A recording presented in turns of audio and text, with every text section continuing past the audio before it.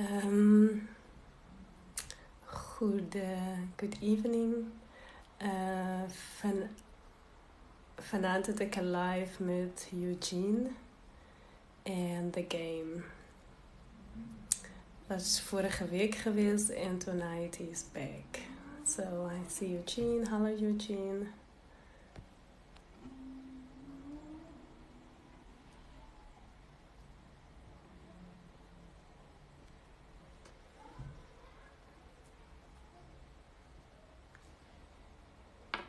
Hallo Eugene.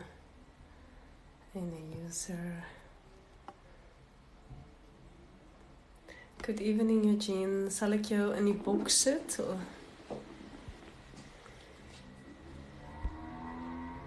Hello more. Good evening Lady G. Good evening Dees. Good evening.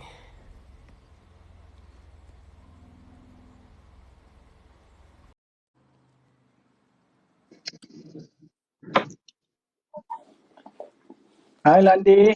Good Hello. evening. Good evening. I'm in load shedding at the moment, Okay. but the lights will come on now. Anytime now, after 8, it will come on. Okay. Is it Yeah, dark? Is it dark already? yeah. But I got this charging lights going at the moment. Okay, perfect. And Yeah, it's what time is the electricity going on? it's going to come on anytime now. Anytime now, after 8, it will come on. Okay. Are they So it always won't be on long. time? Yeah, sometimes they're on time, but yeah, I believe it will come in the next 5 or 10 minutes. It will be on. Yeah, exactly. Yeah. Let's see who is in the live. Queen TMW, user en Lou. Hoe gaat het?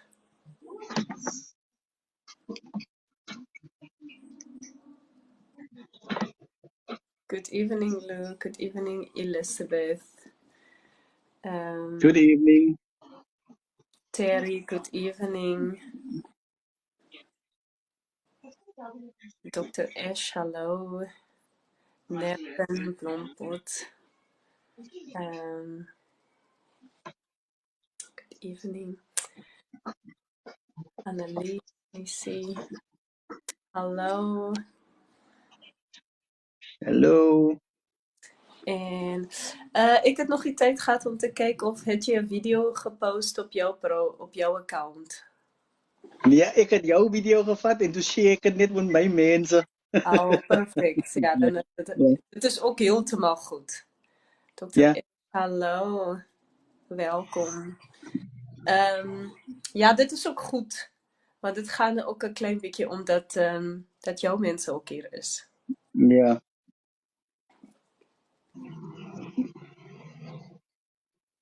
Thank you, Nisi. Thank you. JC Mini. Als er enige iemand is wat voor jou bekend is, dan moet je hallo zeggen. Want ik ken niet jouw mensen nu. Ik ga voor allemaal hallo zeggen vanavond. Good evening, everybody. Thank you, Blompot. Thank you, Meisje, Blompot. hallo. Karabo, hallo. Lady G. Willy. Dr. Hey, Mr. Top Dog. Good evening to you. Thank you. Mr. Top Dog, thank Thank you, you. Dr. Ash. Mr. Top Dog. Yes. Hallo. Veronica, hallo. Jodif from Namibia, hallo. Blanche, hallo. Pascala, daar is heel veel namen wat ik niet ken. Nie. Ja. Misschien is het mensen die user ABC.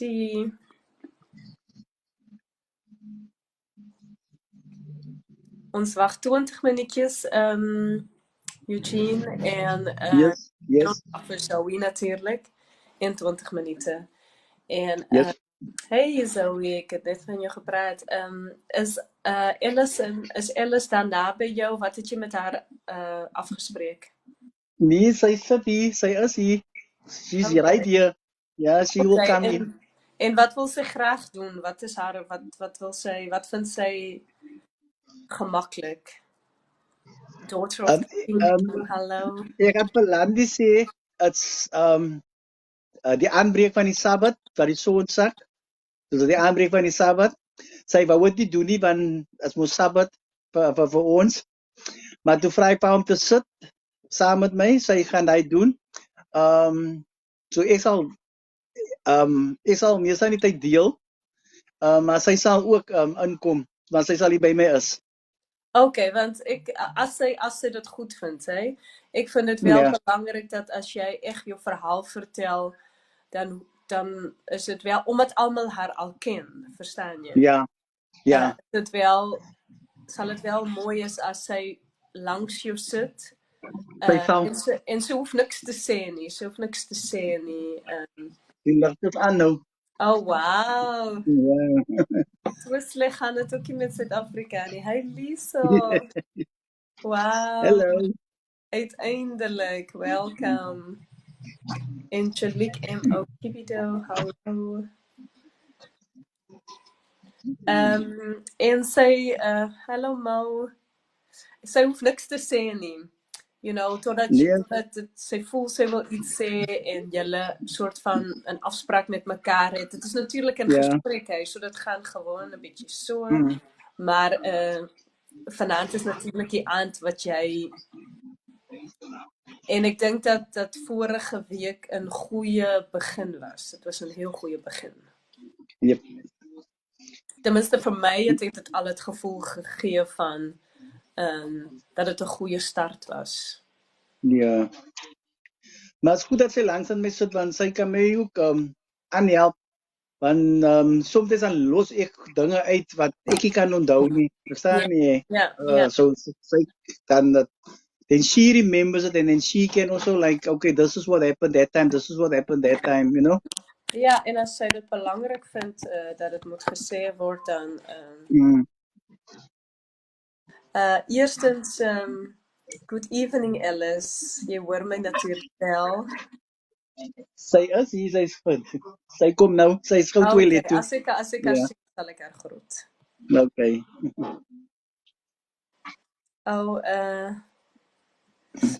Mo pairing is op tijd in die live. Welkom. Het julle nog kinders? Is julle se jongste seun by die huis? O, hier kom hy. Ja. Nee, hy sy nuggie. Twee van sy nuggies is hier. By hom. Hy is upstairs, maar hy is hier. Okay. Hy is hier. Ja. En het hulle ook TikTok of het hulle geen TikTok nie? Hulle my seun het TikTok, maar follow nie vir my nie. Sien nie my goedes niks soos dit nie. Okay. Ja. Net vir die sekerheid. Ja. Maar vir Joshua kan ek enige tyd laat inkom. Joshua is altyd, Joshua praat by, Joshua is nie skaam nie. Ja, precies, is natuurlijk net wat julle belangrijk vindt. En vorige week het ons allemaal al het idee gekry van dat julle een oop familie is en dat julle graag praat oor je deel natuurlijk alleen wat je graag wil, maar jy vind natuurlijk baie belangrik dat die gedeelte gedeel word. En die verhaal gaan nie meer om die persoon Eugene wat gewees het nie. Ja. Het gaan oor 'n message en 'n ervaring wat jy wil deel. Ja. So ek hoop dat jy dit ook so voel. Ja. Tenminste, so sien ek dit. Ek kyk nie na 'n Eugene wat iets gedoen het nie. Ek kyk na iets vooruit, want die enigste persoon wat vinger na jou kan wys is die mense baie naby aan jou. Ja. Die mense wat jy baie seer gemaak het. En daar lê die harde werk. En dit is ook elke dag. Ja. One day at a time. En vir die rest het ons niks te sê nie. Ons kan alleen leer uit vanaand. Ja. En ek dink vorige week het ons al heel veel geleer. Ja. Hallo, Alice en Alice. Hallo, goeienaand aan Landie en goeienaand aan al die luisteraars en die wat ingekom het vanaand om te luister. Welkom terug. Ek het al veel gelees van mense good evening Alice sê. Ja. Good evening to you. Nou Alice het baie gedeel van wat ek gedoen het laas week en ek gaan 'n bietjie daaroor praat, want ek wil eintlik deel van hoe ek op 'n daaglikse basis skoon bly en wat ek het in plek gesit het om dit om te maintain het. Ja. Ja. Ja, nou ons het nog 10 minute en dan begin ons. Ja.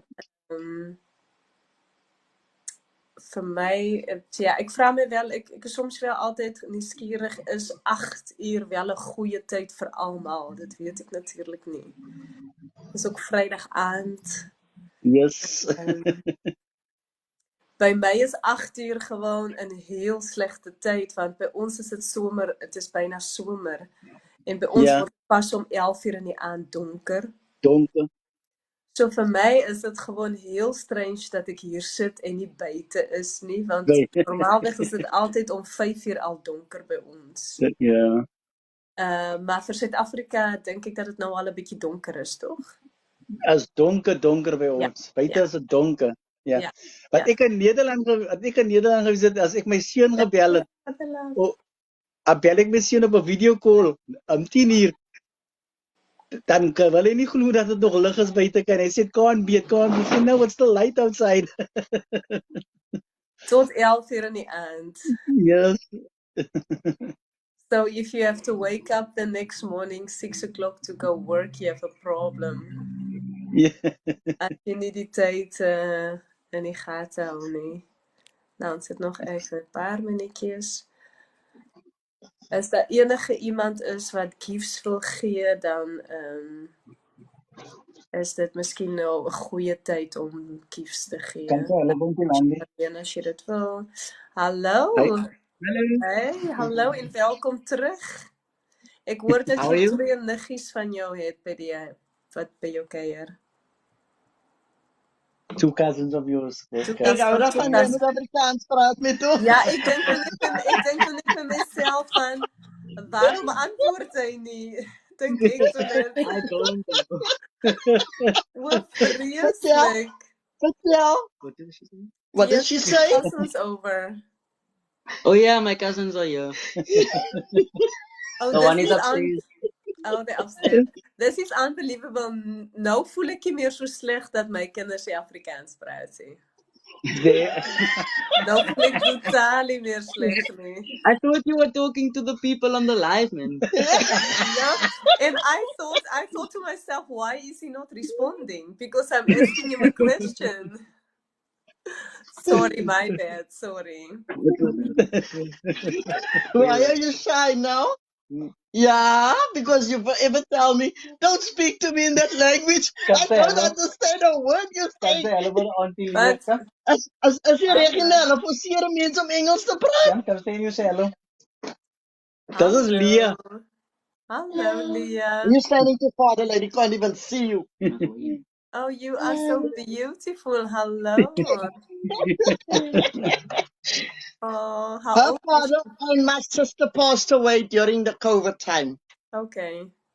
Ja. En is haar dogters?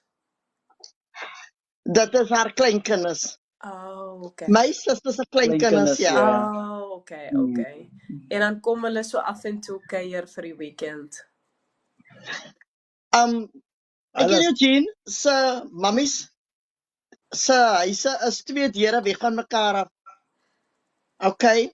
So hulle kom eintlik na my mammy, is my oorlede mammy se huis toe, omdat my oorlede suster hulle ouma is. Ja. Okay. So ek en Eugene het hier gebly nie. Ons bly nou hier en nou hulle gelukkig het ek en Eugene was nou vir Joshua wat 17 jaar oud is. So hulle is sy die ouere ene is ek dink, hoe oud is sy nou? She's turning 14 tomorrow. So hulle Okay. is, ja, baie So groot hulle, gap, né? Ja, maar hulle kom ook elke naweek because hulle gaan Saterdag dat hulle saam kerk toe, Saterdag gaan hulle saam kerk toe, so hulle gaan Pathfinders toe en hulle gaan na die okay. Oh, maar song dit is service so en dan na die nice. divine service, ja. Ja. Elke Maar dit naweek. is so nice vir hulle om saam op te groei. Ja. Want dit Maar, is nou eintlik ja. Ja, maar Joshua is hulle oom, nee? ja, amazing is dat. Ek dink ook nie dat hulle hom as 'n oom sien nie. Nee. Nooit. Maar ek weet wel dat my ma 'n jongste broer gehad en dit was ook so 'n oom. Die gewoon alles met ons doen terwyl hy oom was.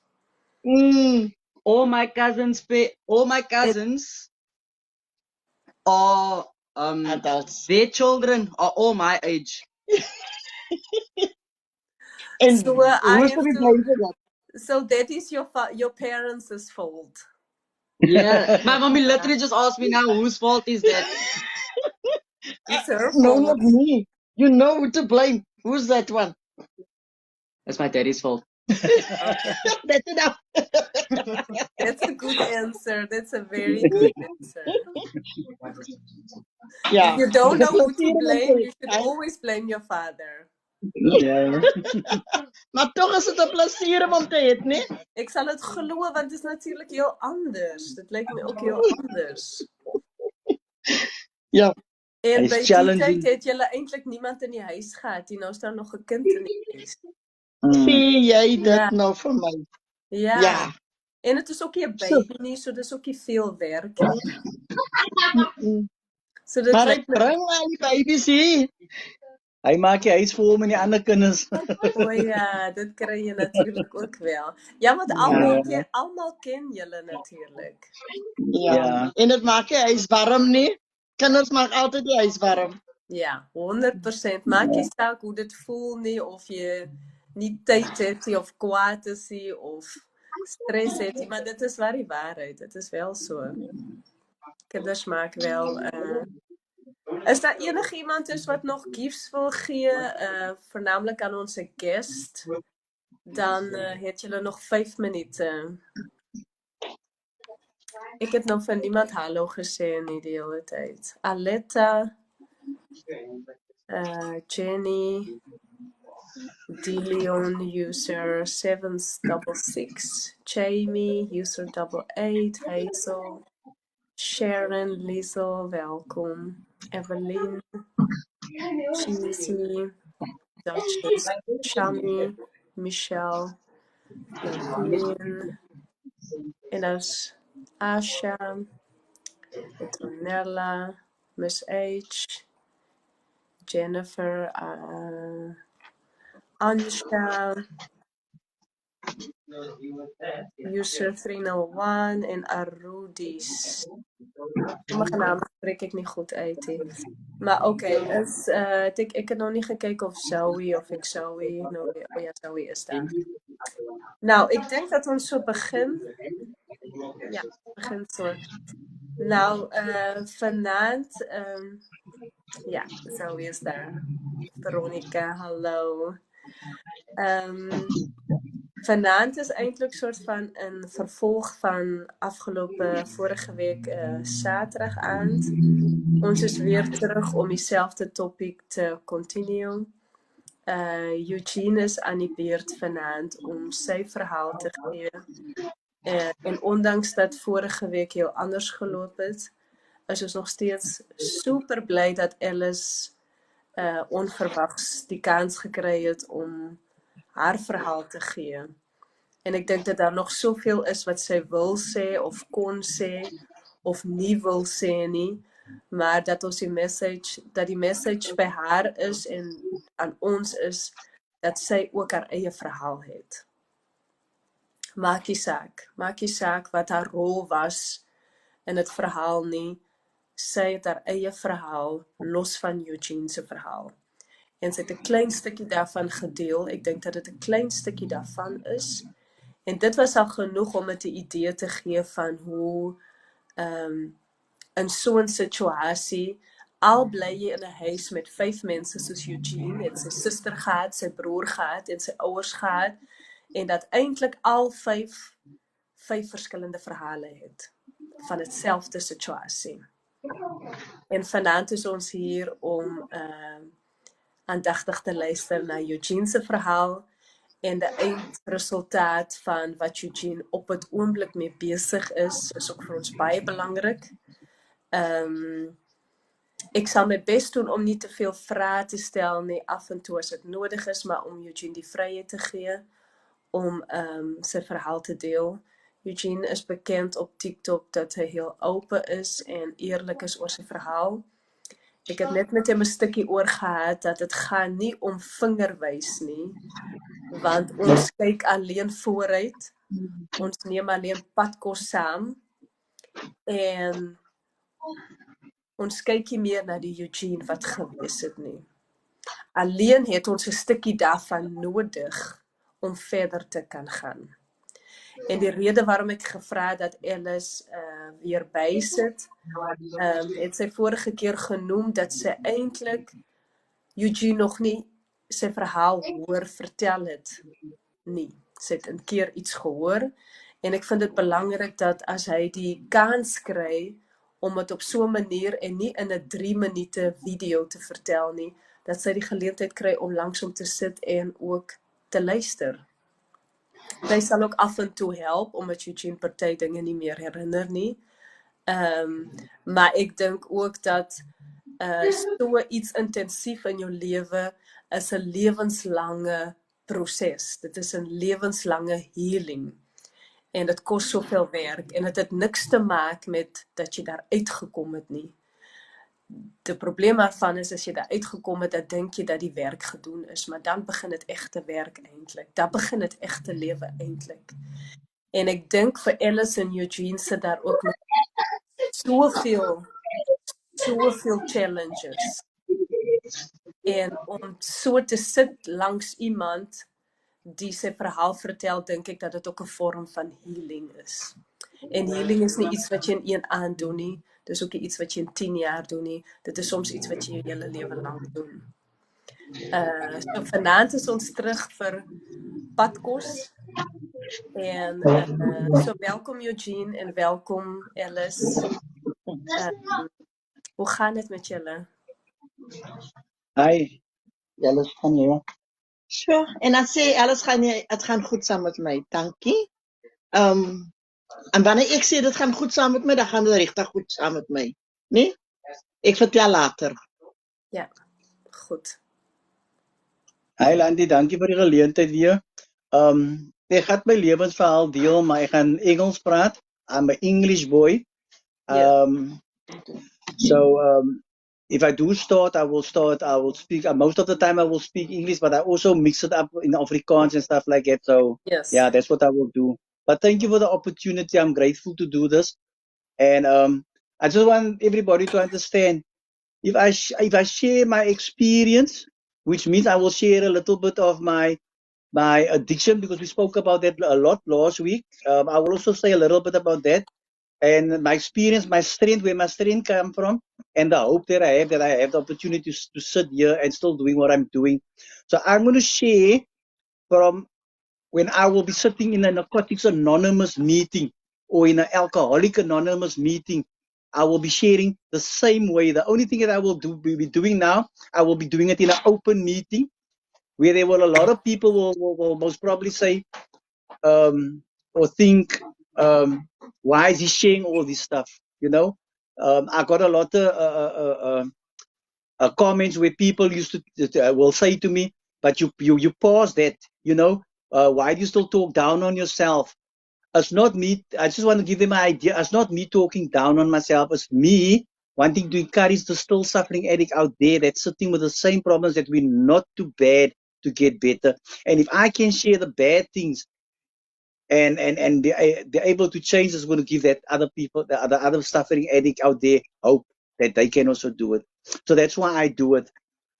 So a lot of people will ask me a lot of questions around it, and that's what I like, because then it shows me that people are interested, and people also maybe struggle with a loved one that has a addiction problem. So Yeah. I'm not a qualified, guys, first of all, I'm not a qualified psychologist. I'm not a qualified psychiatrist. I'm no medical expert.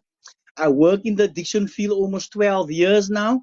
I did the addiction learnership course for a year, but most of my experience comes from my active addiction and working a program. That's where my experience comes from. So yeah, that's where I'm at. So I hope everybody understand. And if you do have questions, please feel free to ask me. I will answer them as honest as possible. And here's a gentleman in here, Mr. T Top Dog. He owns a treatment facility. It's called Saltenbauer. He's been doing this for years, reaching out and helping the underprivileged to help them come clean. So it's actually a privilege to have somebody like Top Dog in this life at the moment. It means a lot. So yeah. Welcome.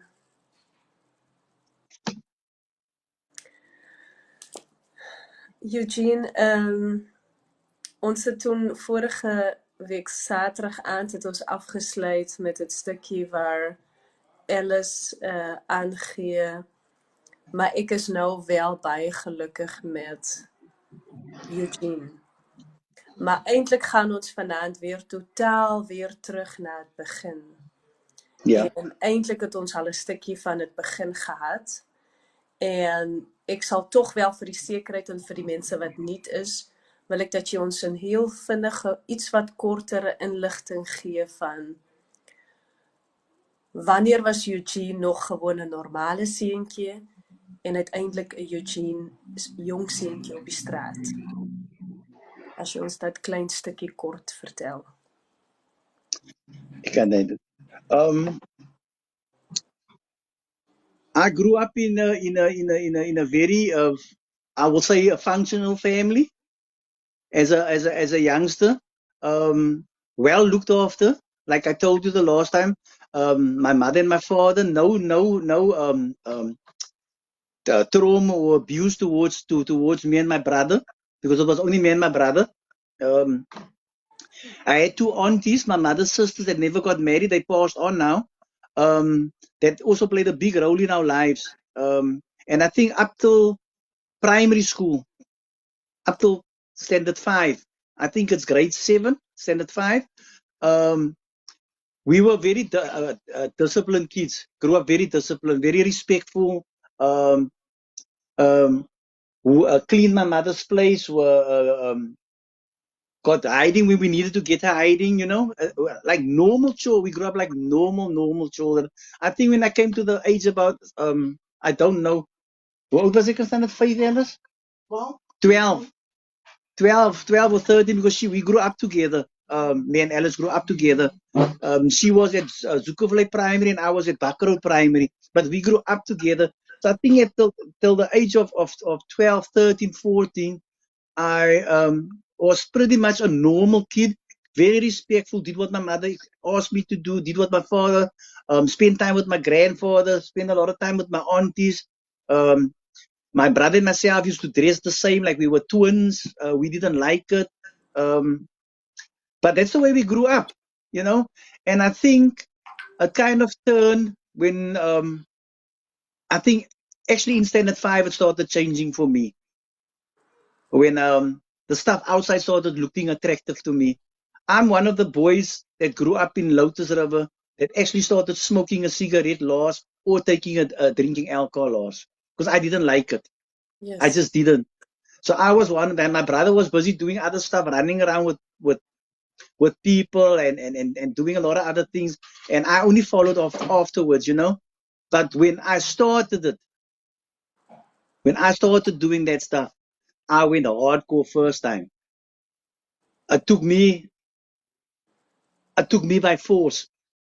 And in the beginning, I can promise you, in the beginning, it was nice. You know, I used to get sick. I used to throw up. The room used to turn with me if I was drunk. You know, and I used to say that I'm not going to do this again next weekend, but next week I'm busy doing it again. You know, and it went from weekends to in the week, and then it just was whole week. You know, drinking, smoking weed. I just couldn't. it became part of me.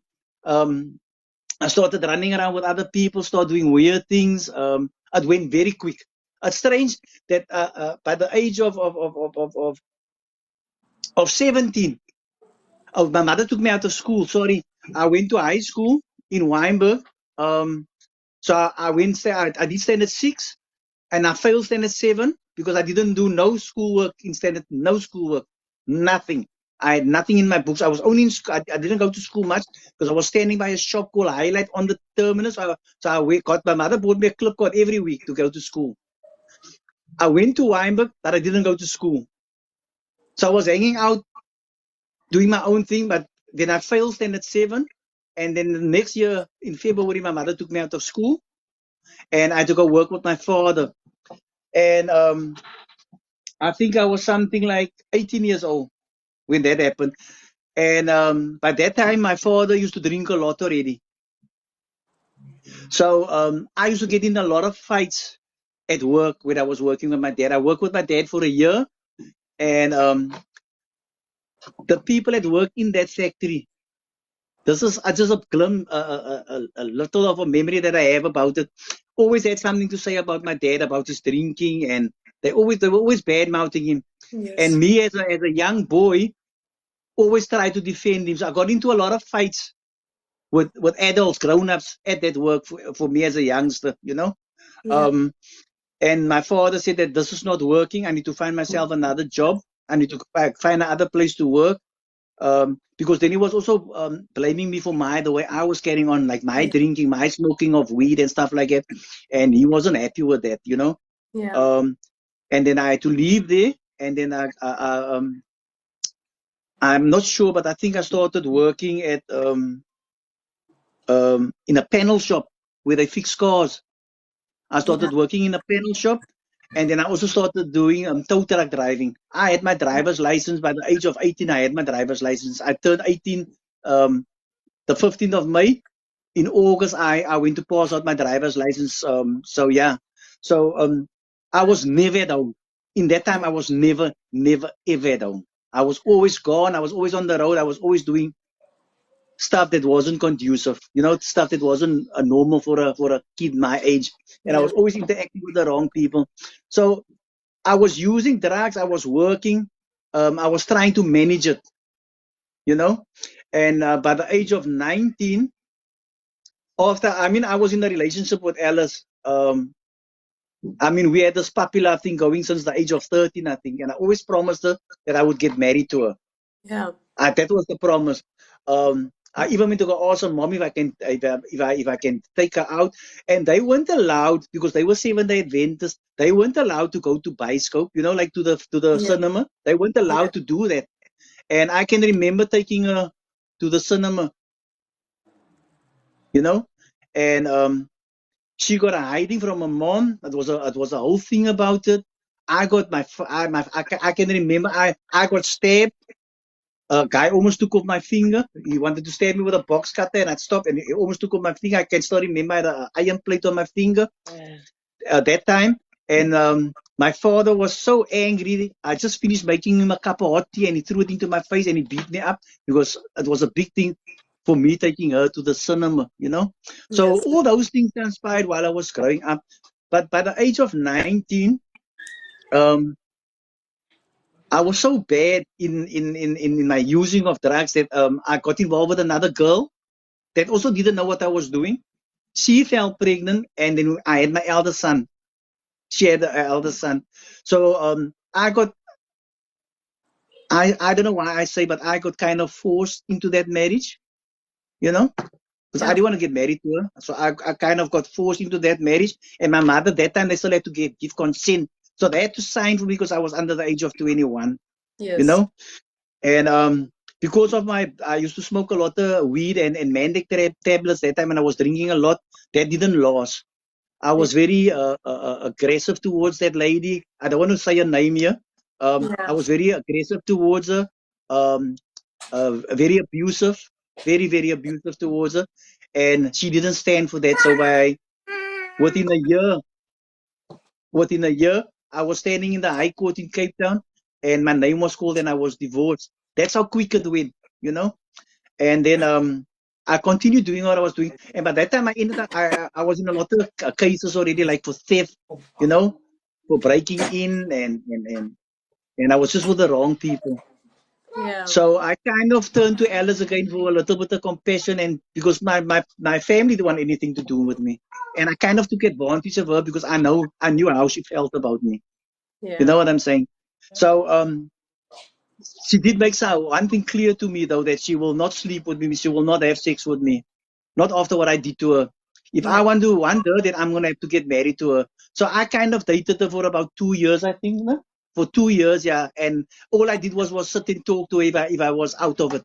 When I was high or I was drunk, she was always there, and there was always somebody that I could sit and I didn't feel so lonely. Yeah. And if I wasn't with her, I was out there doing my thing. A lot of weird stuff.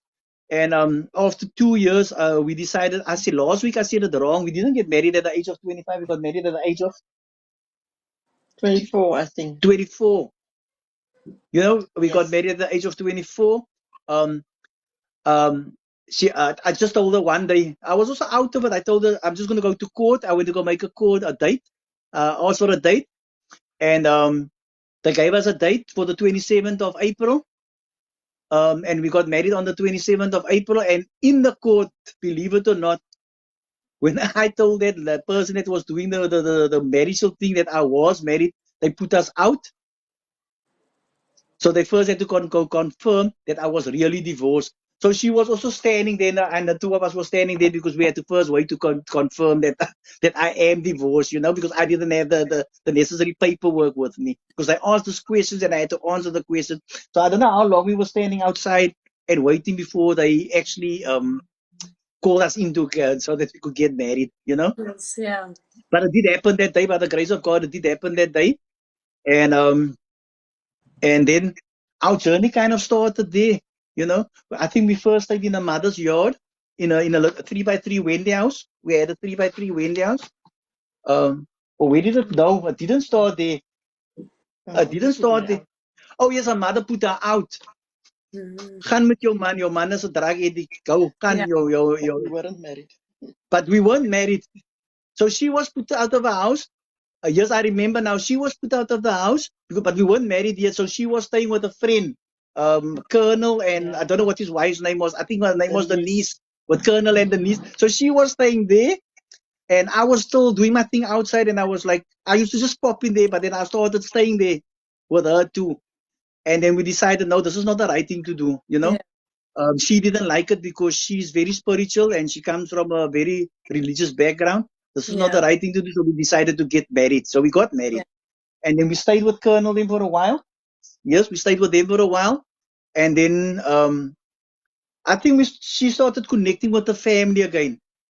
Not me really, because I had better things to do in my head, if you don't understand what I'm saying. So I had kind of better things to do. I was like out there, running around, doing what I need to do, breaking in, stealing, entertaining my habit, And then I got so sick that not physically sick like you sick, in my mentally sick, where I told her one day, yes, I was very rude to her. I can remember this. You can't even give me a child. And we almost married a year. And I kind of felt that I didn't want to be in this relationship anymore, in this marriage. If you understand what I'm trying to say. Yes. So I was looking for fault, and I'm telling you, God. And Elris, 9 months later, she was pregnant after I went down like that, So it took her a year for her to fall pregnant, and then we had Elris. And Elris is 30 years old now, and we married 31 years now. So it was quite a long, long journey. But in that time, for 17 years, I made her life hell. Yeah. And I think she said a lot about that last week. So something had to change, most of the stuff was said last week. So that's where I come from. This is who I became. This is the person that I became. I became this evil, ugly person that she kind of had to live with, but that she had to come to learn to know, but knew somebody different before that. Yes. Because a lot of people will ask me if I share my life story in the NA meetings or in the AA meetings. How can this woman still be with this guy? He did all this stuff. Yeah. Forcing her to have sex with him, spitting in her face. There's a lot of stuff that she didn't share with you guys. Um, Physically beating her up. A lot of stuff. And I don't want to talk too much about that because I think we painted a clear picture about that last week. Yes. But this is the life that she had to endure, and she did do something about it. One thing that she did do, she put in action. She laid a charge against me. I appeared in court a couple of times. She had an interdict against me, so I couldn't come near her. But we had LRE, so I was allowed to drop like purity foods, milk, and stuff like that at the gate, by a mother's place. And I was so manipulative, and I knew how she felt about me that I actually made my way back into a mother's place, Yeah. And then I remember there was a time that somebody passed away in their family. I think a mother went to the Eastern Cape. A mother wasn't there. So it was just the sisters there. And I don't know, I think I physically fought with her, if I remember. And they weren't happy with me, I think I was kicked out again. And then I think a couple of months, or I don't know how long after that, she also moved out to be with me again. So we were staying all over the place. I think we stayed for a couple of months in Grassy Park, in 7th Avenue, and then we moved from 7th Avenue to Parkwood. When I stayed in Parkwood, our life was hell, because there the dealers was looking for me for money that I owe them. I actually put my family's life in the hell of a jeopardy, Yeah. Yes, it was like that. But let's fast forward, because that's stuff that I did, Yes. Yeah. And then she actually got fed up of moving around and staying in other places and paying other people rent. And then this project came up in Strandfontein, Bayview, that they're selling properties. And I'm telling you, she already had a hard time with me. And people was telling her, where's her head at? You know what I'm saying? Sy is met die man, hy doen niks vir jou nie, hy kom beklei saam met jou by Pick n Pay, en almal die dinge, they were just encouraging her to leave me, Yes. And she told me, Eugene, ons kan 'n property koop. Ek sê, ag man, ek wil niks met die property goeders te doen, ek het beter dinge om te doen. And she actually walked for it. She actually went to Cape Town. There was a Vanica. It was a place in Cape Town where she had to go. It was like, I think at that time it was 19,000, but we I don't know. She told me this stuff. She couldn't do it alone because she was married with me in the community of property. So I had to go with her to sign the papers. So you can imagine me now in the taxi, and I'm out of it. I'm totally out of it. I'm drunk because I'm high. But I went with her, and she bought her, and we got the property as first time buyers. So we got subsidized. So the state gave 9,000 rand, and we got the property for 10. And that's where our house is today, and my children is living in that house today. But that's where it started for us. But she was the one, to be honest with you. She is the one that put in all the hard work. Yes. She was the one that fought with me. She was the one that took the little bit provident fund that I got. She was the one that took the surplus that I got, because I worked different metal industries. There was a surplus gave to me for the places that I was walking around and things like that. She was the one that really put in the effort. I did work.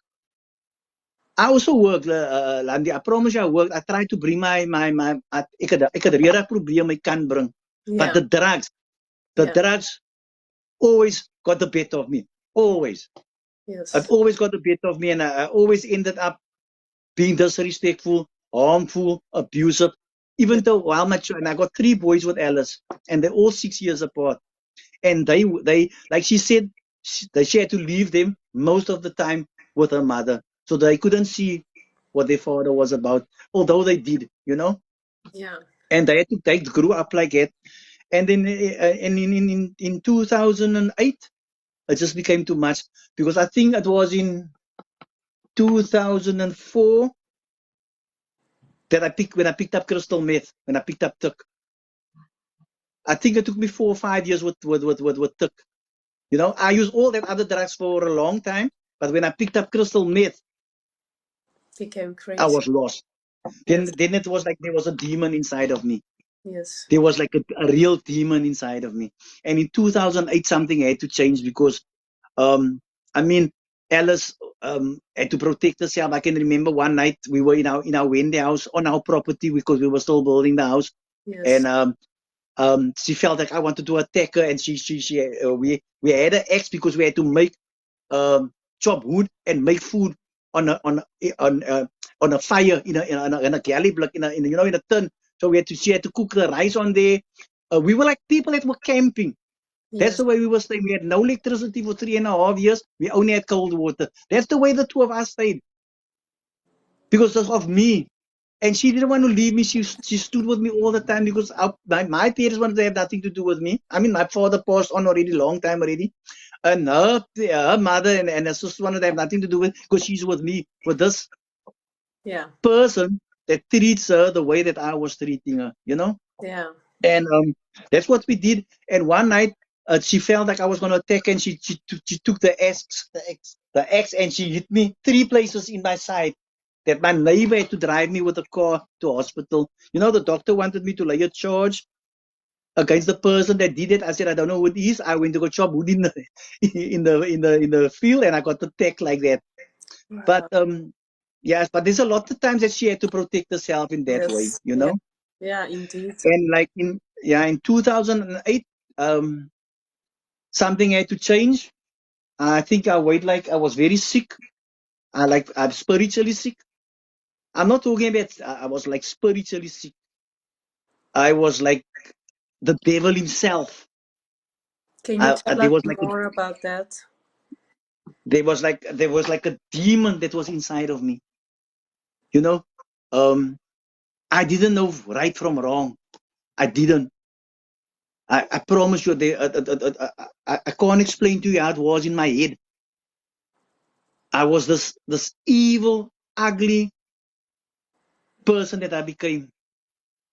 That not even the neighbors, if I come down the road, they rather go inside. That nobody wanted to have anything to do with me. It was bad for me. I didn't know this. For me, it was okay for me. My wife used to come down the street from the because we were living like, you have to come down the road like that, and then she's coming from the top, and I'm walking up because I know what time she's coming. Then from the bottom, I start swearing at her already and asking for money and stuff. I mean, it was a sad thing. And that's the time when she told me that enough is enough. Yes. She had an interdict against me. She told me she's going to use it against me if I don't change. And I told her, well, then you're going to have to help me. Yeah. Yes. Yeah. That's what she did. Then I told her, you're going to have to help me. Then she said, okay, then this is what we're going to have to do. So I ended up in an outpatient program. I did an outpatient program in Mitchell's Plain, in town center, which was the Cape Drug Counseling. But I was still using. I didn't want to be put out of the house though. Yeah. Because the people that I even operate with didn't want to have anything to do with me anymore. Nobody wanted to have nothing to do with me. I was a total lost soul. I can't explain to you how I was. I was this ugly, dirty person, And I went to the outpatient program where they did massages, they did lectures, they did acupuncture with me, when they put none of that stuff worked, Landie. None of that stuff worked. I got tested and I came up positive, and they told me, the social workers, they told me that this program is not working for me. I need to go into a holding facility. And I didn't know what they were talking about. They can't help me anymore, Yeah. And then Alice took over the conversation there, and apparently they called her to tell her that they got a place for me to go. I got a sponsored bed, Yeah. and that was in the law in the end of in December, I think, and then in January of 2009, I went into a treatment facility, a holding treatment facility, And I can remember I did a welding job for my neighbor, and I told him all he needs to do is just buy me a phone. He don't have to pay me. because I'm gonna use the money in drugs. But then I still, because I knew I was gonna go into treatment. I went there. I can remember it was that Samsung E250s, the one, the slide one. It was a black one, and I went to go sell it, and I had to go into treatment on Monday. So I still used that whole weekend. I sold the phone, and I used that whole weekend. And then her sister's daughter's husband, that was a policeman. He took our car. She even bought a car for us. She bought a car for us. Well, I mean, she worked hard, and she was the one that took out loans for the property. She was the one that took a loan out for the car. She was the one that did all that, And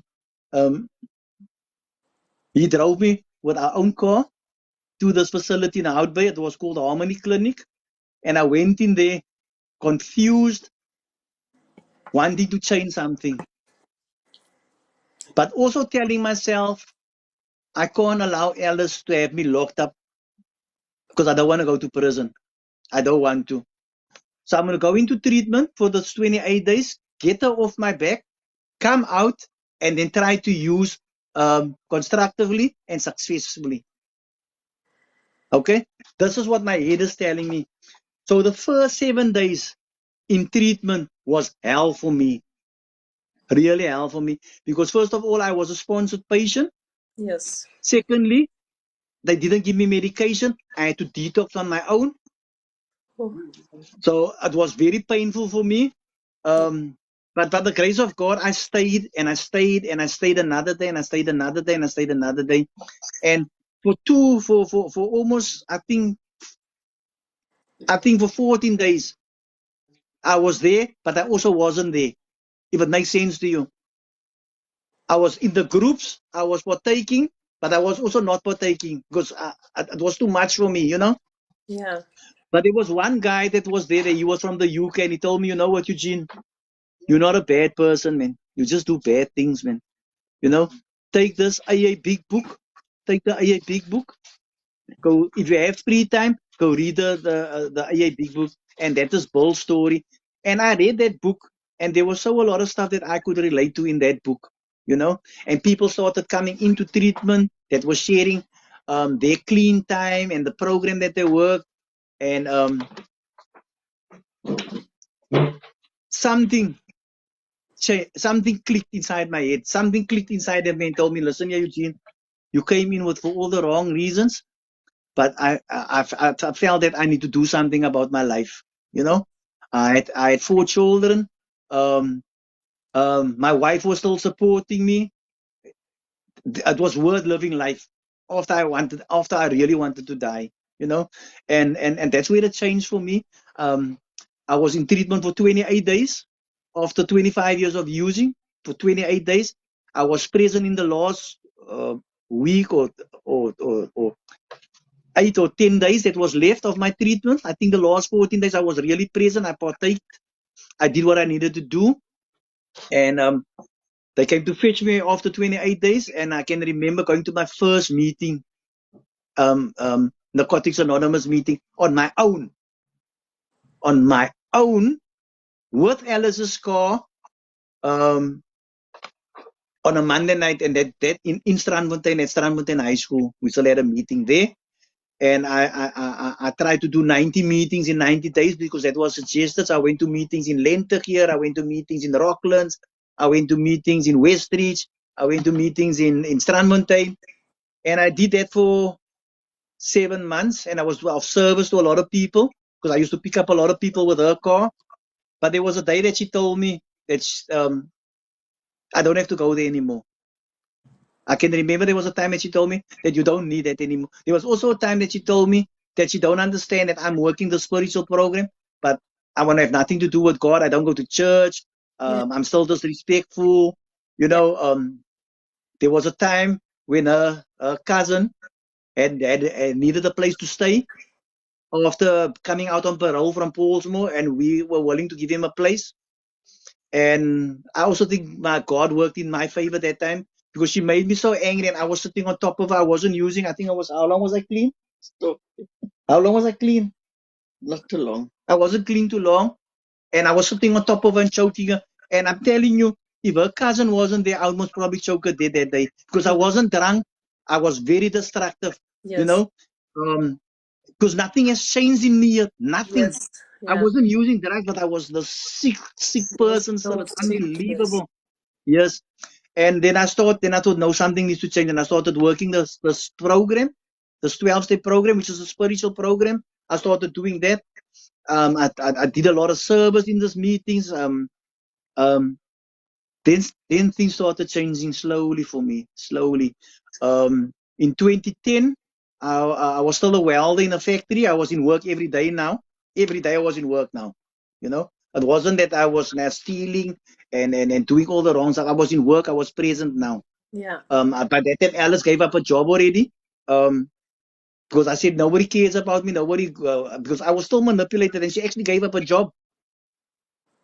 I mean, that was a risk that she was taking. She didn't know if I was going to go left or right, you know what I'm saying? That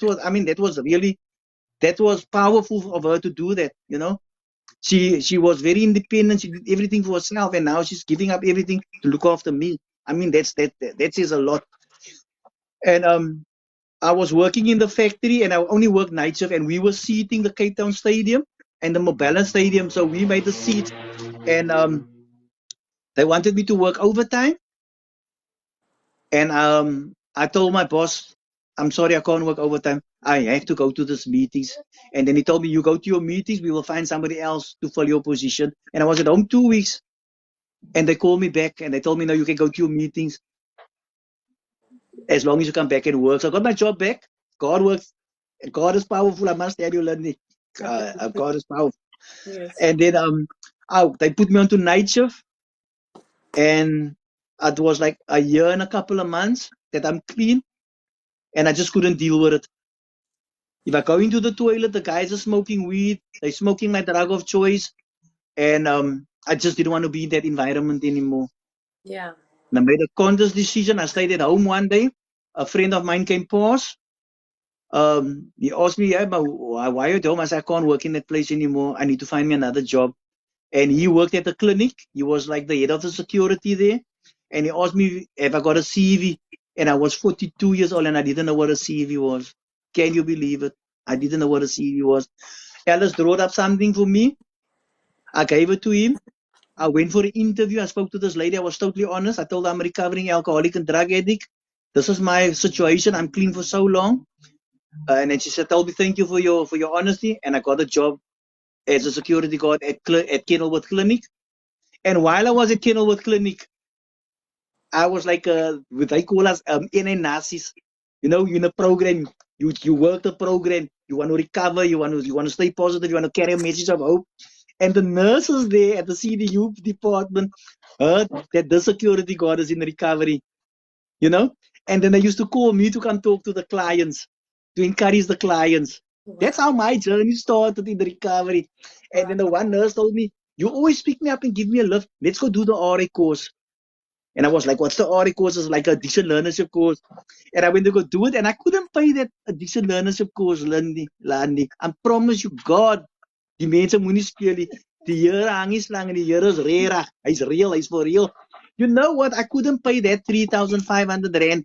And there was somebody that was doing that, also that RA course, that wanted to support, to sponsor somebody that can't pay it. And because I was so willing to do all the role plays when we were doing the addiction learnership, the facilitators, they decided that they're going to give me that that sponsorship. And that's how I got my certificate, you know. And then a year, I did that for a year, and then I went on leave. I worked as a security guard. I mean, I gave up my job as a welder. I was earning good money, and I went to go work for less money. I had to sacrifice something for my recovery. I had to, you know. There, Felicity Kleinsmith, she used to work with my wife. That's why she's saying the true story. Eugene, she know what my wife went through and how rude I was at the pick up a hyper. There's a lot of people, you know. But then I got a job with a Dr. Roger Meyer in a tertiary care, which is almost like a safe house. That's where my journey started in the addiction field. And just for today, I'm still in that field, and I have a passion to help people wanting to change their lives, and that's where I find myself today. by the grace of God and the 12-step program, I got my family back. I have relationships with the neighbors. You know, my neighbors, they talk, we laugh about it today. You know, if something come up, so if I do I used to do a lot of lives last year. Then I used to share life stories, and I used to bring people in to share their lives. Then I go to Bayview, and the people say, "We saw you on TikTok," and we still remember that clearly what you shared. You know, we were also blessed. We bought a property, but then a friend of mine's house got auctioned, and I was clean. No, I wasn't clean. No, you No, I wasn't clean. I wasn't clean, but we were able to. Me and Alice, we went for a loan, and we got a loan from the bank, and we could buy that house. You know, for 165,000, we bought the house. But because of my drug addiction and all that, you can imagine, she couldn't hold up with the bond payments. I kind of fell behind, and I was in treatment, and I had to sign. We had to sell that house, and we did. We did sell that house. But the reason I'm bringing that up, that house was empty, Landie, and the youngsters didn't want their families to know that they're smoking drugs, so they used to call on me. So they 10 of them. We all go into that house, 10 of us. But if we walk out, 10 people, 9 people go that way, and 1 go this way. Nobody want to be seen with me, you know. And I use that house as a drug den, and I still believe today it's only to the grace of God that we had that place had to go, you know. And today I'm staying in my mother's house. My brother is in treatment at the moment. My son was in treatment 6 months ago. He is free from alcohol now, 6 months. My brother, that's also with the gangs here in Lotus River, is in treatment, going for 3 months now. And he kind of WhatsApped me about 5 times while I was staying he was at the back in the yard by my mother. Can I please help him? Can I please help him? So I did help him when my mother when my mother passed away. I took him off the streets. He stayed by me for about 3 months in Bayview. I think so. For about 3 months. Then I asked him to come back to my mother's place to come take charge here. But then with the minute he ended up in Lotus River, he relapsed. Yeah. So he went back to using. Then there was a lot of stuff going on. I don't want to go into too much detail because my family members might be watching. Yes. But there was a lot of stuff. I don't want to go into detail about that because I don't want to. But a lot of stuff was going down in at my mother's house. A lot of stuff. There was a lot of in and out from weird faces, and something had to change. And I stepped in and I said, enough is enough. Yes. This is going to stop right here. You guys can stay here, but this is how it's going to work. They decided to leave. I was the villain because my family said, I have a house. I want to rent out my house, and I want to stay in my mother's place. And I want to make money for me. It wasn't about that for me, and it still isn't. I'm here almost a year now, and that's where I'm at the moment. So I still have the family, dynamics and stuff to deal with. My children. I'm grateful for my children though. For my boys. I have 3 boys. Like Elris is the alcoholic. My eldest son Robin from my first marriage. He's a state advocate. He's doing very well. I spoke to him on Monday on the telephone. I have a connection with my boys today. You know. And it's only through the grace of God in this program that I work.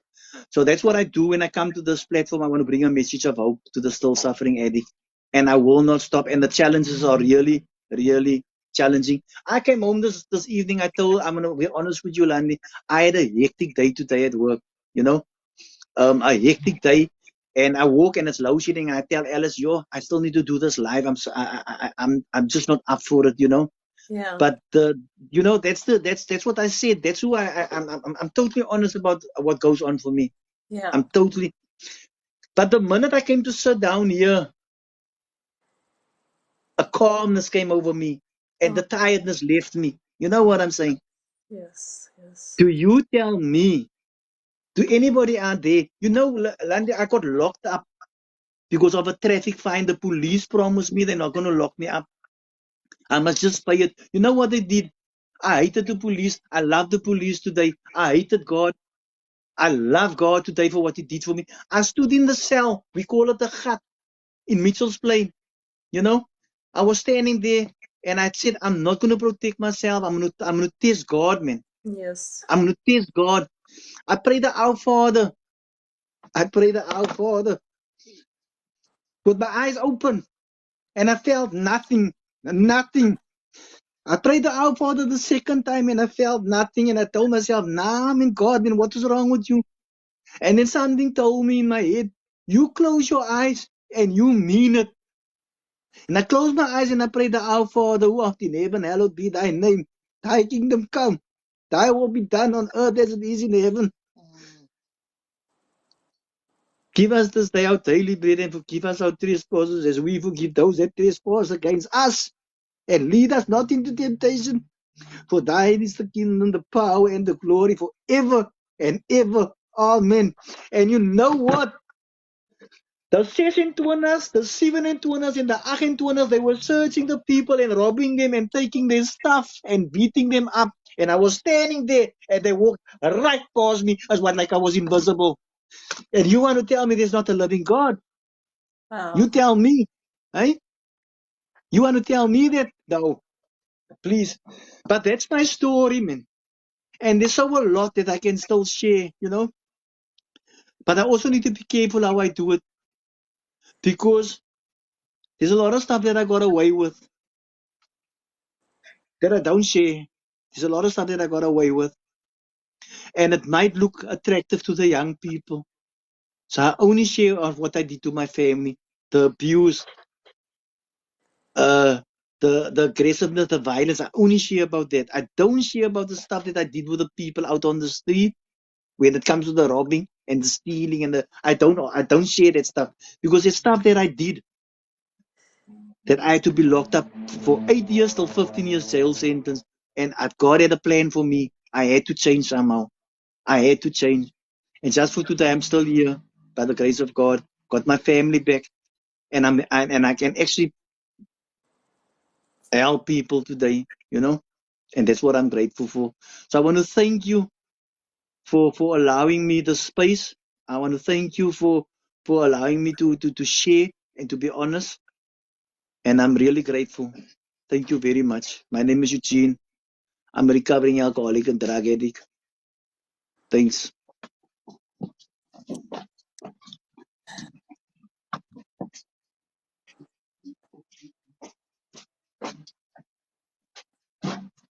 Thank you, Eugene. Ek gee jou eers 'n minuut voordat ek iets sê.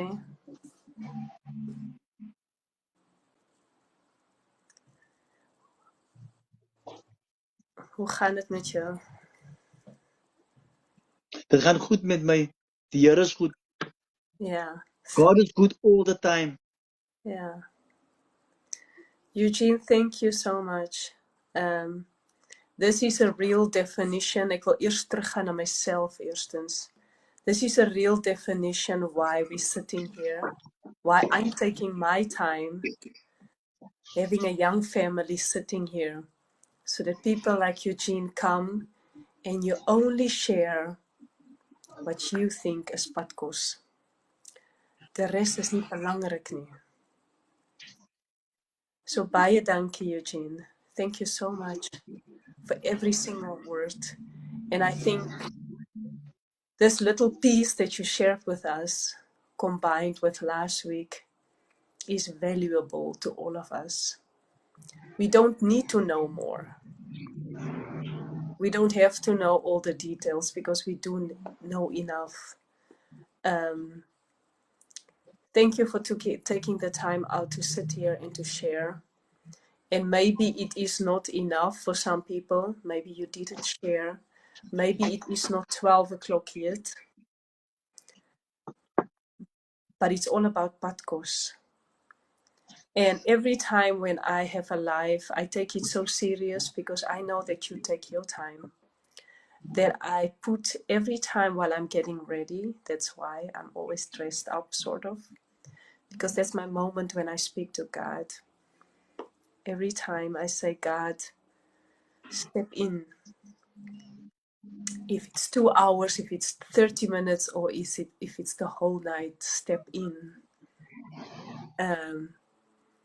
Thank you for sharing lots of pieces of yourself. And thank you, Alice, for being a very strong woman next to Eugene. And it just shows us again, not just in your situation, but in any situation, even if it's lighter, how important it is sometimes not to give up, because how many times do we want to give up? And if Alice would have given up, what could have happened? And there is a lot of questions. How powerful it is as a woman to walk away also, because you come up for yourself, you stand for your rights. That's true. That's also very strong. But you stayed and you survived at the same time. And when I say you stayed and you survived, I say there's two things, and in the middle, there's a small little gap. But there's so many things that happened in here. You stayed and you survived. So I feel every emotion that you guys went through. And Eugene, I hope that you are successful in the journey that you go through by sharing. I praise God for your life. I don't know you. I don't know you. But I praise God, and I hope that God bless you enough. Because I also have a son. It can also happen to my daughter. But I also have a son. And you never know one day. But I do know if there's a one day and God challenged me, I will remember that I can press your number. So thank you for sharing with us. And I think for the people that went through something like this, might feel it even more. But for the people that didn't went through it, we don't know tomorrow. And sometimes God puts so many challenges in our way. So let's use these challenges to learn from each other and to use each other in the best interest. So Eugene and Auntie Alice, ik ga jou Auntie Alice noemen. It's okay. I'm short of words tonight, but exact in that short of words comes so much comfort. Thank you. I hope everybody in the comments had enough Padkos from Eugene tonight.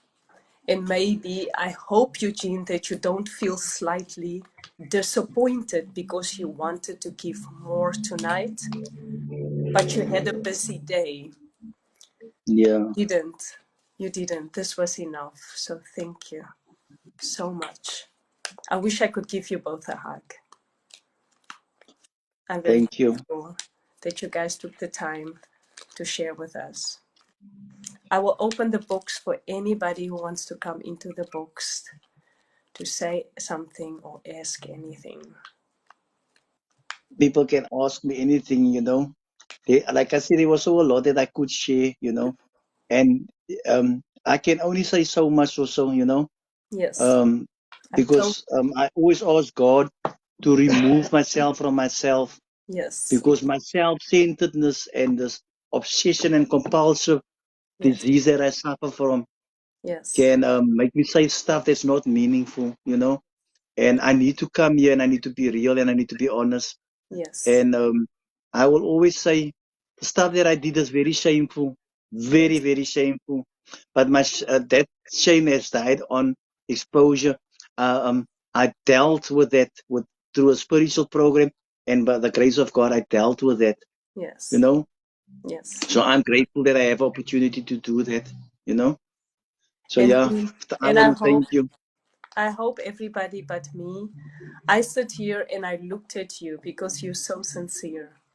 I look at you as the Eugene that you sit there and you're showing us who you are. And the Eugene who you were is not the person that's alive anymore. You buried that person. Yeah. And if you didn't, I would ask you to make time to bury Eugene. Yeah. Make a date with Alice, Auntie Alice. Make a date with her, just like a coffee date. Make a date with her. Go somewhere, just the two of you. Write something on a small paper, just for her. Because every time when she stood by you, she didn't have anybody next to her except God. And the people that was there to help her, for example, her boss or her colleagues, they were not God. They were only there for the time needed. And write it to her. Alice, if there's anything that you want to say to Eugene, write it on a small piece of paper, no letter. Write it on a small piece of paper. Read it to him. Go to the beach. Make a hole and bury those two small papers in there. Leave it behind and walk away. And who knows what forgiveness feels like. If there's anything that I can ask from you to, from my part, I would ask you, because I feel the two of you deserve so much. You deserve so much. You are so far already. But at the same time, Alice is still a woman. She's still your wife. And you're going through this journey for the next years, because you not just have yourself and your wife, but you also have a brother and you have a son. And you have a small boy that still have to open his future. So first things first is an idea. And I will do my best to come back in a month's time and ask you if you did it. And I just make an example that you write a letter to Alice and Alice write a letter to you, and you both go on a date. Call it a date. And you go somewhere and you read it to each other and you make a hole and you put it in the hole and you walk away. And that's an idea, but there is many other ideas. I love the idea, Landie, but I love the idea, and I think we can do that. But the best thing that ever happened to the two of us is this. I'm going to show you something.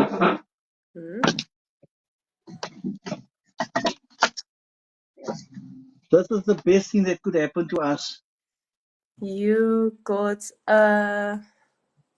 baptized, right? We got baptized together, yes. The two of us That's got baptized together. So beautiful. I asked God to forgive me for what I did to her, and she asked God to forgive me for what I did to her. So we Yeah. got baptized in 2013, and I look after, I buy her flowers.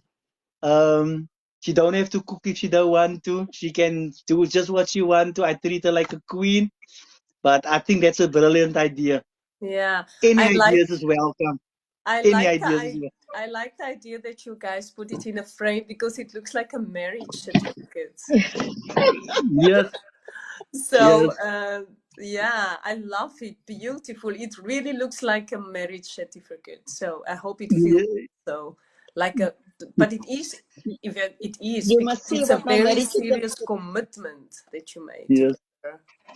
My marriage certificate is somewhere in an envelope at the present moment. It has been strapped up with a sellotape. It's just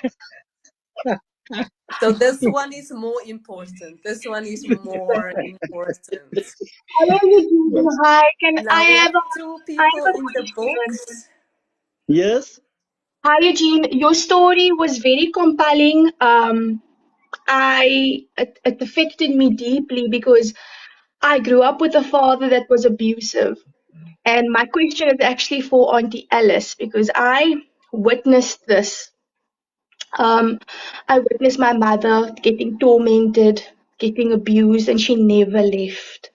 And I always used to think, why are you sticking with this man that is hurting you, that is hurting our family, that's doing nothing? Why? Because love surely can't be strong enough. So was there ever, my question to you is, was there ever a point in your life where you thought that you were going to go, that you were going to leave? Yes, definitely. I will tell you when did I leave. I left that morning. I know I left him that morning. I was on my way to work. So now you must remember, now listen to me. I was still working at Pick and Pay. I worked 22 years for Pick and Pay. And that morning, I'm very happy that you're asking me this question. I sat on my knees in my dining room. I was crying. And all of a sudden, I stopped crying. And I said, Lord, I'm done with Eugene. I am sitting alone there in my dining room telling the Lord, I'm talking to this Lord that's sitting. He's sitting next to me. He's sitting in front of me. He's waiting for me at the door. I'm telling him, I'm done.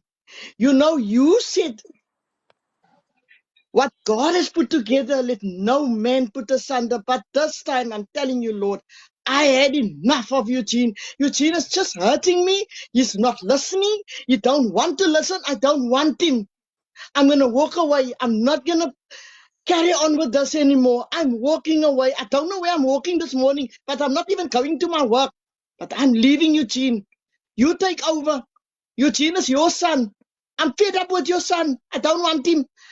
I'm saying this in this manner so that you can understand. I was looking for him. Yeah. I went to go look for Eugene in the times when he was walking so around. I walked up the street. It was raining. My eyes was raining. And you know, there's so many people in that area where I lived that would ask me, they would like to call me sister because I always had this chat with him. Sister, but is verkeerd. This is how they reacted. But I'm telling you, that morning I was sitting in my dining. I'm not gonna look for him. I don't want him. He is he's purple. His complexion was purple. Eugene was so thin like a rake.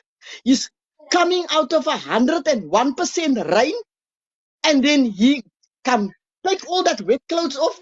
He put himself dry clothes on. He just dumped that wet clothes there, maybe in the ensuite. I can't remember even. And then he just go walk out again. But I'm telling you tonight, I walked away that morning, and you know what? I think that is what God wanted from me all along. For all the times and all the years that I was struggling so with Eugene, God really came to my protection. He took completely over. Yes, there was hurt for many months and maybe whatever, I can't remember, but I had no fear. I had nothing to fear because I'm living on a property that I did not even really pay rent, and everything that I did came out of our pockets. And my work would support me a lot. I had no bond to pay to a bank. I had nothing, but I tell you, I loved Eugene, and I could overlook anything because like I said in the last time that I spoke to you and I told you about the revenge was not to cook for him, not to wash for him. I just didn't wanted him to walk away with another woman or to his mother. I didn't want no one to touch him. I wanted him to grind in his dirt, whatever it was. That is what was my plan, but that was not God's plan. And as soon as I told the Lord that morning that I had enough, and that I'm telling you, I started to feel, and I became a new person. And maybe there's tonight people in this on this platform that's listening to it, and that can tell how what type of person I was at work. But you know, it is you giving your story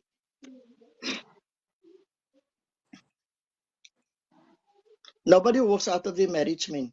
No one. No one walks out of the marriage. A marriage is something that is so sacred. And that morning I walked away. And I think for all the times of my suffering and being there for Eugene, God took over completely. And that is where everything started. The time when he told me, because he was out of it when he was standing there in the dining room. Everything happened in the sun. And in the space. And he would say to me, don't do that, man. I'm talking about the night again, and he's saying to me, help me. He said I must help him. And I'm like, help. Help, you see? But that was his cry out for help that night. Yeah. And I did everything that how God leaded me, how he wanted me to do things, not the way I wanted. I hope I answer you. Yes, you answered me, and it was everything that I wanted to hear, you answered. And now I just have one more question. How did this affect, so it affected you in obviously the most dramatic way, probably more than it affected anybody else in your household and Eugene. And did any of your kids ever speak to you or your family ever persuade you to leave? I'm sure that they must have known what happened. Or were they supporting you, or did they, after so many years of telling you something, did they say, they're washing their hands now, they're just gonna let go?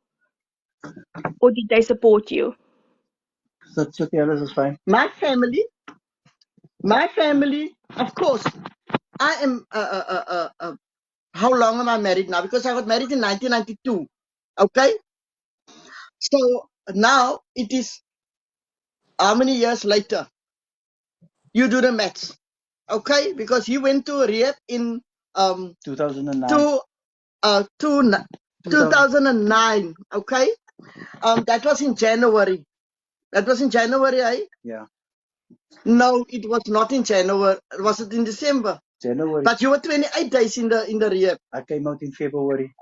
Oh, okay. You went in the 19th of January. Yeah, Yes. that's my clean date. I celebrate 15 years clean next year, the 19th of January. God's baby. So 1992. Yes.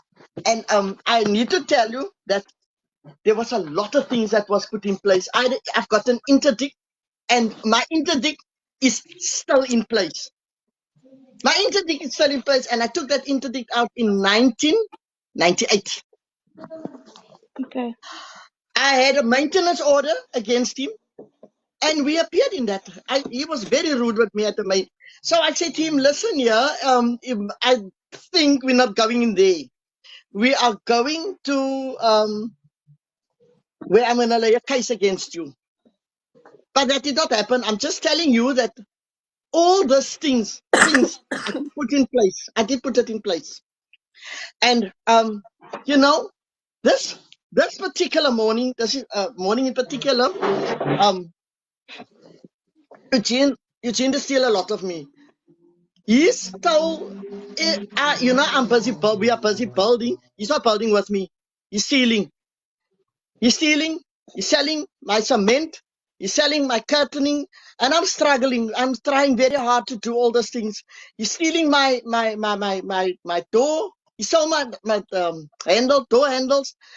And this particular time, at that time, the shop sold the Dulux paint. The Dulux paint was sold in a 25-liter drum. I turned the drum because I wanted to put it somewhere else. Eugene stole all the paint. The paint, the drum is standing there. There's no paint in. He threw it out he explained to me what he did because he needed money. He stole it. He threw it out in 5 liters and he sold it. And this people that is my friend stole today, that is still left in Bayview, they bought the stuff from him. You know, I had a car at the time. Eugene stole everything out of that car. When I picked up the bonnet, there was no engine in the bonnet in the car. This is what Eugene did. I can imagine how painful people is tonight. And I am telling you, I couldn't even share this with my family. But that morning when I was on my way to work, when I wanted to put this 25-liter drum on another space, another place, you know what? I was heading for the court. I was so sad. I am having Eugene put away. He's not gonna see the light again. I'm gonna just bring everything out the way because then on my way from Strandfontein, Bayview, I come past in Fifth Avenue, the main road where the bus come past, and I'm so sad. I got off from the bus because I'm just gonna go tell my mommy what he did. And when I got out of, my mom said to me, "Oh, she was so sweet." She said to me, "Come, don't do that. Come, I'm gonna make you a cup of tea." And she actually made me a cup of tea that morning. I mean, I am the third youngest daughter of my mom. I'm a baby. She said to me, you know, this was her exact words. She spoke Afrikaans. I said for me, I will tell you in English what she said. She said, you know, his mom's name was Shirley. I call him Genie Boy. Don't you call him Genie Boy? I am not gonna like it. She said to him, to me, you know, Genie Boy is Shirley's son, and you know, and she would talk me out of it. She would talk me out of it, and she would really trying to comfort me in this manner. But I said to her, yes, I understand, but I still need to go just talk to someone else. And I did that. I went to Weinberg Court, and that is where I opened up this case against him, the having this interdict.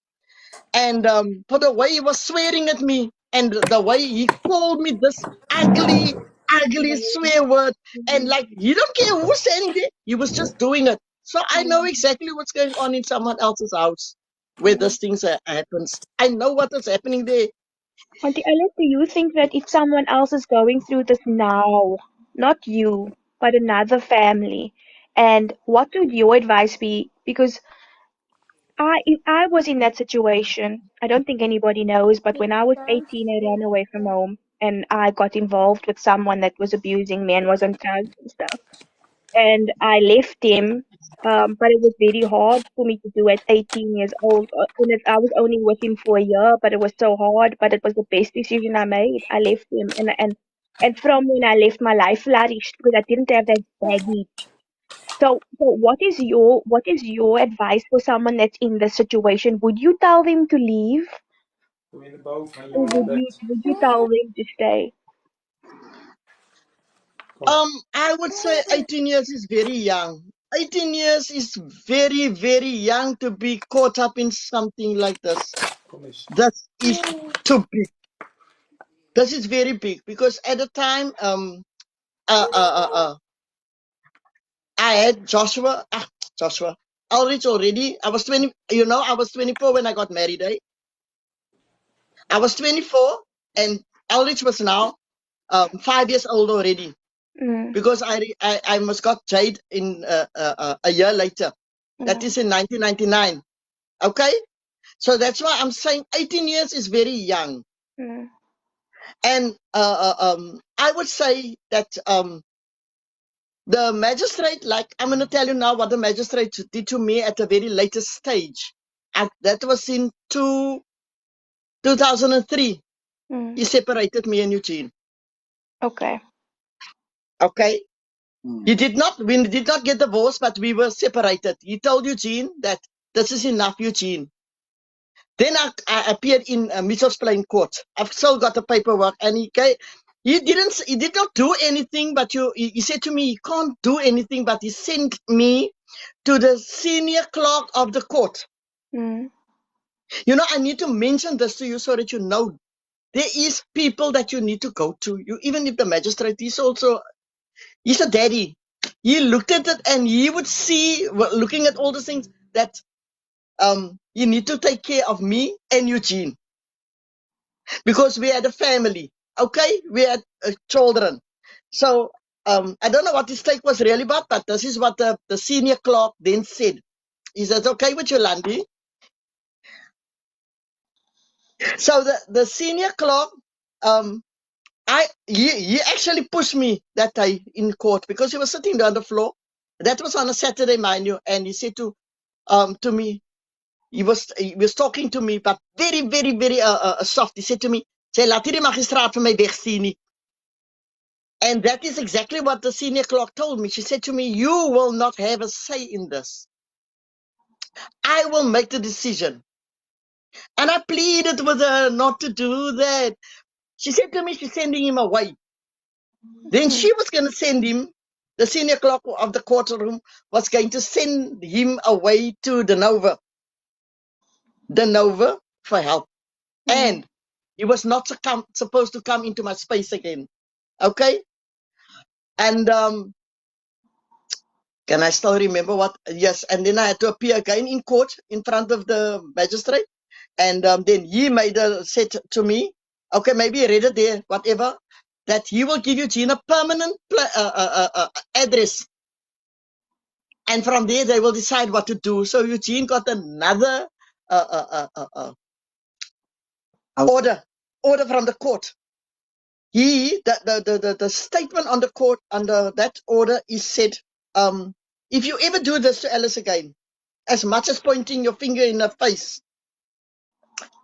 you will be picked up and you will go straight to Paulsmoor. You won't be locked up. You won't be taken in at the police station. You will go straight to, you will remember that, you will talk now, straight to Paulsmoor, and there you will get to be detained for 45 days before I will listen to you. Right, that was set out there for him. And okay, so now you know there was another order being against his name, and it is still there. But I would like to say something though, because I hear what your question is. She put in action. She put in an action so that I could get discipline. So she didn't sit back and take the abuse. She actually went to go lay a charge against me, and I had to appear in court, and I had to follow that order. And I followed that order, but still using. I was still using. I didn't stop using. I just didn't do the things to her that I used to do to her, because I'm clever, I'm clever. So I want to use drugs. I also don't want to go to jail. I still want to do what I want to do, and I got this thing in place, so I had to follow the rule, But it became unmanageable afterwards also, because I was like quiet for how long? I was quiet for a while, and then after a couple of months, she had to still call the police and kind of use that interdict against me. So I was very manipulated. But your question is, she didn't give up. Yes. She didn't give up, but she also put in action to make sure that I don't do to her what I was doing. So she actually put in the action, if that answers your question. So she just didn't lay down, She I made sure that I get locked up, and I was locked up. He was locked up. I think 4 or 5 days or something. A lot of times for swearing at me. A lot of times, yes. I was locked up a lot of times, yeah. Because he would violate that stipulated point, that because there was 3 of it, he was not supposed to take anything away, steal anything anymore. That is what the magistrate underlined, and he was not to swear me out. And believe me, he would do those things, and like, it's okay. And then later he would say, sorry, but I did not take that on. And what I really remembered from my interdict was my number, because on that interdict there's your case number. Okay, and I could give them, because he wanted he tear the interdict up, he tear everything up. But I knew at my age, I knew he needed help. But I just didn't. He needed help. So being 18 years old is how far you're gonna take it. Yeah. Don't let someone mess you up like that. It's not on. Thank you for this. That's very helpful. Yes, because I also got very sick, very, very sick. I had 2 heart attacks. Because I wanted to do things on my own. I am a lifelong patient, a chronic patient, and I think it's too young at that age to be a chronic. And you know what? I told you, Eugene, nobody makes me sick. You make me sick. You are the one that's making me sick, but I am going to do this, and I know the Lord is going to sort you out. And they were laughing about it. But you know what? The Lord actually actioned that for me.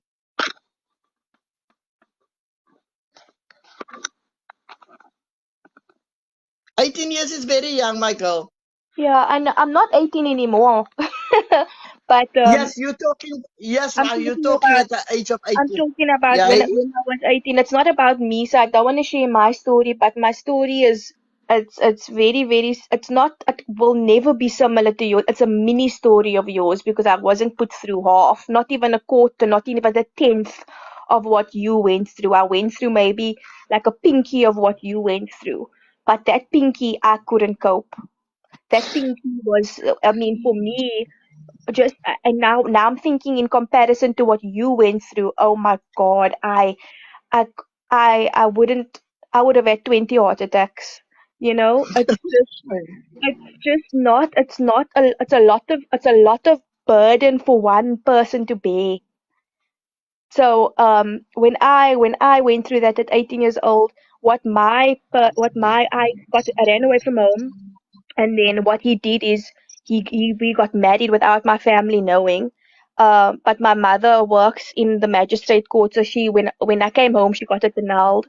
She was a magistrate, but what happened is he segregated me from my family. So the first thing that he did is he isolated me. So when he abused me and when he stabbed me and when he raped me and when he did all of those things to me, I didn't have anybody to go to because my family wasn't there. He separated me from the one thing that was protecting me. So then it was very hard for me because I didn't have anywhere to go. And nobody knew about what was going on with me. They thought that I ran away from home and they never knew where I was. So it was very different to what you went through.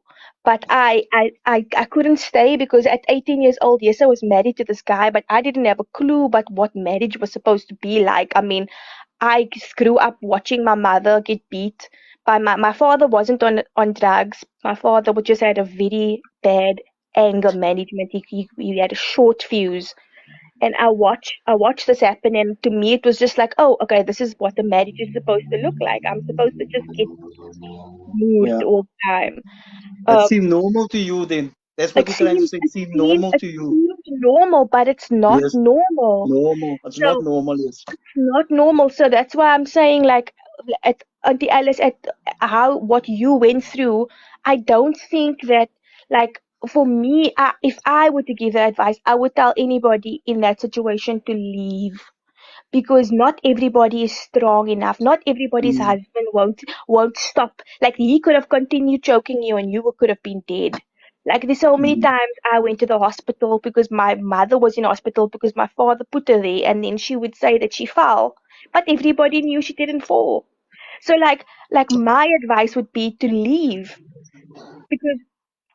because there's so many instances where Eugene could have killed you. He could have. He could have ended your life. So yes. that is my only concern is at this. I'm happy for him that he's clean and that he's healthy. But my heart goes out to you because I see you as my mommy. I see you as me. I see you as a strong woman that was holding this man up. I'm just so happy that you are okay and that Thank you you. made it through. I'm just so Thank happy. you. Praise God. God is good. Thank you. Thank you. And now that you mentioned that, yes, Eugene did kick me one night. Mm. It was not even night. It was still, it was about 6:30. He kicked me into a coma. I was out of it. And I was in my mom's yard. And I did not even know, This is what happened to me over a R2. I need to tell the viewers tonight it was over a R2 and not a R30 or R100, like it was over a R2. And you know what? When I woke up, I just heard his mother said that night. I was married to him. I was married to him. So his mom is saying to me, "You need to wake up, my girl. Please, Alice, you need to wake up, because if you don't wake up, my son." I don't know if it was about her son or was it about me being a daughter-in-law. I don't know up till today, and I will never know because she died now. That you need to wake up, otherwise my son is going for the rest of his life. And my mom did not even know. No one knew. No one had a clue that this was. And I'm telling you, it felt as if my face, my mouth was on the side of my face. So Eugene kicked me. I was out of it. Yes, I would not like anyone that it must happen to them, because those things really happened to me.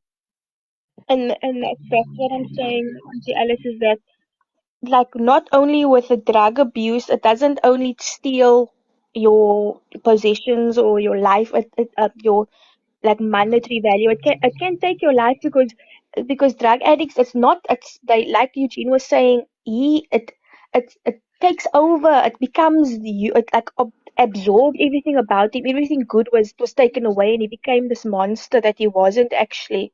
So it's like it's so. I'm just. I don't want to speak too long because I'm gonna break down here, but I look at you guys and I just feel so happy that this is the outcome. I'm so happy. Thank you. Thank you. Thank you so much, guys. Thank you. So well, my girl. Thank you. There's a lot of questions in the Uncle Eugene. How do you deal with the forgiveness with all the past? You know what? That's a good question. And I'm glad Alice is sitting here, because she wouldn't have been sitting here. I could paint this beautiful picture for you. That this is how I deal with the forgiveness. I worked a 12-step program, and step 9 in my spiritual program that I work, it says in step 8 it says we made a list of all people we harm, and in step 9 it says we made a decision to make amends to them all. My children, Robin, Elrich, Jade, Joshua, and this lady that's sitting next to me here are still on that amendment list. Every time I said I was sorry, I lied. Every time I said that, I lied. Today, I love that amends. I can personally say that I treat Alice. I will never be able to make up what I did for her. Never. It's not going to happen. But God forgave me. She forgave me. That's all that matters. God forgave me. She forgave me. And I will give her the best life that I can in these days that we're on this earth.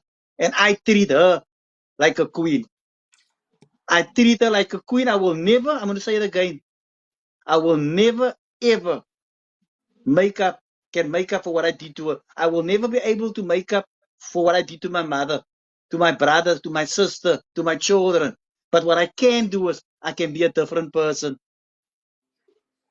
I can be a different person. And I've been given the opportunity to do that. And that's why I can live with that forgiveness, because I was given an opportunity to live a different life and to show my family that I am that little boy, that gentle Eugene. My grandma used to sing to me, Janaja is my darling, Janaja is my joy, Janaja is my dear man, and something like that. My granny used to sing to me, and I'm glad that I can be that little Jana for my family today. That's what I'm grateful for. Doesn't matter where I came from, how evil I was, the badass things I did. I was given an opportunity to live a different life. And that's how I can live with that forgiveness today. I was given an opportunity. And that's what I thrive on. I always say, and this might sound cliche or to you, you can put my drug of choice in front of me. You can give me a lolly and a packet of tuck and hold a 9mm to my head. and tell me I must use it, or you will shoot me. I will tell you, rather shoot me, because that's going to kill me in any case. That's how strong I feel about it. That's how strong. I hope that answered the question in the comments. That's how I live with my forgiveness. I treat my children. I strive every day to be the best father I can. I strive every day to be the best husband I can. And I do fail. I do fail. But thank God I don't have to pick up the drug and the drink to make me feel better inside. I can sit with that pain. Yes. And I can reach out and ask for help, because that's what I do. You know? And so, yeah, thank you for the questions. I really appreciate it. Thank you. But that's where I'm at when it comes to how I deal with the forgiveness. Ja, Eugene, Auntie Alice, ons het nog Bronwyn. Maar voordat Bronwyn begin, wil ek aan Basic Mom, thank you so much for sharing a tiny little piece of your story. It was very short, and you can't even compare it, but I heard so many things that you have in common with each other, and you ask so many good questions, because it just shows you that sometimes if you went through the same thing, how deep you feel each other, and how impossible it is for some people who didn't went through that, it doesn't matter what, to understand that specific pain. And I could feel that the three of you was on some type of ground with that type of pain, especially because of her own parents. So thank you, Basic Mom. She left quickly, which I understand also, because she said how she felt. But I wanted to ask her a question with the idea if she forgave that person and how she feels about it years later, because she's happily married now. She has 2 children. But did she forgive? That's what I was curious about. But anyway, she's not here to answer. She's in the comments, and she don't have to answer if she don't want to. Thank you so much for sharing with us, Basic Mom. Yes, thank you. We have Bronwyn also here. Bronwyn, Hi, Landie. Hi, good Eugene. Hi, Alice. evening. Hello. Hello, My, Bronwyn.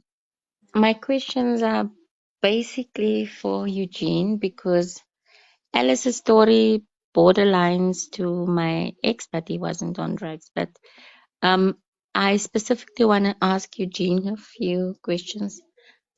I'm a bit emotional because I need clarity. Eugene, I'm a mother of an only son, and he's in Strandfontein as we speak. And I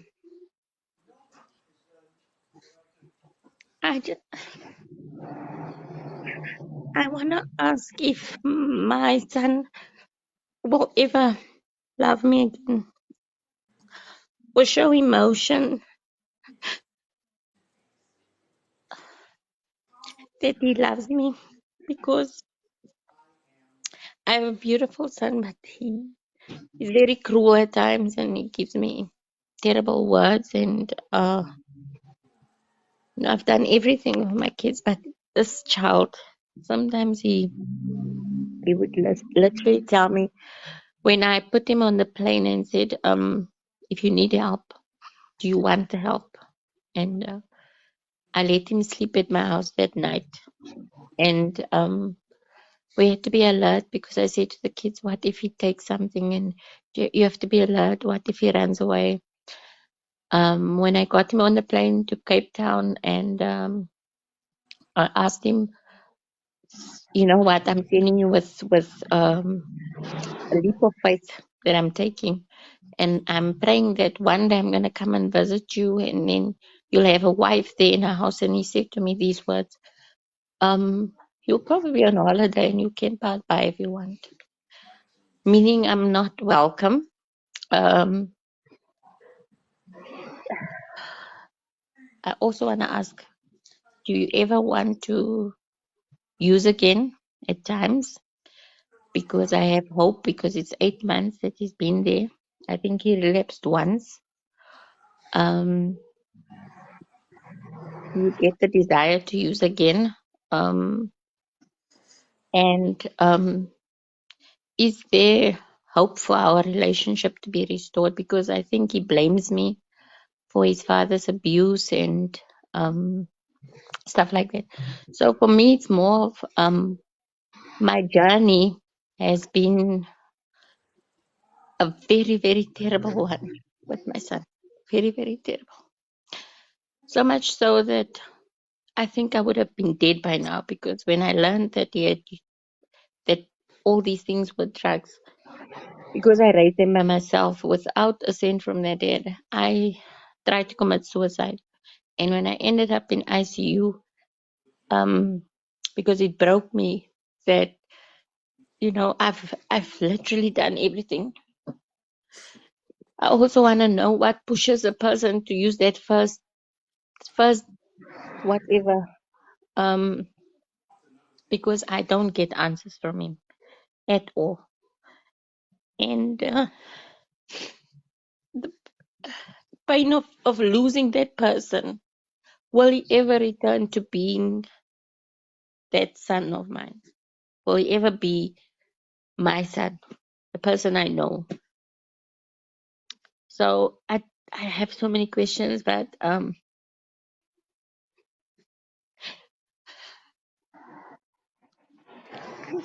sorry. First, I just literally, first, I don't know what to say, but if you but can give me some type of hope. yes, just you, Bronwyn, sharing that with me gives me hope. That gives me hope. Just you sharing that with me. You giving yourself hope. You giving. Is your son in Strandfontein in treatment?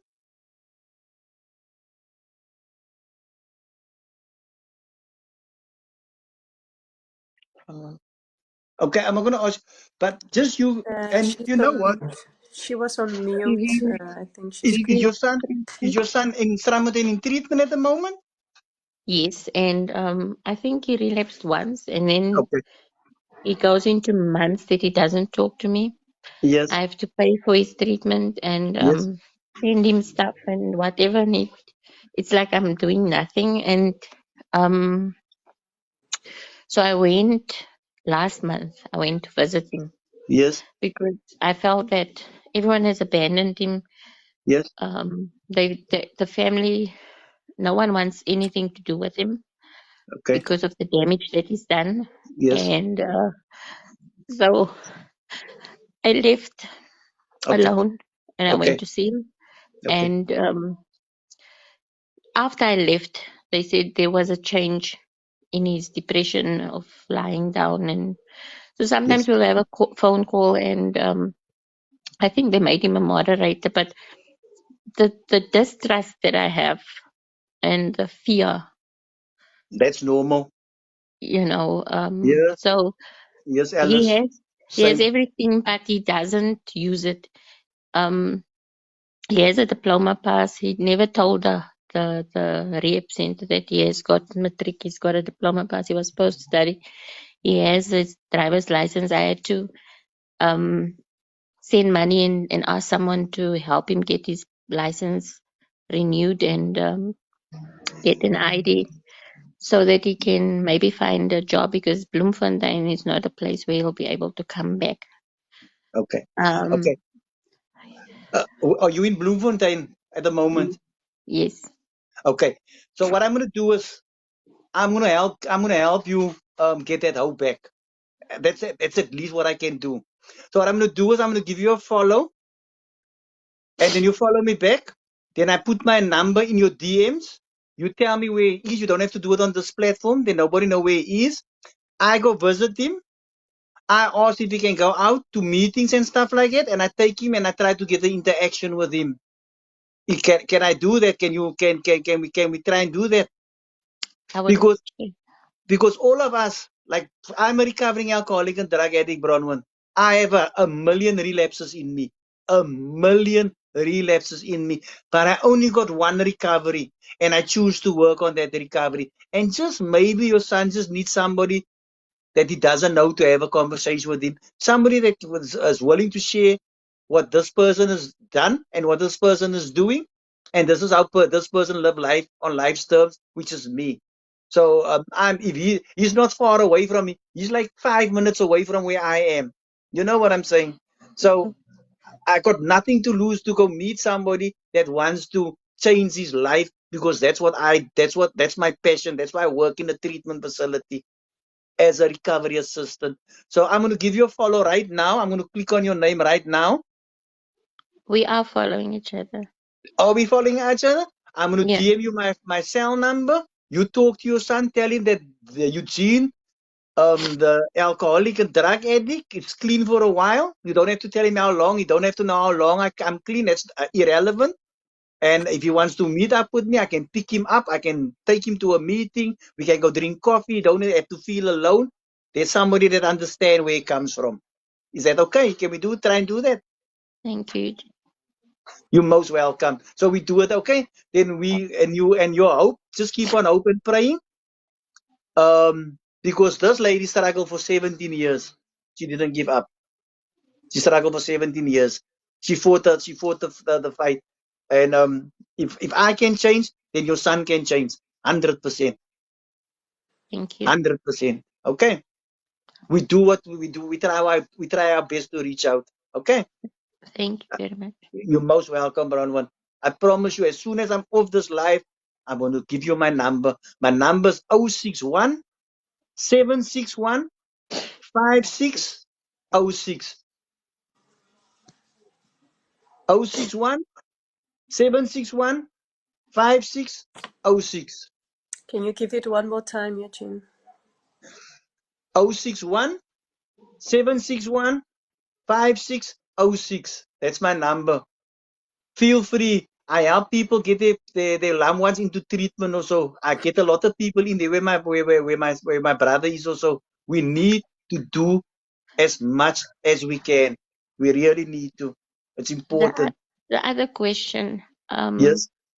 when the drugs, when you get boils and you get all these things Yes. after,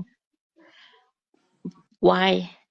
And because I've only experienced it now when he was there, not in Bloemfontein. My So it Bronwyn, is returned. my brother, exactly the same. Boils, as looks like there's something crawling under his skin, but you must see how you look now. It all goes away. I promise you don't have to worry. My brother was exactly the same. A whole lot of boils. You have to see. It's actually sad to see how my brother's private. You know, his private. How his private was. It was full of sores and stuff. This is what the drugs do. But if you stop, I promise you, it goes away. You must see how my brother look now. You must go check my Facebook pages on my Facebook page. My name is Eugene Lewis on Facebook. My wife is there with him. You must see how my brother look now. It's unbelievable. It does go away. I promise you, Bronwyn, it goes away. It does. Well, his soul return. It will definitely. If you stop using, I got mine back by the grace of God. And you asked me another question. Do I ever think of using again? Not my drug of choice. I'm too scared. But sometimes I do tell myself maybe I can take a drink because I'm only human. But then I need to remind myself that, Eugene, you've been without it for so long. What difference would it make now? But it's also because I work a program. But I do crave for a drink, and I also do crave for a cigarette. But by the grace of God, He gave me that power to shut that thought off in my head, because it's only a thought in my head, and I don't have to act on it anymore. So yeah. So Your it's son like will. you said the first time you spoke, you said it's a disease. Yes. I suffer So from a disease which is called more. I have addictive personality. I also made a video of my understanding. So I have a addictive personality, which means it's just not for the drugs. If I like something, if I like Durban curry noodles, Maggie noodles, then I can eat that whole day. I need to be aware of those things, you know? I need to be aware of that things. I suffer from a disease called more. It can be anything. For me, it's not the drugs anymore. So I need to stay focused. And that's why I think it's only by the grace of God that I work in this field. I'm going to be honest with you. If I didn't work in this addiction field, I most probably wouldn't have been sitting and having this conversation with you, to be honest with you, because I didn't know how to stop using drugs. I had to continuously work in this program, but we do get to a point where those feelings and that thoughts go away. We feel different. We get our lives back. We believe in a power greater than ourselves. And for some people, it's not God. For some people, it's the ocean. For some people, it's the forest. For some people, it's as long as it's something bigger than them. But it helps them stay clean on the straight and narrow. The spiritual program led me back to God. That's why I got baptized 3 years later. Because my higher power was the NA meetings and the AA meetings. The meetings that I used to go, that was my higher power. But because of working that spiritual program, it led me back to God. And that's why I'm in the church today. I go to church. I go thank God. I don't ask God for nothing anymore. I just thank Him for my life now, because He showed me how powerful He is. And I'm going to connect with your son. I promise you, I'm going to go. If it's okay with him, I will connect with him. And we take it one day at a time. One day at a time. That's all we need to do. Thank you. Thank you so much. You're welcome. And he's not alone, and you're also not alone. We have 126 people in Landie's life. We have 127 people. We're not alone. Never. Not anymore. And then we also have God in our lives. And Allah, whoever your higher power is, we mustn't forget that. So you're not alone. And thank you for reaching out and asking the questions, because it takes a lot of courage just to do that alone. But it tells me that you really have hope. That's why you did it. And that's all you need. Thank you, Eugene. Thank you, Alice. You're most welcome. Thank you. Thank you so much, Bronwyn, for taking the courage to ask Eugene. And Eugene, thank you so much for taking Bronwyn's hand on this one. Yes. Is there anybody that still have something to ask or that wants to come into the box? Anybody or that have a question and I can ask it?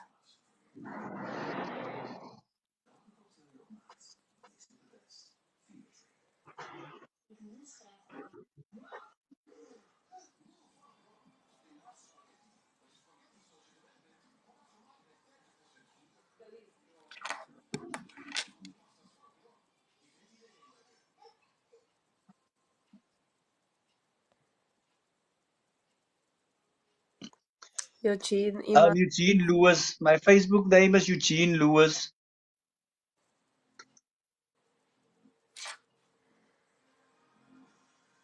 My brother's there. My brother's there. Thank you.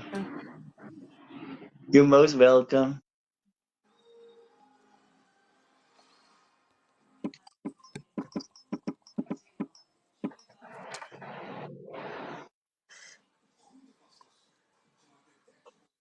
Thank you, Landie.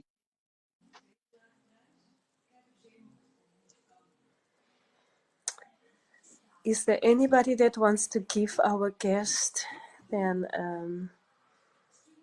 this is maybe a nice moment, and I see no questions. I know, There's Lynn. nobody that... Basic Mom, I have a question. Oh, Basic Mom. Yeah. Okay.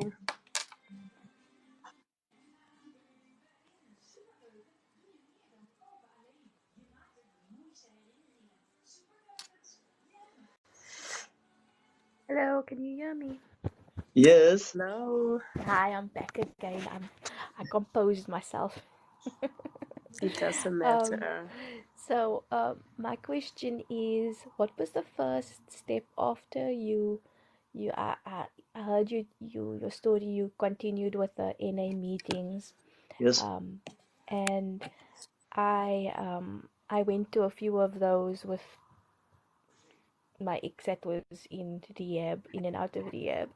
But sometimes it doesn't work. What would you suggest, or what would you recommend to people that are struggling with going to NA meetings and not fully committing? Is it about finding a good sponsor, or is it about finding it like a network of people that you can go with? Uh, well, what is the is there some sort of like rule book to go to a NA meeting and to stick to it? What is your recommendations about that? Okay. So I went into treatment for 28 days, right? For 28 days, I went into treatment. And I didn't know how to stay clean. I didn't. It was easy to stop because I was stopped. I had to learn how to stay stopped.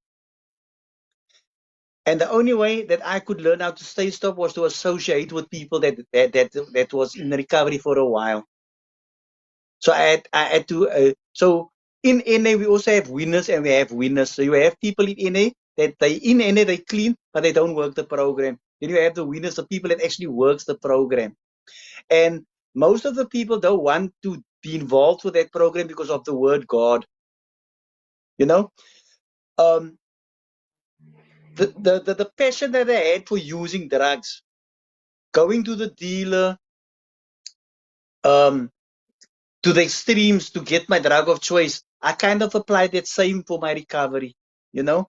And it's not about finding the right sponsor. It's not about working the program a certain way. This recovery thing is a journey. It's not a destination. It's a journey. And if I can get the understanding that these are the things that I need to put in place for my recovery, and I will fall along the way. Thank God I didn't pick up and relapse. But I did do a lot of weird things while I was in recovery, like sitting on Alice and choking her. You know, the behavior had to change, the way of thinking has to change, and the attitude needs to change. And we must also remember, Eugene didn't become this person he became in one day. Eugene became this person that he became over a period of 25 years. And it's going to take Eugene 50 years to become the person he wants to be, as long as he's on the right path and doing what is suggested and asking for help. If that you answer your question, because it only depends on Eugene, nobody else. Eugene can get all the support in the world, all the support. Landie can support me, Alice can support me, the whole 103 people in this life can support me. But if I not willing to do what's necessary for my recovery, then I'm not going to get it. I need to put in the footwork. I need to do the work. And you know what the sad part is from this, the disease that I suffer from? It puts me in a depression. I want to have nothing to do with nobody. I go into self-pity mode, and I just don't have hope. But that way of thinking and needs to be broken somewhere along the line. A lot of people say treatment don't help. Those don't help. My child was in treatment 100 times. I know people that was in treatment 17, 20 times. I have a friend that went to treatment 22 times. He got it right the 23rd time. And he stays in the Netherlands. And the work that he does today in the community in Amsterdam, it's unbelievable. So if the person is willing to do what it takes, Yeah. then I that suppose you're person is right. on It's the right about the path. mindset. I also don't think it's about the mindset thing, because the voice in my head is so powerful. It's really powerful, the voice in my head. It's unbelievable how powerful that voice Okay. is. You know, it's very powerful. And it So takes a while sometimes, for that so for me as a person to quiet down that voice in my head with the help of other people in the program. okay. You've So So are got you to, saying I promise sometimes you you to are come from against yourself? to come off from drugs and alcohol. Some people will say it's easy for some people. Some people go into the church, they get they get converted, they don't go use drugs anymore. They don't, they stop just like that. But for some of us, It's just not easy. Yeah. It's just not. It's not an easy road to walk. And as long as we can understand that and is willing to be there for that person and not to, because there's a fine line for being there for somebody and enabling that person. Yeah. Really. Oh, okay. So what You would can you be say helpful towards that is the person, but then you're still difference? enabling that person in his addiction. Alice had to take out the interdict. Alice had to have me locked up. Alice had to show me, Janie, if you don't want to change, then this is what's going to happen with you. This is going to happen to you. So she was supportive, but she was also firm. If you don't want to change, then this is going to happen to you. So we must be careful that we also not enablers, like with my son. But my son, Elrie, said, doesn't drink now. I had to take a huge step back. I had to take a step back. And I thank God that I took a step back because I felt, because I wanted to be a good father to him because of the way he grew up with me. I was blaming myself for the stuff that he was doing. But I had to take a step back from him. And he had to pick up the phone and ask me for help. And then I told him, this is the way we're going to do it. And by the grace of God, 6 months is not long. Even 14 years is not. I got 14 years clean. But it's just for today. You know why I say so? The lady before this asked, Bronman, do I ever cry? I'm only an arm's length away of picking up again. I just choose not to. I'm no better than nobody that is still using outside there. I'm no better than that person. I promise you. I just choose not to. I just I want just to choose say, not to. something. It's difficult to understand that going through all these traumatic things, you lose so much of yourself. And Eugene explained many parts, especially the last track that he used, how he lost himself completely. So basically, the Eugene, what he's speaking about of continuously, he lost already. And Bronwyn asked a question about his soul. He got his soul back. I think he got a big part of his soul back. He didn't got his soul back. But the Eugene we're speaking about is lost. It is lost. It's not, you can't find it anymore. It's not coming back. So he have to make a transition. And if you make that transition without anybody that supports you, chances are that you're becoming a complete new man because you don't even know who you are. But sometimes your support system is so strong in a negative way and in a positive way. So they also remind you, that's the negative part. Doesn't matter how highly they support you, they also remind you of anything that was your downfall. Because this is a transition and a journey until the day you die again. But for the person next to you, that was also very traumatic. And if you get triggered, there is so many things happening to you that is sometimes not Auntie Alice. She can be this great woman sitting next to Eugene, but if anything happens and she gets triggered, she became the person that shows and push Eugene away, even if he's not using anything. And for Eugene into his transition, it is very difficult because he is already fighting with himself. The only person that Eugene can compete with is the person that he was yesterday. And that's why it's something so beautiful for us who is healthy to learn from them. The only person that Eugene knows and compete with is the person that he was yesterday, not 15 years ago. So the only important thing that needs to happen in this transition is for him to get the biggest part of his soul back. The rest is not important because he could have lost his kidneys. He could have lost so many things. But the only thing that he needed to get back was his soul. And I hope it kind of makes sense. Basic mom. I tried. That makes a lot of sense. Thank you, Landie. You're welcome. does Thank that you. make sense, Thank you. Eugene? Yes, it does. It does. You see, what we're doing is, Landie, it's important. People don't understand how important it is to share about where we're at and what's going on. Whether you're the drug addict or the family member. Where I stay, or where of my experience, too many people want to hide it. You know, some people say it's okay, my child just smoke weed. There's nothing wrong with it. No, there's something wrong with it, because the weed is the gateway drug. It's the gateway drug. You know what I'm saying? And if we can just be, because I love the program I work, because the question is how. How do I change? How do I do things differently? And you must remember it's the word how. And I'm going to break it down for you guys. I had to keep it simple, because I make everything big, and I always want to make, this is who I am, you know. And a lot of us is like that. That suffer from this disease that they call addiction. A lot of us do, and it's a lot of people that can relate to it. A lot of people. How do I do this?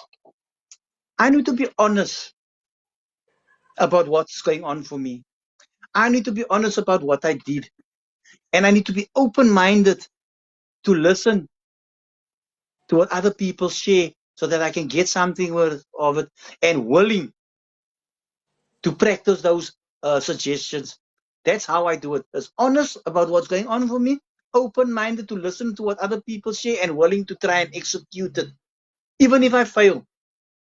You know, those are the 3 principles that I need to practice in my life every day. And I also need to understand, in my step 1, I admitted that I was powerless over my addiction.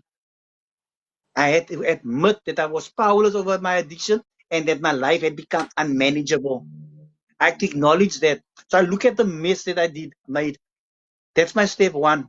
I look at the mess that I did. Then in step 2, I come to believe that a power greater than myself can restore me to sanity.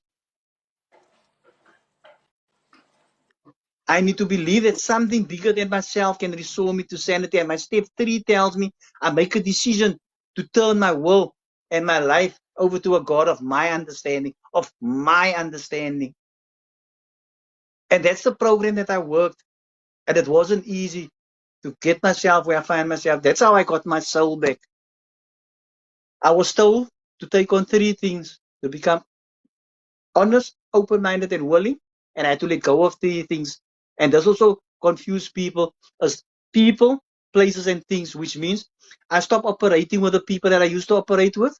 I stopped doing the things I did, and I stopped going to the places where I did it. And I make new connections. And the only place where I find the people that works this program is at the meetings that I go to. And this program don't work for everybody. It doesn't work for everybody. But give yourself a break and try it. Just give yourself a break and try it, because you have nothing to lose. And it don't work for some people. I know a lot of people that came clean without this program. Really, I know a lot of people. Here's more help on this platform. Thank you. Good evening. Hi, Zoe. Good evening. Good evening. Good evening. How are you?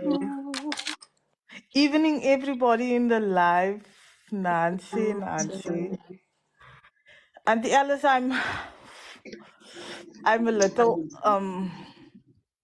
ek weet nie moet ek sê ek is bietjie oorweldig, but yeah, I've been in the live last week, but I left because it was too heavy for me, because some of the things you talked about, toe ek uit die live uit gaan, toe realize ek, maar dit wat Auntie Alice sê, dat het exactly gehappen met my, en dis hoekom ek het nie gedeel met dit nie, en toe ek hoor, toe moes ek eers uitgaan, dis hoekom toe ek agterna 'n video maak, toe sê ek kan nie regtig wat praat oor die live nie, maar wat ek kan sê is, Auntie Alice,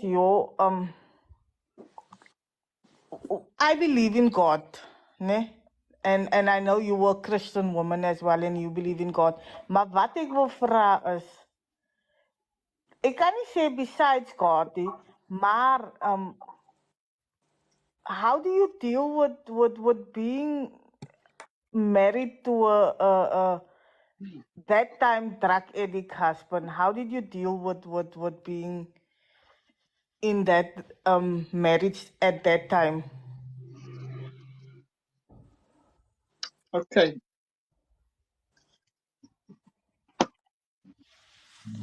My parent, I only had one parent, that is my mom. My father passed away when I was a little girl. Eugene's parents, I think they made it happen. Mm-hmm. They had no time for us really, because we were just not a couple, and they were not going to give us anything. And Eugene, he is he was not a man. He's a boy. Yes. He's a boy. He's a young man that fell in love with me at the age of 12, 13 years old. We were young lovers. Mm-hmm. And, having only one parent is really not going to come anything, because there is nothing. Yes. So I had to make it work. My mom would say, I'm going to tell you in Afrikaans what she said. She said, "Vrou, kom het jy vir jou so 'n slegte man gevat dat hy vir jou 'n huis kan gee nie?" Must I say it in English to you? Nee, ek is ook al, ek is 'n Afrikaanse meisiekind. Ek is glad die Engelse kindie. Ek is Afrikaanse kind. Sorry as ek nou Engels gepraat het, maar ek is Afrikaans, so sorry. Nou laat ek weer sê, hoekom het jy vir jou so 'n slegte man gevat wat hy vir jou 'n huis, hy sal jou nooit 'n huis kan gee nie. En ek dink dit is vir my gemotiveer. Yes. Om 'n huis te wil hê, en ek wil 'n freestanding house hê. Yes. En ek het 'n freestanding house. Dankie Here. Yes. Ek wou 'n huis hê sodat ek 'n stable life kon hê. Yes. Okay?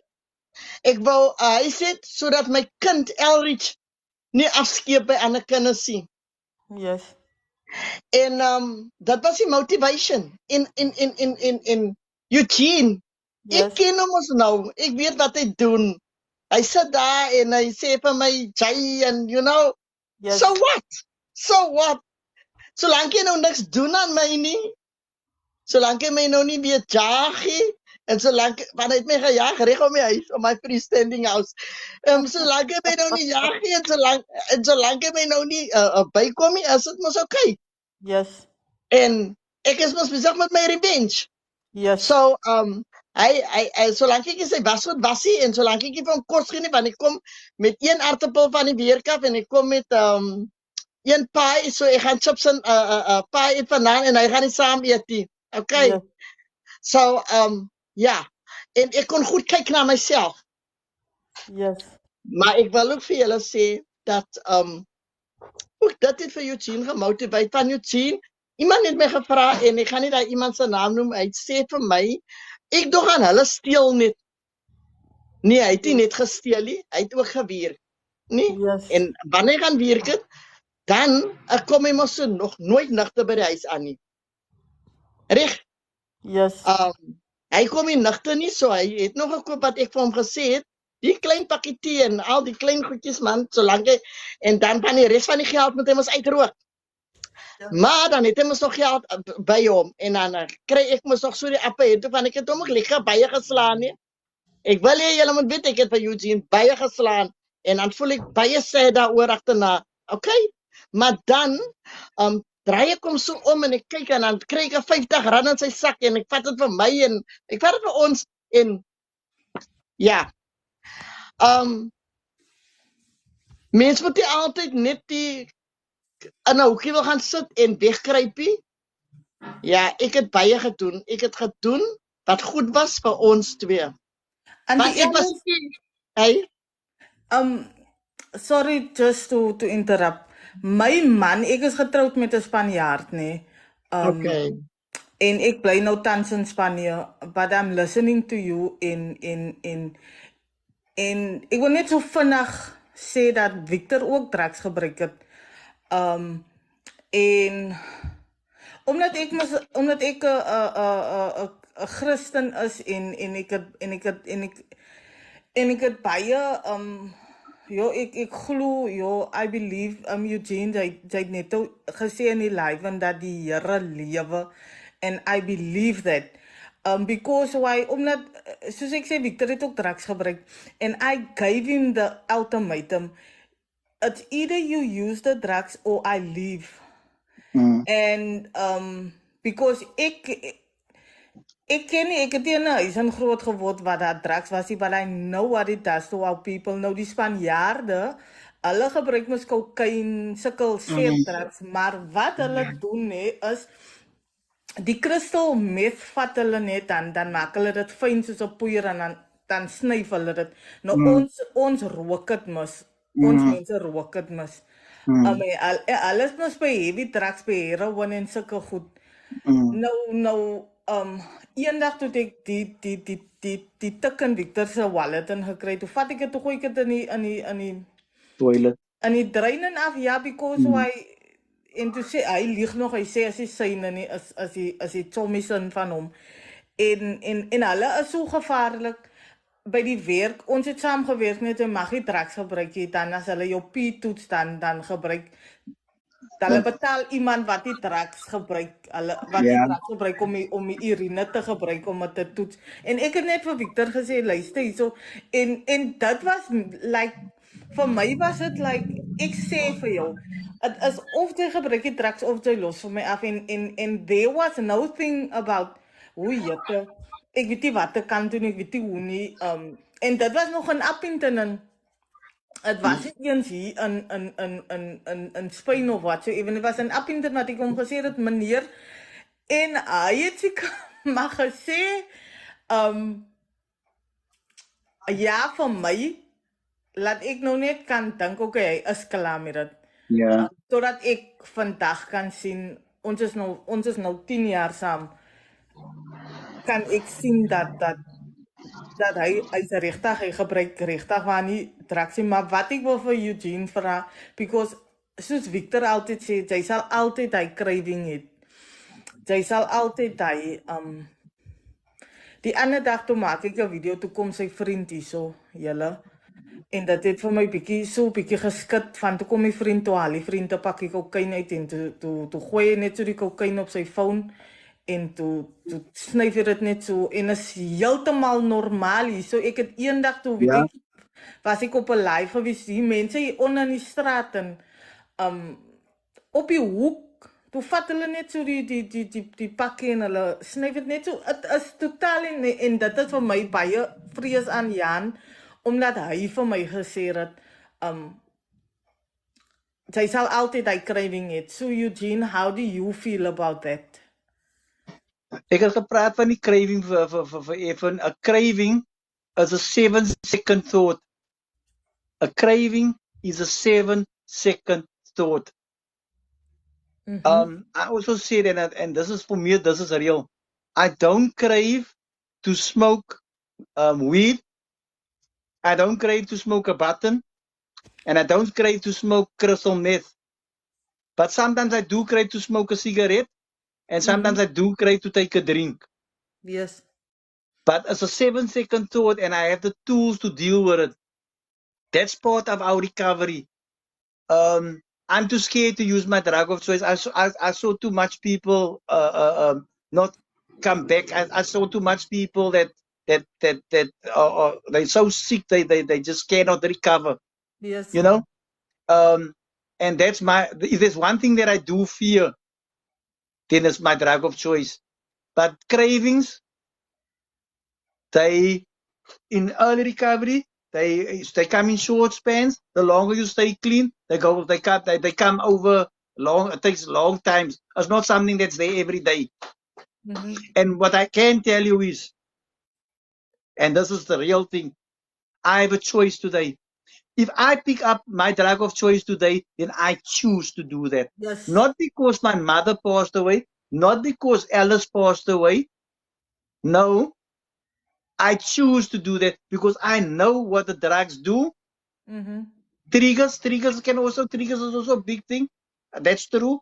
So we always, we in treatment, we need to learn what our triggers are. Well, because our triggers leads to cravings, and that makes us pick up. So we need to learn how to deal with those stuff. Because I'm going to say it again. Just because what's his name? Victor stopped using. Yes. Just because he stopped using doesn't mean to say that the people sniffing or selling cocaine on the corner is going to go away. Victor's going to learn how to live through those stuff. I had to learn how to live through those stuff. You know what I'm saying? And I choose not to associate with the people that do that stuff. So I don't associate with people at all that do that stuff. I do have friends that drink socially because I socialize. Yes. But the thing is that doesn't affect me, and I can get up if I feel uncomfortable. I can get up and I can leave. Nou, That's where I'm at. Die ander, nou as die vriend van Victor altyd hier kom net, en Ja. ek gaan miskien in badkamer toe, of ek gaan in kombuis toe, of ek is in die kamer, dan het ek soms so 'n vrees, as ek miskien nou nie sitkamer kom of wat, gaan ek nou vir Victor sien met vinnig gou iets doen, you know, because why, by hom het ek nooit tekens gesien dat hy op enige drugs is, because hulle is like, ek weet nie, hulle is nie soos ons nie, hulle is nie soos ons as Suid-Afrikaners nie, hulle is op like, hulle is soos mense, wat het is totally normal, het is like, net gou, en het is heeltemal normaal vir hulle, maar vir my was het, elke keer as ek in die kombuis, vir alles die spesifieke vriend van hom hier kom, dan het ek so 'n tipe van 'n vrees. Maar kan ik voor zoiets vragen? Yes. Kan ik voor zoiets vragen? Het zou al ooit voor Victor gezegd dat het maakt voor zo uncomfortable voel. Kyk, toe die vriend van hom hier gekom het, en toe gaan hy badkamer toe, toe hy badkamer toe gaan, toe weet ek, hy gaan nog hy gaan kort badkamer toe. Toe sê Victor vir hom, nee, is fyn, hy kan die dinge, toe sê vir Victor, ek hou nie daarvan nie. I would love, no. Ek sê, dat is respectful towards hom, of enige ietsie, maar ek hou nie daarvan nie. Het laat vir my ongemaklik voel. So ek voel jy moet vir my respek in die manner. Because why, ek het al anti-alles, ek het al 3 vriende verloor wat selfmoord gepleeg het.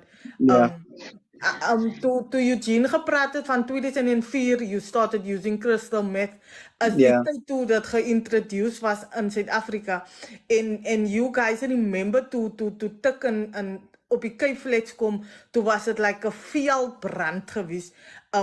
Baie jong mense het totaal en al van hulle kop af geraak, en ek het vriende verloor, 3 vriende wat selfmoord gepleeg het, because hulle het nie geweet om het te handle back in the day nie, sal ek nou maar sê. Nou as het like, jy's mal en jy's mal, hy nie jong tik, wat sal jy vir worry om, you know? Yes. So in die minute, dis hoekom ek die ultimatum vir Victor gegee het is, maar ek sê vir julle, ek lewe elke keer met hy vrees, en especially as hy heeltyd so sy neus optrek. Because ek weet, hulle, het voel mos konstant jou neus loop. Nou as hy so maak, dan wonder ek heeltyd, ek het een keer, toe ons in Kakemas en toe het ek vir hom, toe hy in die vriend toilet toe gaan, toe kom hulle terug te sien, hulle neus te spierwit, toe sê hy vir my, wat Victor is, dis die toiletpapier, toe sê ek toiletpapier, like, dis is poeier, As hy Kakemas in Springbok? Ja, Kakemas, daar, Appington Kakemas. I mean, Appington, ja. So so al die goede, so ek kom deur dit, maar nou kan ek sê, Victor, hy is gewoon, hy rook, hy rook verskriklik, and that is that. So sigarette. Ja, hy rook verskriklik. Ja. Maar zo, Ek dink jy moet die situation confront because you can't be so uncomfortable around it. Because if somebody comes into your place where you stay, okay, first of all, and I don't want to tell you what to do because that's not who I am. But if it makes you feel uncomfortable, then you spoke to Victor about it, and maybe you should tell the guy that come there that you don't have a problem with him using cocaine, but can he please do it in another space?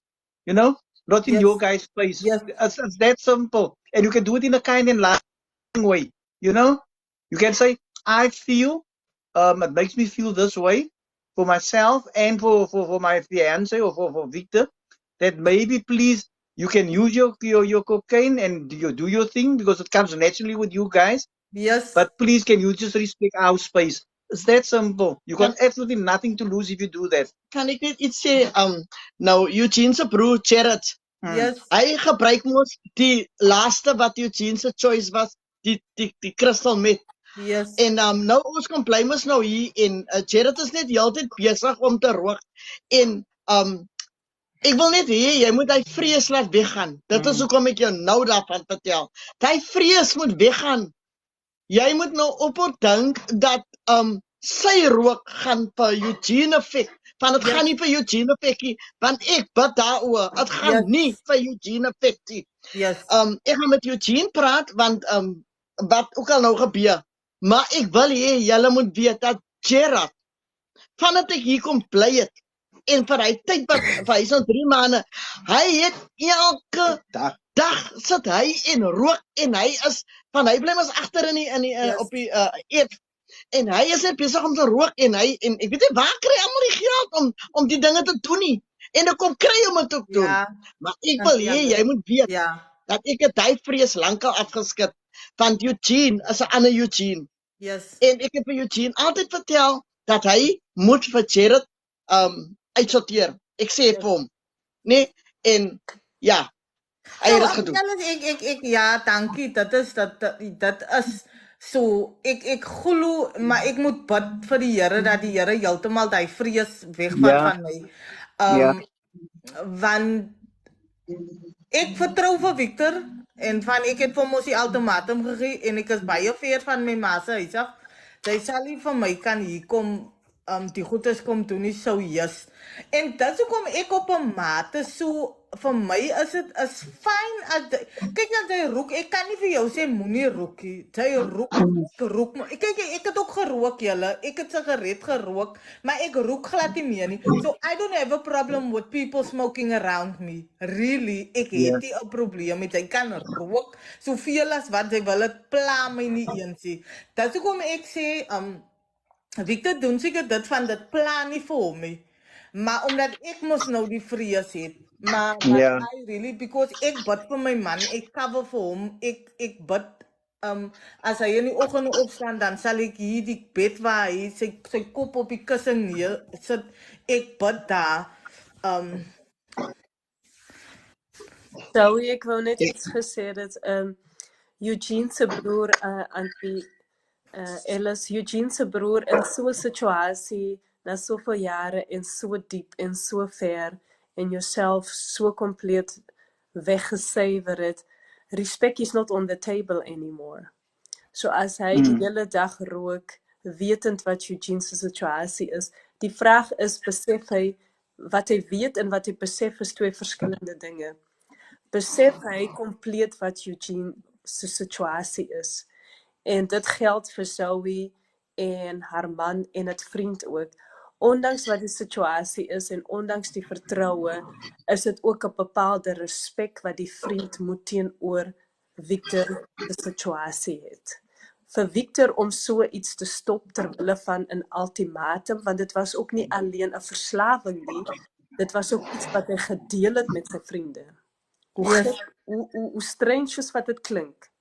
Dit was ook iets wat hulle gedeel het in broederskap. So hy moes iets opgegee het. En iets opgee beteken al dat dit nie maklik is nie. Sommige van ons, die meeste van ons, kan nie relate met Eugene nie, maar ek dink ons almal het al 'n liefde opgegee. 'n Eerste liefde. Die opoffering is al iets heel groot. En daar kom heel veel respek by kyk. So, As Eugene sy respek teenoor die situasie nie ken nie, dan is dit jou plig om dit te gaan leer. Maar as respect on the table is, en soms is dit nie dat mense nie mekaar respekteer nie, mense is alleen nie bewus van wat die situasie op die tafel is nie. Maar jou job is om Eugene sy respek en sy waarde te gaan leer, want dit is nie die bedoeling dat die persoon dit in sy huis doen nie. As dit in 'n kafee is, okay, Eugene is nie die baas of van 'n kafee of 'n restaurant nie. That's completely different. You also have a different attitude, a different mindset as jy na buite gaan. Maar as dit by jou huis kom, dan is daar heel veel respek. So dit is 'n situasie wat 'n huwelik stikkend gemaak het. Dit is 'n opoffering. En as daar heel veel respek en waarde op die tafel is vir Eugene se situasie, dan dink ek dat dit nog 'n keer geadres moet word. Maar in principe is die bedoeling dat die persoon nie so iets in julle huis gebruik nie. En ek het het idee dat Eugene daar heel maklik mee omgaan. Wat okay is, want vir hulle is dit ook 'n maklike situasie. Maar ondanks dat jy gaan bid, en dan kom ek weer terug, God help alleen die persoon wat homself help. Maak nie saak hoe moeilik en hoe diep en hoe donker het nie. Alleen God weet dat jy die stap maak. Die buitewêreld kan dink, Eugene probeer nie eens nie. God sien dit eerste stapjie wat jy maak. Dit klein stapjie wat jy maak. Laat ek gou die LJ leender se adres. Ek sien heeltyd die persoon comment en sê you need to wake up Zoe and all of this stuff. Okay. Daai is 'n dit is nou die tyd of die plekkie, maar I am wide awake, my dear. Ons bid en ons vertrou die Here, en gebed sonder werke is absoluut niks. So laat ek gou weet, ek weet nie of jy 'n man of 'n vrou is nie. Going through the fire, I'm not going through the fire alone. So ek het gesien jou ander comment was ook gewees, you need to choose your friends wisely.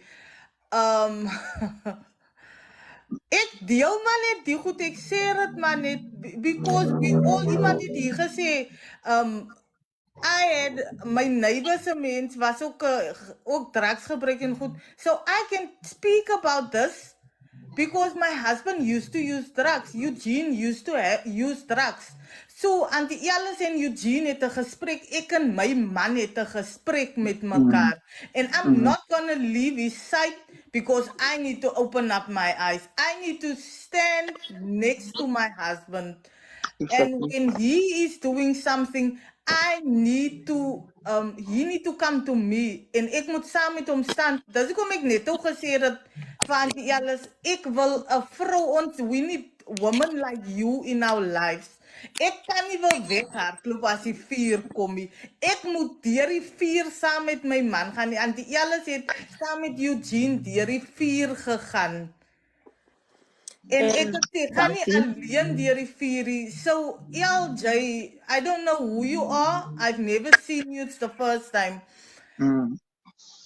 I But know so what I'm talking about. ek wil vir Zou sê, you know, sometimes people, like, especially within comments, sometimes people put some comments down and that is not what they doesn't come across the way we see it. You know what I'm saying? And I also always believe that people has the right to their opinions. I kind of adapt. I like to apply the attitude of gratitude when it comes to this platform or any social media platform, because people will always have comments, and people have the right to their opinions, and sometimes people don't have an understanding, you know, and we need to be open for any suggestions. We need to be open for to take in any feedback, you know. No, I do get it. I definitely do get it. I'm just addressing that comment. I'm not taking it as a negative comment. Ek het net gesien die persoon het nou al 3-4 keer iets gesê van Zoe, you need to wake up. Zoe, you need to choose your friends wisely. Because the person don't know. Maybe the person don't know. So I'm just making it clear to that person that dis hoekom ek vroeër in die live gesê het en ek sê dit weer, and I fully agree with what you were saying, Eugene, that everybody has a right to their own opinions. You can say whatever you want to say. You have the right to it. En ek sal nooit sê iemand is verkeerd nie, but I'm helping that person right from my side. Like I said, Auntie Alice, I want to be a wife like you. I need to stand with my husband. Ek kan nie wel weghardloop, dis wat ek sê. Ek kan nie wel weghardloop omdat ek meen as my broer byvoorbeeld op drugs gewees het. Ek kan nie nou wel sê Zandre, hy mag nou nie meer my of ek moet wegbly van jou af of dis nou it's my brother, I need to stand with him because hy wil mos nou sy lewe verander. Wie gaan nou daar wees as iemand who's gonna be there by you if everybody close their door? As jou vrou nie by jou gestaan het nie, van jou vrou is die enigste een wat aan jou glo, dan sou die res van die wêreld nie vandag aan jou geglo het nie. Zou kyk gou net hier man, laat ek jou sê wat is my motivation, okay? Laat ek jou gou sê wat is my motivation. Hier is iemand by die naam van Samantha of iets soos daai, Ek sien vir Samantha.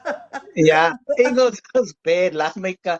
Daai is die comments wat vir my wil elke keer laat terugkom en try harder.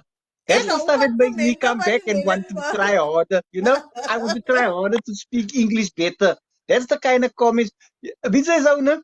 Ek het lives gehost. Dan praat ek van my addiction. Dan moet jy sien hoe kom die duiwel. Hy kom in die mooiste vorms. Hy kom in die mooiste vorms. Hy was uit die he was thrown out of heaven with all his angels. He is so powerful. It's unbelievable how powerful he is. And you know what? For somebody that like me, wat vir die duiwel gewerk het 25 solid jaar. Hy was kwaad wat ek die Here se army join. Hy was kwaad. Hy probeer nou nog na 14 jaar om vir my terug te kry. He's not going to give up. And he comes in different forms. En daar wat ek so bly is vir ek het al op TikTok gesien hoe mense mekaar they go for each other. They say harmful stuff to each other. People get attracted. We got a lot of people in your life, but the minute me and you and Landie have a go at each other now in a disrespectful way, and I mean it really does, then this number will jump from 109 to 1009. True that, yes. Because that's what people thrive on. Yes, no, it's you know true. what I'm saying? Ja, That's nou, what ek people weet, thrive on. mense doen het wanneer daar nou chaos in 'n life en daar's die kroeka. Maar anyway, moving along, wat ek wil sê aan die alles, en ek gaan heeltyd emphasize op dit wat ek gesê het vroeër, we need to be like you,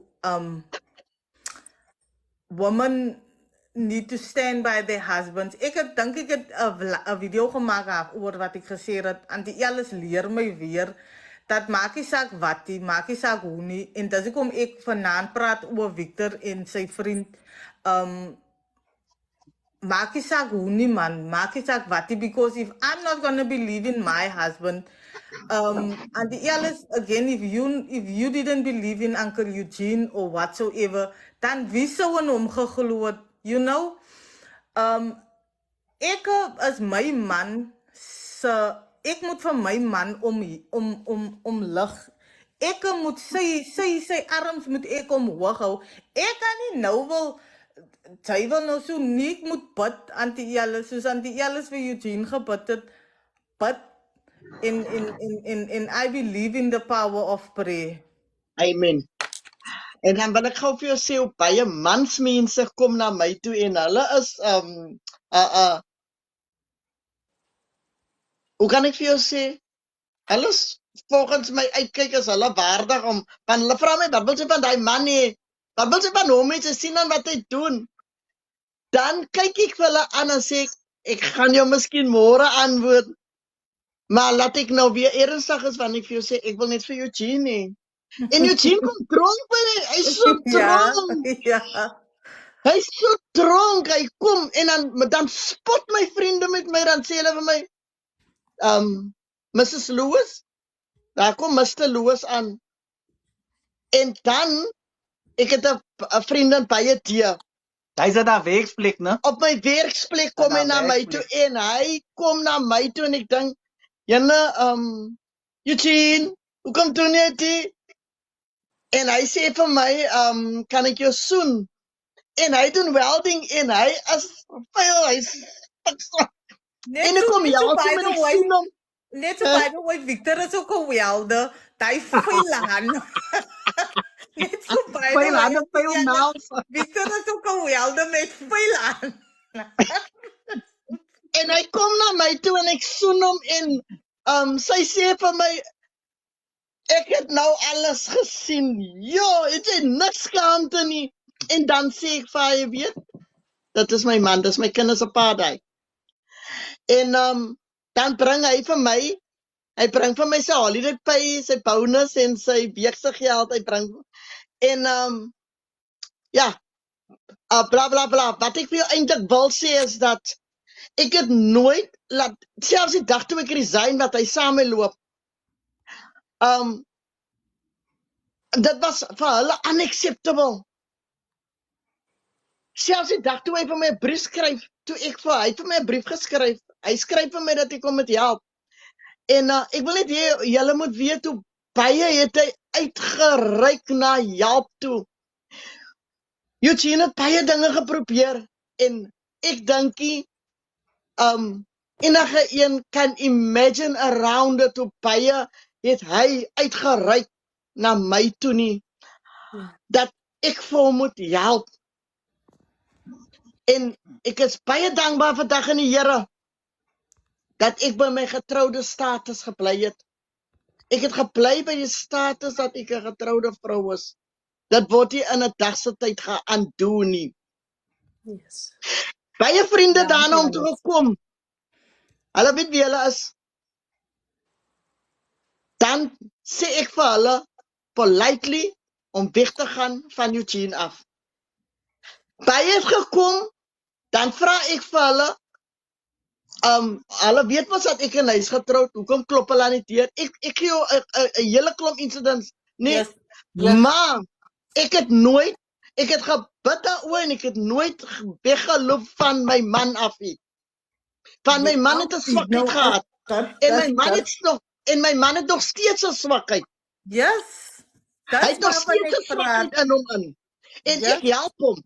Nee, ek help vir hom. Yes. Want dan help ek ons al twee. Yes. Baie belangrik. Het ek dit nou reg gesê? Yes, en die alles kan niks bysit die 100%. Net so. En jy help julle se volgende generasie. Yes. Alles het 'n klein stukkie. Yes. Ek alles, ek ja. Dat is hoekom ek sê, toe ek nou sê van Victor se vriend en die feit dat dit vir my ongemaklik voel. Ek gaan nie wegstap van my man af en Moet dit nie doen nie. ek gaan nie vir hom ultimatums weeg nie. Ek het dit een keer gedoen en hy het die regte keuse gemaak.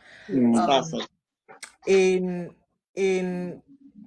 vandag maak nie saak hoe nie, maak nie saak wat nie. Vir my is my huwelik meer belangriker as enige iets anders. En mense, het is in elk geval meeste van die tyd negatief. Nie al die tyd nie, meeste van die tyd.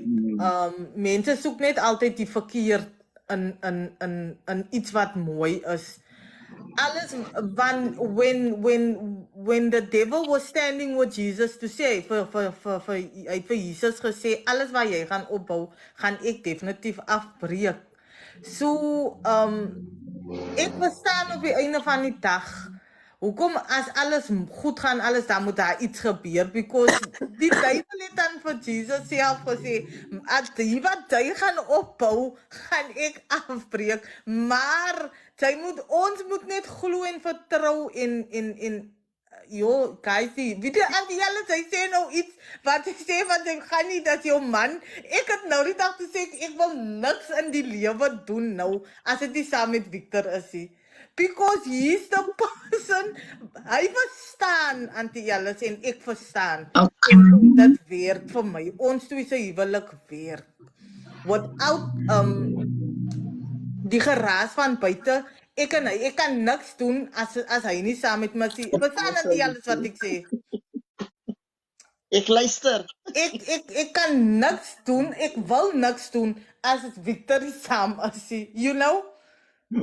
Van dat, because ik voel sterker als ik samen met hem is, als dat zin maakt voor jullie. Ik voel sterker als ik samen met hem is. Dit maakt zin omdat het een commitment is wat je gemaakt hebt. En een commitment, zo'n commitment is sealed by God, maar het is een commitment tussen twee mensen. Yes. Ja. En ons noemen commitment baie vinnig in huwelik. Yes. Maar onder het huwelik is daar soveel verschillende commitments wat je met elkaar maakt. En een van die commitments is soms dat ik loop weg. Dat is ook een commitment. Maar dat is ook een commitment, ik blij. En al twee is moeilijk. Yes. Al twee is zwaar. Yes. Yes. So, al twee van die vrouwen en die mannen die wegloop, dit is zwaar. So, dat is niemand wat een makkelijke weg kies nie. Het is moeilijk om weg te stap, denk ik. Ja. Ik wil nog gauw net zeggen. En ik denk, God is een jaloerse God en hij noemde dat hij de jaloerse God is. Yes. Maar ik denk dat ze verschillende jaloers teenoor Godse jaloersheid en Satan zijn. Want Satan weet, als hij bij Eugene het, dan is ik baie knorrerig, ik is heilerig, I just wanna cry, I just wanna... ik kan niet meer myself rondom myself krijgen nie, want op een vrijdag aan, of laat ik zeggen die hele naweek, het ek hier man nie, hy is weg. Yes. Hy is dronk. Hy is dronk. Waar sit Eugene? Ek is baie gelukkig dat hy vanaand op 'n Vrydag aan, dis saam met Landie op 'n TikTok is. Yes. Ek is baie gelukkig dat hy saam Zoe op 'n TikTok is en dat hy mense kan verduidelik dat daar hoop is. Yes. Ek is bly dat hy vir mense kan verduidelik dat jy weet hulle wat, toe Eugene uit die reep uitkom, toe vertel die neighbor op in die pad, omdat ons die ander huis in die ander pad gehad het, hulle nooi vir hom. Hulle nooi vir hom na 'n party toe waar daai mense drink nie drank. Ja. En daai mense party net. Vir wat het hulle vir hom genooi? Because they knew that he loves the party. Maar hulle kon nie compete met my nie. Want hy vra vir my, is dit okay? Ek sê vir hom, ja, gaan. En dan, ek het nog met hom gesels, ek het gebid, en Eugene het huis toe gekom. En hulle het hom liefste uitgemaak, omdat hy koeldrank, en hy drink ook nie 'n koeldrank van iemand anders nie. Yes. Hy maak sy af die koeldrank oop, en hy gooi dit in sy, hy drink dit self. Hy laat niemand vir hom, ek bedoel het wanneer ek het sê, Eugene laat niemand vir hom 'n bord kos gee nie, Eugene laat niemand vir hom 'n koeldrank gee nie, want Eugene is volwasse geword om te weet dat mense vir hom die goed wat hulle vir hom kan gee, kan 'n groot nadeel wees vir sy recovery. Yes. So Eugene eet by die huis en Eugene drink by die huis. Vanuit mos 'n vrou wat vir hom kan kos maak, hoe sit dit? Wanneer sy lus het, ja, wanneer sy lus het. Dat net lekkerder kos as jou vrou se kosie. Ek dink die punt wat Alice stry om oor te bring is dat ek het so aware geraak. Ja. Want ek het so met 'n klomp mense gesit. Yes. Ja. Dat hulle vir jou enige iets gee om te verbruik en before you know it, then you hooked on it. Yes. Yes. And you don't know where it comes from. So I'm so aware, you know. It doesn't mean if you invite me that I won't eat your food. Of course I will eat your food. You know what I'm saying? But she's making example. I'm so aware that Yes, yes. As ek by 'n funksie is of by 'n party is, ek laat niemand van my koeldranke skinkie. Ek laat niemand van my goedes aandra nie. Ek vat dit liewer te self, dan weet ek dat I know what I'm taking. And that's how where I became, because it's too dangerous. It's too dangerous for me, you know. I have a addictive personality. I can get hooked onto something very quickly. I need to stay grounded. I need to stay close to God. I need to stay close to God, because the minute I divert, then my days go. I'm a different person. I'm a different person. So I need to. There's certain principles that I need to practice in my affairs every day. And in the morning when I wake up, all I say is, just for today, I don't have to take a drink and a drug.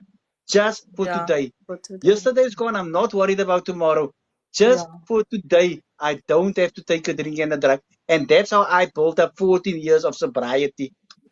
14 years by the grace of God and the 12-step program that I work. And it's so it's simple. It's simple. It's really simple. I just need to put in the effort. I can't walk to the dealer. No? Just look at the insanity of this disease that I suffer from. I can't walk to the dealer with the last money that I tried, that I stole somewhere, or I robbed somebody, or I did something, I stole something and sold it. And just before I get to the dealer's gate, somebody holds a 9mm to my head and take the money. Then in the next half an hour, I'm at that same gate to get my drug of choice. That's the insanity of this disease that I suffer from. Yeah. That's how powerful it is. But what I learned was that God is bigger than that. Yes. So Much what you bigger are than that. saying, that this is a fight you will fight every single day. It's a battle that you will fight. So it's a walk in the park now, because I have the tools to deal with it.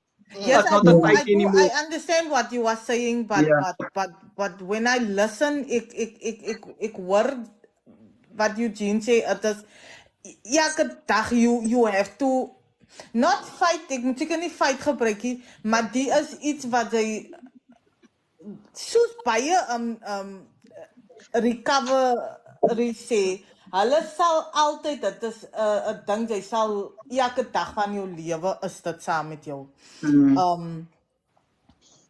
Jy kan by 'n plek inkom wat jy nog nooit in jou lewe in was nie, en dan is die mense hier besig met goed wat jy word konfront met dit. Elke liewe van jou lewe, elke dag word jy konfront met dit.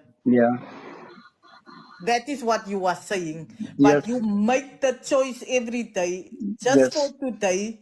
Lord, help me to get through this day. Yes. And what I want to say by that is also that you are also very traumatized.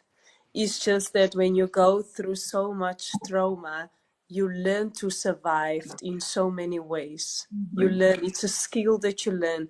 Eugene have learned so many skills to survive in his addiction so far. En as jy daarop diep ingaan, dan is dit 'n high skilled level wat jy self aanleer. Dit het hy gedoen. So jy moet heel veel dinge gaan aanleer. En is traumatized. En as jy uiteindelik clean is, dan kom al die triggers en al die traumas voel jy. En dit sit alles in jou. Jy kan dit nie uithaal nie. En as iets in jou sit, dat beteken dit is deel van jou lifestyle. En daarom kom die saying van God just for today. And it can be something completely different, but it's everything inside of you. It's outside of who Eugene is. So it is not even Eugene anymore. It is his traumas, his unskilled learning, and the transition that he's making. And like Eugene said, the one person just walk into a church and everything is gone. But not everybody is that lucky. And you know what? There is a lot of inside struggles of each one that we don't hear. We are fortunate to have the insight of not just Auntie Alice, but also Eugene, and so many, but there is so many that we know nothing about. So the inside journey, it's a different thing. And I think when Eugene say, God, just today, that's his inside journey. Maar as ons na Eugene kyk môreoggend en ons sien sy pragtige glimlag. En as ek na Eugene kyk, dan sien ek 'n aantreklike man. En dan dink ek by myself, wow, dat jy nie eens geweet het hoe aantreklik jy was nie.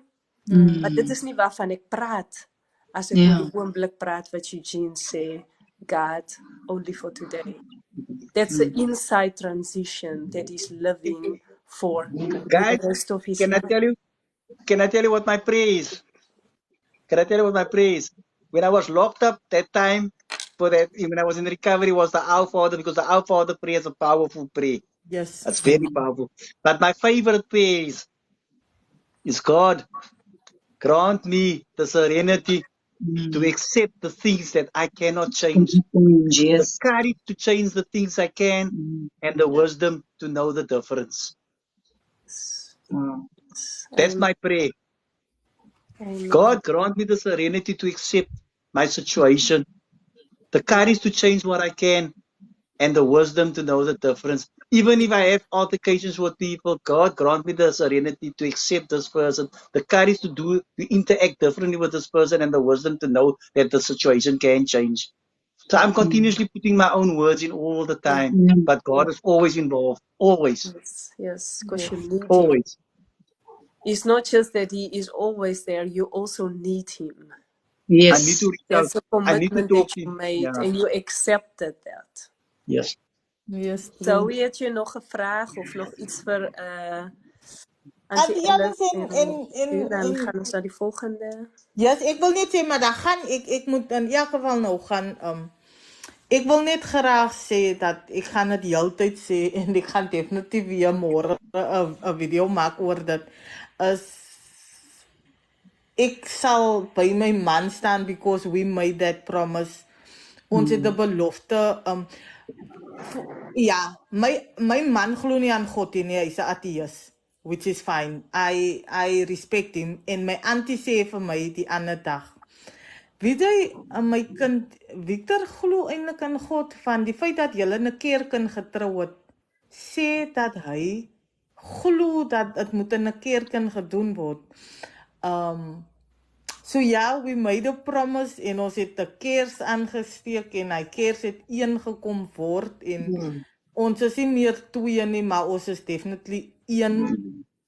En baie dankie Auntie Alice dat sy vir my weer van laasweek het sy vir my geleer en ek dink ek het laasweek 'n video gemaak wat ek gesê het Auntie Alice leer weer van wat dit is om 'n sterk vrou te wees en ek leer weer vanaand winde kom en storms kom, maar ons ken mos die man wat met die storms praat. Ons ken mos die man wat met winde praat.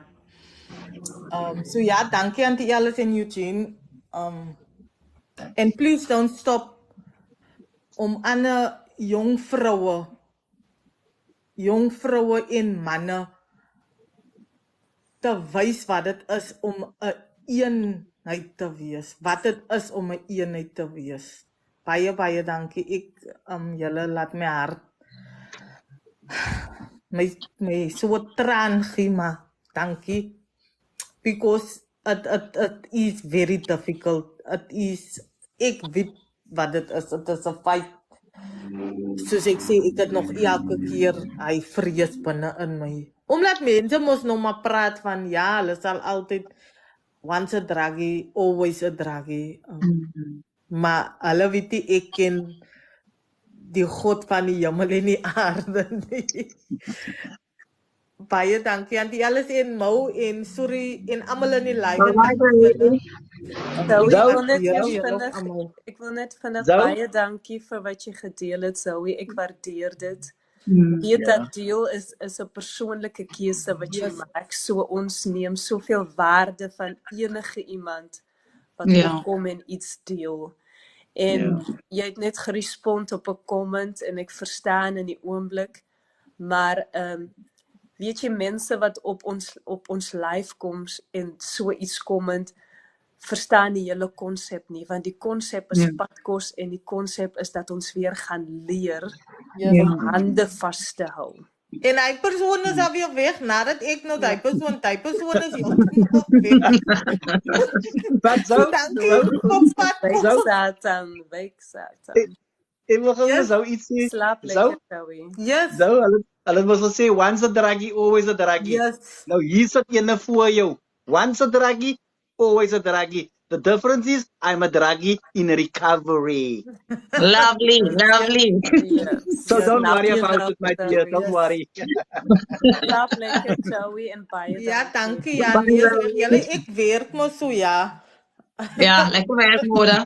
Okay, baie, julle mooi. En hy was my padkos, julle baie. Dankie, julle baie. Bye-bye. Kan jy Eugene? Ja, dis al weg. Hallo, Mo. Hallo Landie, en ek hoor almal sê Auntie Elise en Eugene, dat ek ook maar in die stroompie flou.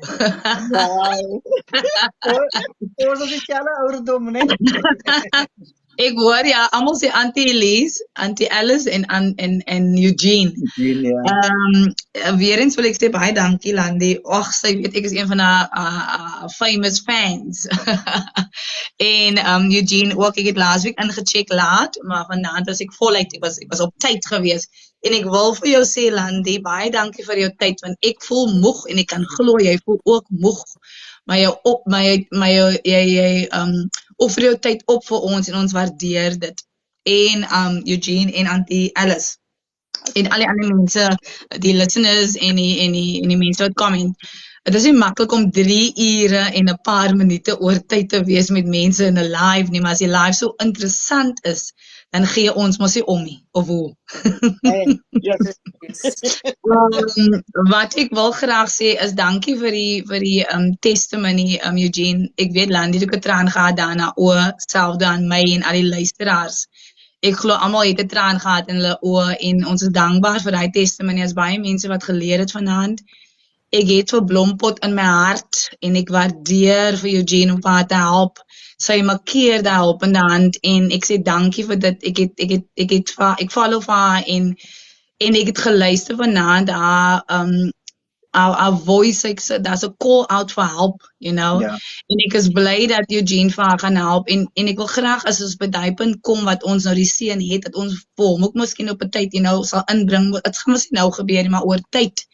Sodat ons vir hom kan eendag ook sê hoe het sy maar, you know, vir ons geleer hoe is dit ook om 'n ma te wees. Sy's nog jong, jonger as Auntie Alice glo ek en dit is nie maklik nie. Ek ken nie vir haar ookie en ek ken ook nie vir Eugene en vir Auntie Alice en vir Landie nie. Ons het maar mekaar geleer ken op die platform, maar ons voel as ons 'n familie is. En wat ek graag in 'n deeltjie wil noem is ek het genoem in my comment dat Auntie Alice vir my baie remind aan my ma. Ek gaan nou nie die hele verhaal vertel, ek gaan net so kort opsommingkie maak dat yes, I also went through that when I was younger with my dad. I was not violent and whatnot, but he used. En hy was ook 'n welder. Ek wil nou nie my dinge begin te besê as almal die welders is dit nie. Want dan kom die mense op 'n klein weet nie aan my, you know. As almal die welders is dit nie. Maar hy was ook 'n welder geweest. Hy het gewerk in die Swyswêreld en soos 'n kind het ek ook baie kom leer by my ma, you know, sy is nou altyd 'n sterk vrou. Ek sal graag wil hê sy moet eendag in die live wees, sy haar kant van die storie ook kan vertel, sal actually interessant wees.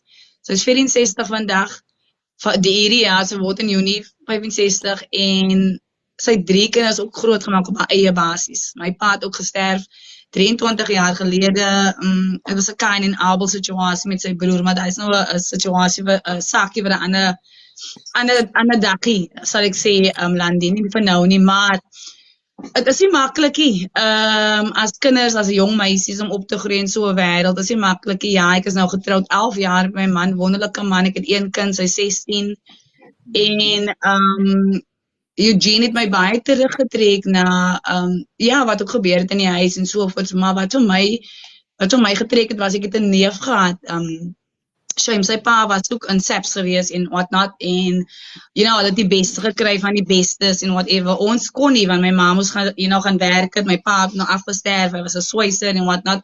Toe ons by die bank kom, is daar R0 in van al die savings, if you know what I mean.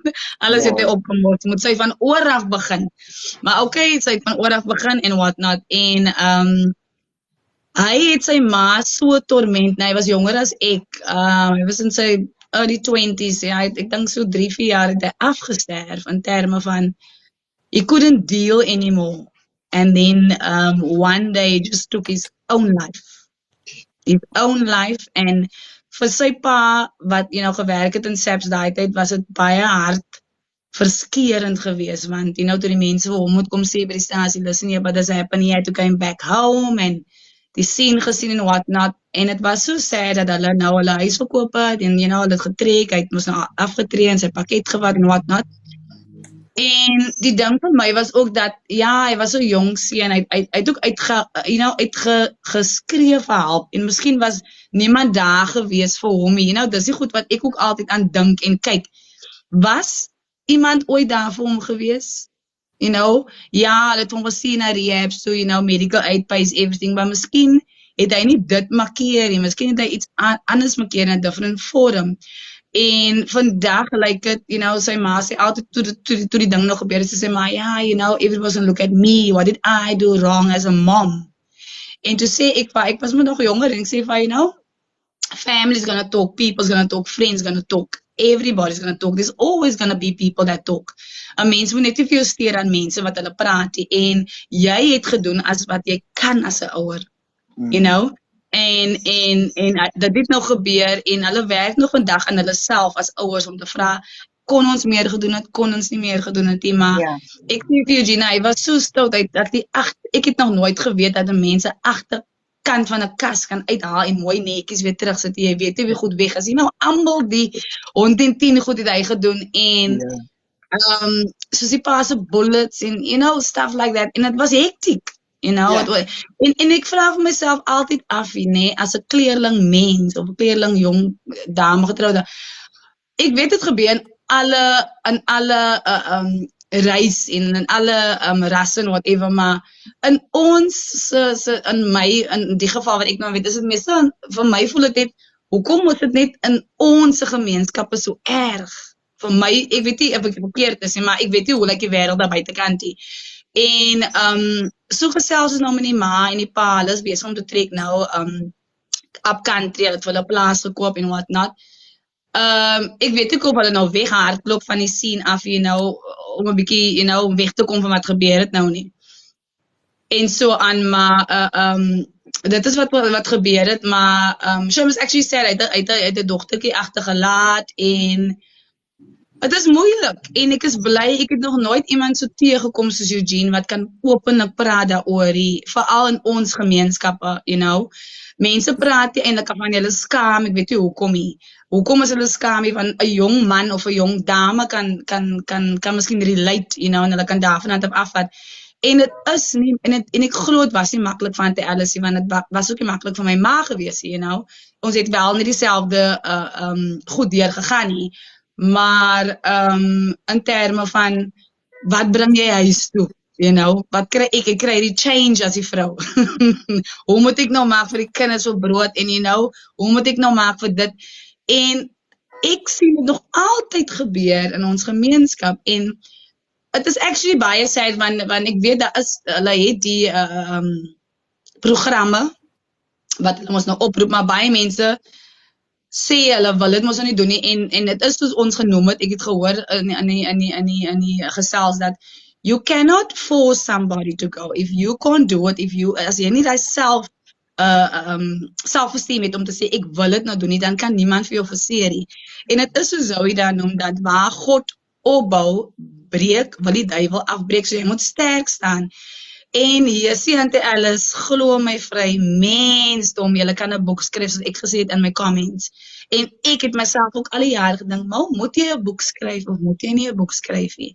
Maar jy het actually vanaand vir my kom motiveer om te dink, moet ek daai boek skryf? Because it is so het is so interessant om te wil hoor wat nog, wat nog is daar nog, hoe het julle gekom om dit te doen, hoe het julle gekom om dat te kom, en het is ongelooflik hoe julle storie vertel vir mense op hierdie platform. Ja, Eugene het gesien, so mense, they will always comment bad and whatever, maar het is nie die type mens wat jy geraak het om te sê, ek is sterk genoeg, ek kan jou comment, hanteer, en soos ek altyd vir Landie sê, en vir Zoe, en vir wie op die platform, het is net ons mense, wat, ek weet nie hoekom, as dit lelik is met mekaar, lelik comment gee, whatever, vir hoekom, I don't know, waarin ons mekaar moet motiveer, en dit is wat ons alledaags in ons gemeenskappe sien, en dit is wat hulle makeer, en really, I envy you, Eugene, and I take my hat off for you guys, like really, ek is wel jonger as julle almal, ek is jonger as Landie ook, maar I take my hat off for you guys by coming up and coming out and speaking openly about your lifestyle, because daar is iemand, of daar is mense wat wel aanvat daarvan, en het wel toepas in hulle lewe elke dag, because it's not easy for everybody just to speak about it. Nou, die live word ons nog gerecord in Landie op jou YouTube, so mense kan daarvan afvat. You don't know who's listening to it. You don't know whose life you will be able, you're changing. Mense miskien te skam sê, Eugene, you did make a difference in my life. You don't know that. But keep on doing what you're doing. Really, I really take my hat off and I say thank you to God for bringing you thus far in your life. And like you say, you're treating your wife now. It's never too late. Look at Tina Turner. She passed away at 83 years old, and she had a hectic lifestyle in her beginning from young age. En sy noem het ook dat later in haar lewe het sy ook bekom, 'n betere mens, sy het liefde gesien vir wat het is op 'n later stadium. So it's never too late to change. Never too late to change, never too late to study, never ever too late. It depends on you as the individual. So Landie, weer eens baie dankie vir jou. Ek weet jy is moeg, shame, jy wys dit nie uit vir ons nie, maar ek kan glo dat jy kan moeg wees. Maar ek vra wel, sê dankie vir jou man en vir jou kinders, vir jou tyd wat jy altyd opoffer vir ons, want dit bedoel vir ons baie. En die wat nie weet in die comments en wat nie vir ons ken of wat not nie, jy het regtig hierdie platform opgebring vir 'n regte doel, soos ek altyd sê, jy was nie hier geplaas vir niks nie, jy was hier geplaas vir 'n rede. En dankie Eugene en Auntie Alice en familie, ons waardeer elke dingetjie wat julle vir ons gesê het en ons leer daaruit. Thank you very much. Have a good weekend, everybody. Thank you so much. Thank you. Thank you for sharing, and thank you for the beautiful words again. Thank you. Good evening, Suri.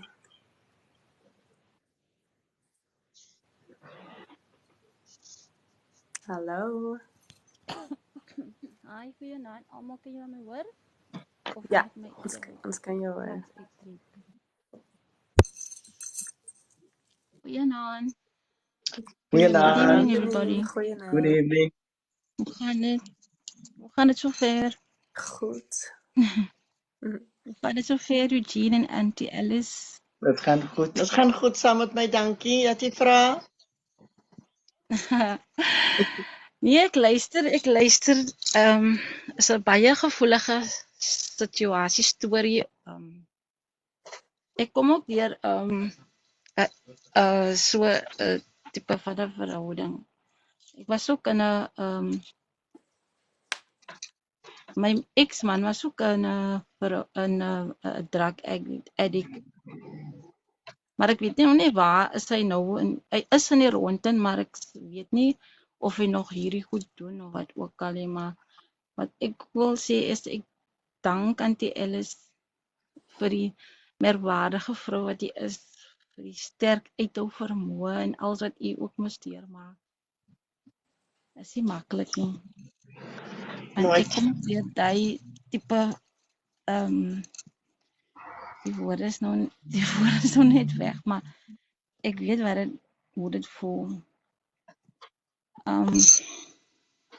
Waarom ek maar moes opgegee het, is ek was, my kinders was nog klein gewees, die jongste, ek het 2, dogter is 21, sy doen nou haar 4de jaar, en dan my seun is nou graad 11, hy is 16, hy word oor 'n paar dae word hy 17. En so op die ouderdom van 3 toe dinge nou al te ver gaan. En soos ek sê, 'n biddende vrou of 'n biddende man, die twee combine, jy kan alles bereik. Jy kan enigiets sê mens, jy sal bo uitkom, twee wat saam bid. Maar dit hang van die persoon af self. Want ek het alles in my vermoë gedoen. Ek het op my maatjie gegaan, ek het gehuil terwyl ek swanger was. Trane het gerol. En hy het reggekom, maar het maar weer af van die pad af en so gegaan. Maar op die einde van die dag het ek gesien, nee, dit drain my emotionally, mentally en finansiëel. Want soos hy kon sê, as hy die huis kon op 'n huister wegdra, toe dink ek, nee, hier moet ek 'n lyn trek. En behalwe dit, ek was ook verkrag gewees deur hom so ver die goed gevat. En kinders wat daaronder gelei het, en selfs tot nou, hy lewe nog, maar hy het nog nooit eens sy hart opgemaak, verskoning gevra of 'n ding nie, of vra oor die kinders en so aan te nie. So ek wil maar net sê, ek dink en vir 'n vrou, as jy sien jy kan net nie meer nie, dan kan jy net nie meer nie. Nie dat ek onderskat wat ek tel hou my hoed af Auntie Alice vir wat hier kon dra deur. Ek ben hy uit al vermoë. Maar ek dink nog steeds as vrou ek is totally gekant teen violence. Ek sal opstaan vir 'n vrou wat deur enige violence geaffekteer word, selfs 'n kind. So as jy kan uitkom uit dit, en dan dink ek jy moet eerder vroeg al uitkom en sê maklik om ene te los, wel, want ek dink daar is 'n lyn tussen liefde en omgee. So dan kies jy maar die pad, want ek sou nie sê dat ek gee baie nog om, ek gee regtig waar nog om, want ek wonder nog altyd, hoe gaan dit met hom of so. Maar die liefde net het verdwyn. Want die siere is nog daar, is nog daar as dit opkom hierdie topics. So ek het nou is maar al wat ek nou wil deel. Maar baie dankie. Ek het net 'n stukkie kon sê. Maar ek Eugene, eerlikwaar, as daar meer manne soos jy kan wees wat so deur uitsettingsvermoë het en wat sulke sterk wilskrag het, regtig waar, dan sou die wêreld 'n betere plek kon gewees het. Ek wens meer en so dinge regtig anders uitgewerk het vir ons, ook baie beter as die wilskrag en die als wat jy insit en waarvoor jy veg. Jy weet waarvoor jy veg, wat jy wou hê in die lewe. En jou mindset was reg.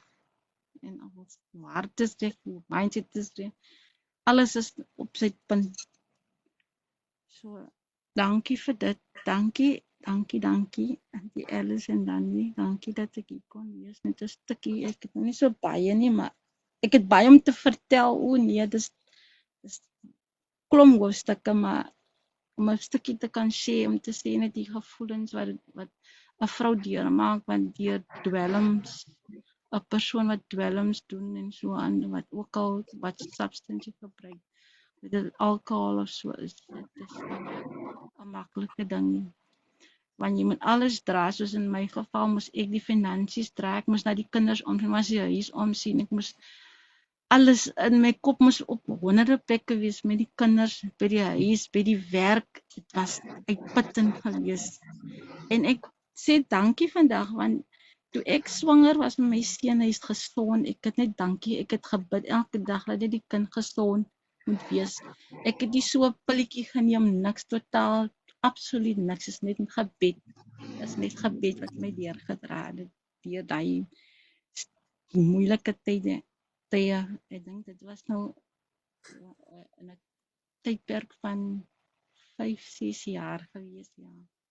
En almal het vir my gesê, los hom.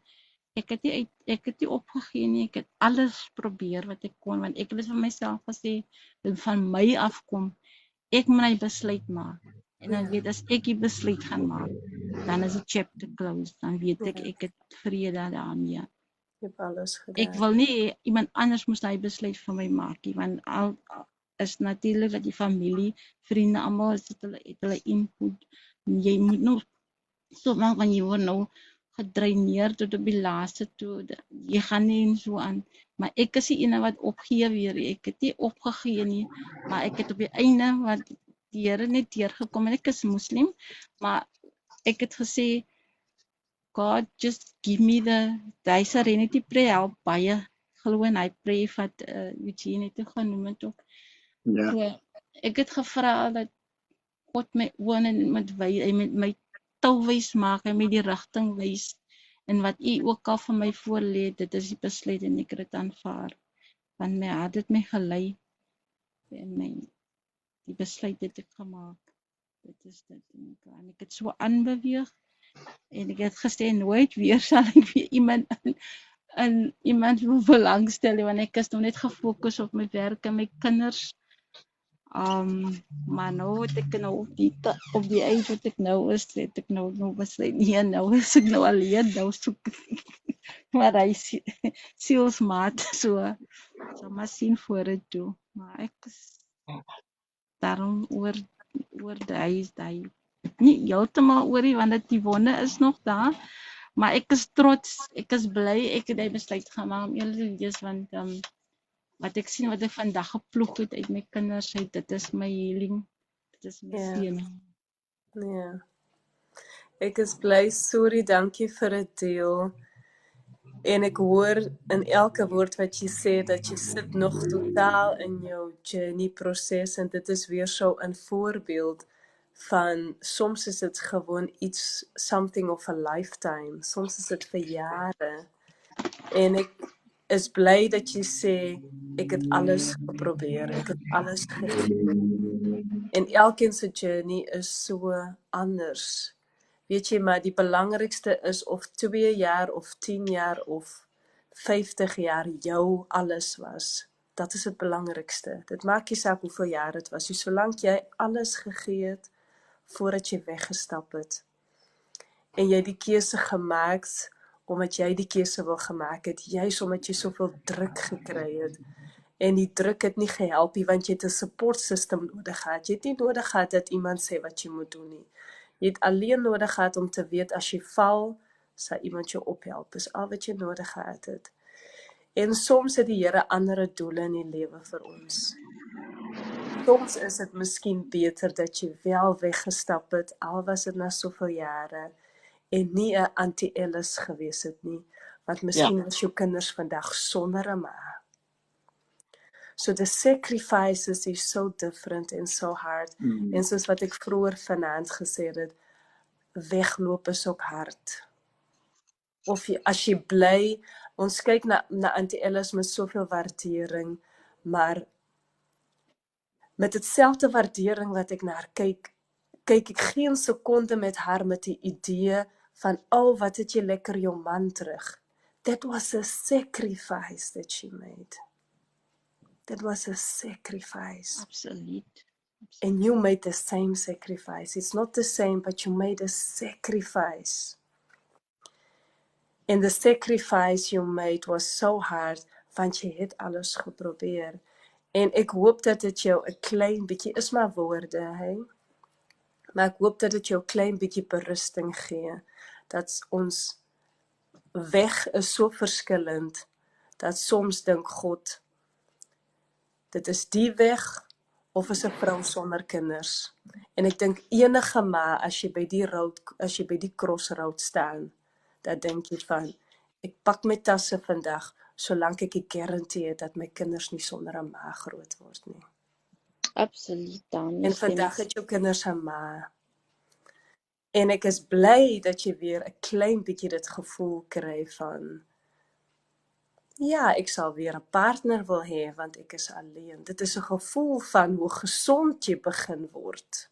Miskien is jy nog nie daar nie. en jy sê ek fokus nou op my werk en op my kinders en ek hoop die volgende keer as ek weer met jou praat dat jy sê en ek fokus op myself.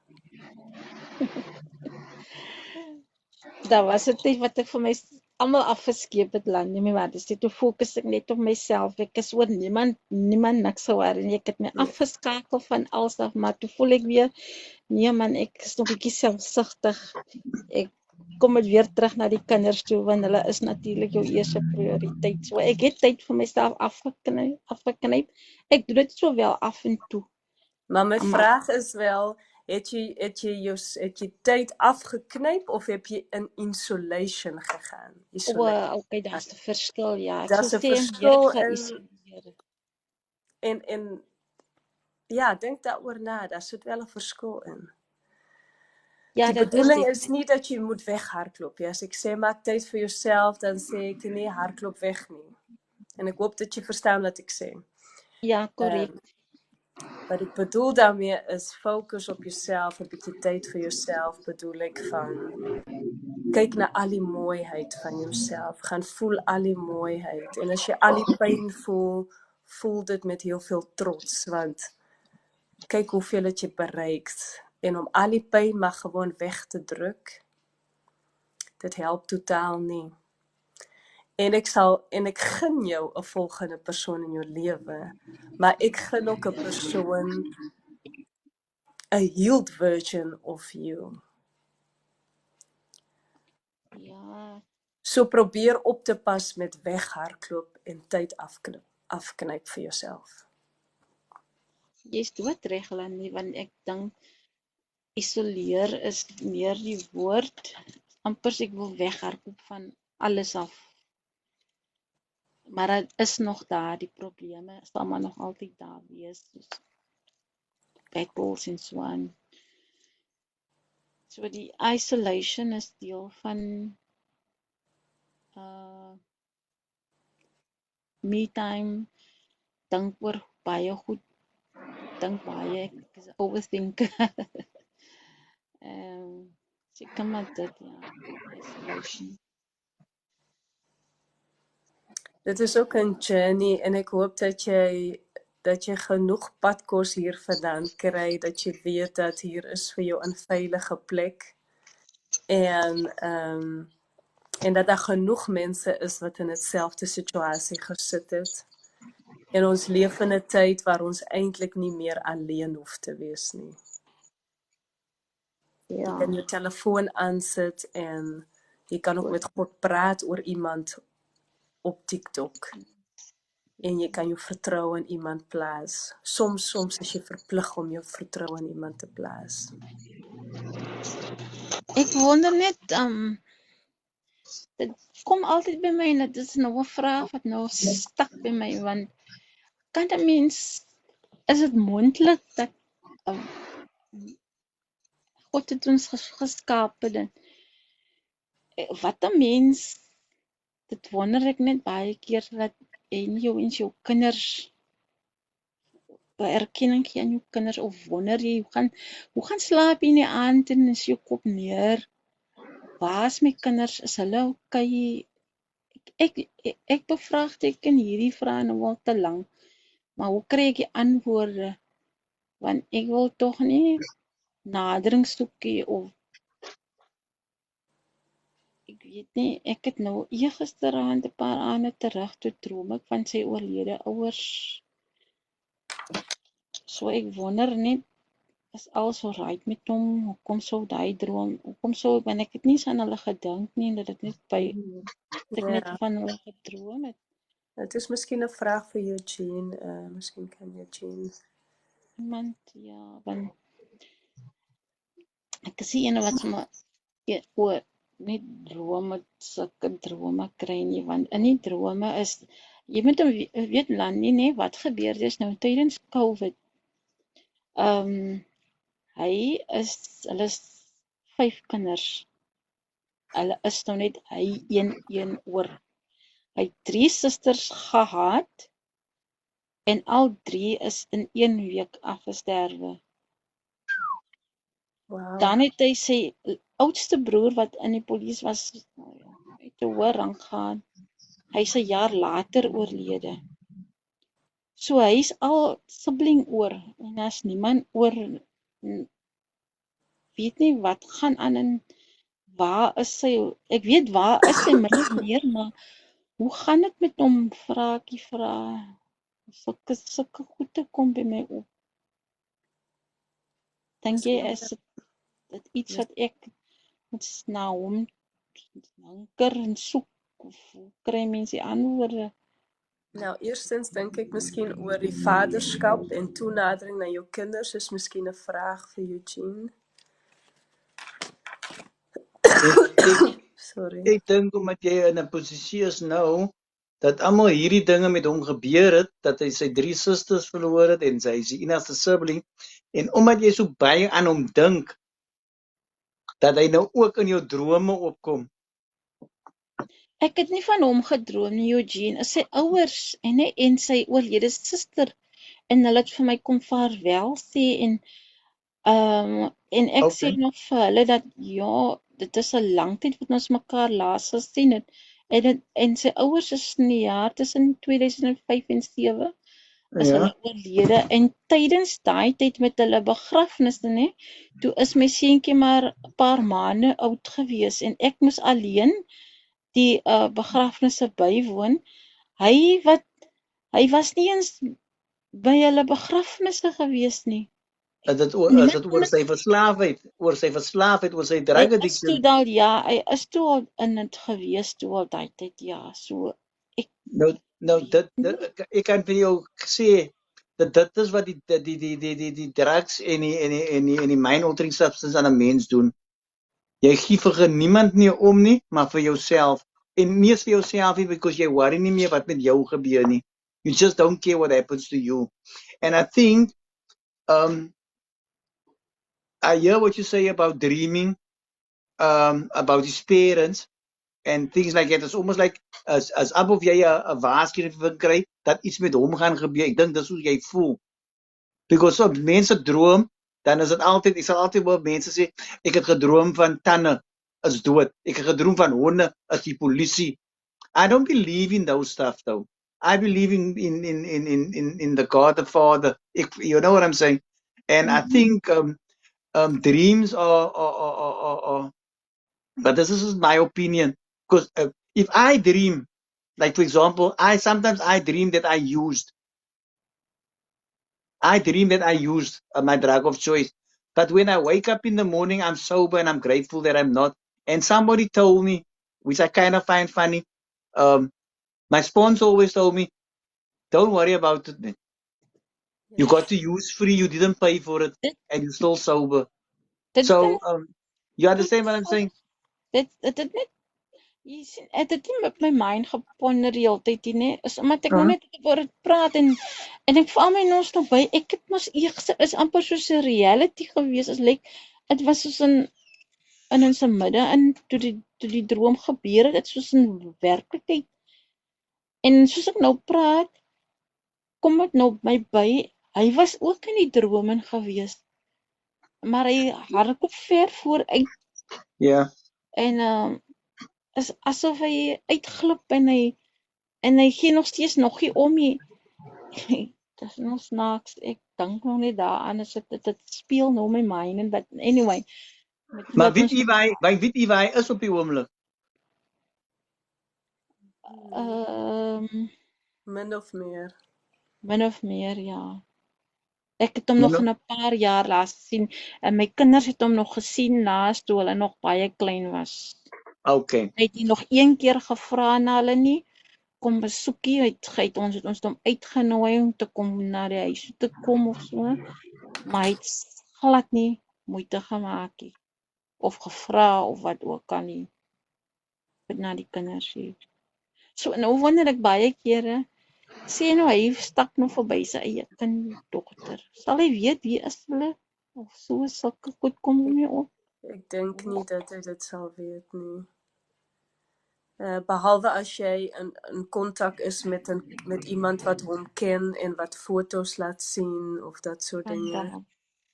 Maar dat beteken dit ook dat hy 'n bietjie recovered is, maar as hy in die state was wat jy weggegaan het of erger, dan denk ik dat Eugene kan daarop antwoord ook dat het is natuurlijk een groot wens uit jou hart en 'n behoefte,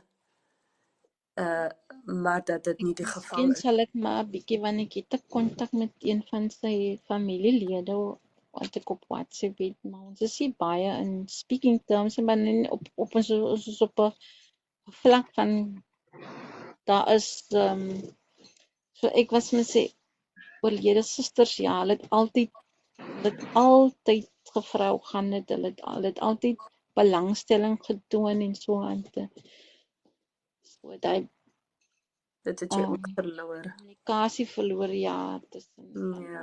so aan. Maar wat sal jy nog? Het jy ooit probeer om uit te reik vir help vir jouself? Wie? Vir jouself. Ja. Destyds, ja, toe ons gegaan het, toe hy op hierdie stapsens gaan, Eugene. Nee, ek praat van nadat jy na die kinders gekyk het en almal hierdie emosies deurgaan en so aan het jy ooit ek is onder 'n dokter, ja, ons psychologist. So is jy 'n psychologist? Yes. Okay. Maar dis meer as dit. So dan word ek nog getuister by die werk ook nog. So ek val in klomp sirkels rond. Ek het baie battles wat ek fight. You got a lot of challenges. Yes, that's a lot. But wat is jou laaste wense en behoeftes? Want ek dink daar was 'n tyd wat jy dink, ek vind dit eintlik lekker dat hy nie in ons lewens is nie, want ons het die rus nodig. En ondanks al die challenges het jy weer rus teruggekry, want anders het jy nie die gevoel gekry jy het weer behoefte om 'n soulmate te ontmoet nie. Maar wat is jou wens? Het jy 'n wens dat jy graag wil dat hy sy kinders moet sien? Is jy bewus wat die nagevolge is as hy nie recover is nie? Is jy bewus die effek wat dit op die kinders sal hê? Het jy oor al die dingetjies nagedink en is jou enigste wens eintlik dat jy wil heel graag dat hulle hom sien? Dit is my wens, ja. Ek wil baie graag hê. Ek wil net daai oomblik sien. Ek wil daai oomblik voor ek nog my oë eendag toemaak, moet ek net kan sien dat daar daai ontmoeting is tussen die kinders en hulle pa. Nou as jy die wens het, dan sal ek gebruik maak van die kontak. Natuurlik moet jy self kies, ons sê maar wat. Sal ek gebruik maak van die kontak wat jy het. Dit is ook miskien iemand vertroulik. Dit is 'n familiepersoon, dit is ook nie iemand van buite nie. En dan sal ek probeer om 'n keertjie te sorg dat jy hom eers te sien. Hy hoef nie te weet dat jy hom sien nie, maar dat jy eers te sien hoe hy lyk. En dan maak jy die keuse. Miskien is hy in 'n state wat jy dink van, ek wil nie dat my kinders dit sien nie, ondanks. En dan vra jy ook advies. Natuurlik kies jy altyd self, maar dan vra jy ook iemand om advies en jy vra ook, wat kan jy in die situasie doen? En dat jy jou kinders nie in die oseaan gooi en hulle moet swem nie. En dit is maar jou pa en jy moet hom 'n drukkie gee en dit en dit en dit en dit. Ja. Dit is 'n groot druk en 'n verantwoordelikheid wat jy op jou kinders plaas. En jou kinders het al genoeg meegemaak. Omdat dit goeie kinders is, beteken nie dat jy gesonde kinders van binne het nie. They have learned so many skills. Jou kinders het een van die betere skills in die lewe geleer wat my kinders nie eens het, wat gesond opgroei nie. It sounds very strange. They have developed high quality skills to survive. Wat beteken soms is daar iets gebeur, dan weet my kind nie wat om te doen nie, want hy het alleen in vrede opgegroei. Hy het niks geleer nie. Ek kan ook nie met my kind gaan slaan om iets te leer. So werk die lewe nie. Dit is dinge wat in hulle lewe gebeur wat hulle traumatise en alleen trauma kan jou wek om die skills te leer. En dit sorg wel soms dat kinders lyk asof hulle heel goed doen in die lewe. Maar in dit opsig, nou dat het goed gaan met jou kinders of beter gaan met jou kinders, don't take advantage of that. Want jou kinders het genoeg meegemaak in die lewe. En ek verstaan die diep droom wat jy het as ma. Maar jy kan dit altyd met iemand bespreek, jy kan dit altyd nadink, en ek sê het maar so, jy hoef nie my woorde aan te neem nie, ek weet dit ook nie almal nie, maar uit 'n gesonde persoon sal ek sê, maak seker dat jy hom eers te sien, en dan maak jy jou keuse verder. Dit maak Ek 100% stem 100% wat Landie daar sê, dan sal ek ook sê dat dalk moet ek eers by hulle ook toestemming of met hulle daaroor gesels en vra hoe voel hulle oor dit dalk as hulle sien hulle uit eendag om wel te weet hoe gaan dit, of as hulle nog belangstelling daar om hulle pa graag te wil sien. Sulke tipe vrae, dink ek moet hulle eers ook daaroor nader, want hulle kan wel vir hulle self volwassenlik dink en so ja. En weet jy net, sorry, al wil ons heel graag, ek voed my kinders ook heel neutraal op en heel oop op en met heel veel vryheid, maar op die einde van die dag bly jy die ouer. Ek praat met my seun voornamlik oor met soveel dinge, maar daar's ook heel veel dinge wat ek nie doen nie, omdat ek wil nie verantwoordelikheid op sy skouers plaas nie. En ek sal die gesprek met jou kinders, en waarom ek jou die advies gee, natuurlik kies jy het eintlik self, waarom ek jou die advies gee, dit is kinders wat op 'n jong leeftyd heel veel meegemaak het. Ek sal die verantwoordelikheid of die gevoel of die druk nie op jou kinders se skouers plaas om so iets van hulle te vra of die gesprek met hulle aan te gaan as jy jou eie huiswerk nog nie gedoen het nie. So ek sal jou kinders in rus laat vir wat dit nou is, en dan doe jy as volwassene, as mamma, jou huiswerk. En as jy weet dat dit is safe, dan kom jy na jou kinders terug, because you don't want to disappoint them. Is dit waar, Landie, waarom ek dit sê? Ja, want kyk na my seentjie, né? Hy was maar 3 jaar oud, ja, en hy onthou tot nou nog toe, dan maak hy my nou 'n grap daaroor dat sy pa vir hom gesê het, hy gaan my R20 gee. Hoeveel jaar later, en hy onthou nog so klein daaroor dat sy pa nou nog die R20 vir hom bring. Ja. So, dis 'n stigma, dit klou aan hulle, ergens rond, so, my dogtertjie, ja, sy was by ouderdom van 5-6, wat sy ook sien, want ek het altyd gesê, as hy geweld moes gebruik, dan het ek altyd gesê, nie vir die kinders nie, en dan, maar het so per ongeluk gebeur, dat sy wel kon op 'n stadium sien, die is geweld betrokke en so aan wat nie gesond was nie, en dit was soos ek sê, die redes waarom ek moes uit dit uitkom, moes die kinders bewaar en beskerm vir hulle veiligheid, hulle sanity, vir my sanity en so aan te. Sorry, ek wil voordat ek aan Eugene gee, wil ek jou nog iets sê. Soms, en ek hoop dat almal wat nog in die comments is, probeer om my heel goed te begryp wat ek sê. Soms is dit beter dat jou kinders sien dat jy geslaan word. Het klink heel strange wat ek sê. Want al sien hulle dit nie. Jou kinders is so connected aan jou, dat hulle voel dit. En soms weet hulle nie dat dit slaan is nie. Hulle weet nie dat dit kom deur drugs nie, of kom dit oor 'n siekte nie, of kom dit oor cheating nie, maar daar's iets wat hulle voel. Iets wat nie goed is nie. Iets wat gevaarlik is. Iets wat mamma hartseer maak. Iets wat mamma stikkend maak. En as hulle jou man sien wat jou slaan, is dit natuurlik verskriklik. Maar vir 'n kind is dit, daarom voel ek dit, omdat mamma geslaan word. So nou gaan ek soet is, sodat mamma nie meer geslaan word nie. Maar voel jy die druk wat ons op ons kinders is, dat 'n kind moet behave oor alles wat hy voel, en hy weet nie waarom nie. Hy weet nie waarom nie. Ons voed ons kinders in 'n swart grot op, want dit is 'n grot in sy, as jy nie weet wat jy voel nie. En ek hoop dat dit jou 'n klein bietjie berusting gee. En met dit wil ek sê, onderskat nie die gevoelens en die traumas wat jou kinders gehad het nie. En dan sê ek dit uit soveel respek en uit soveel sagtheid en uit soveel liefde. En ek neem nie weg vir die stappe wat jy al gemaak het nie. Maar al het jou kinders nie gesien dat jou man jou geslaan het nie. Hulle het alles gevoel. Hulle het alles gevoel. So ons moet met sulke kinders baie genadig wees. Gelukkig het hy my nie geslaan nie, Landie. Hy het net 'n bos sleutels aan my toe gegooi.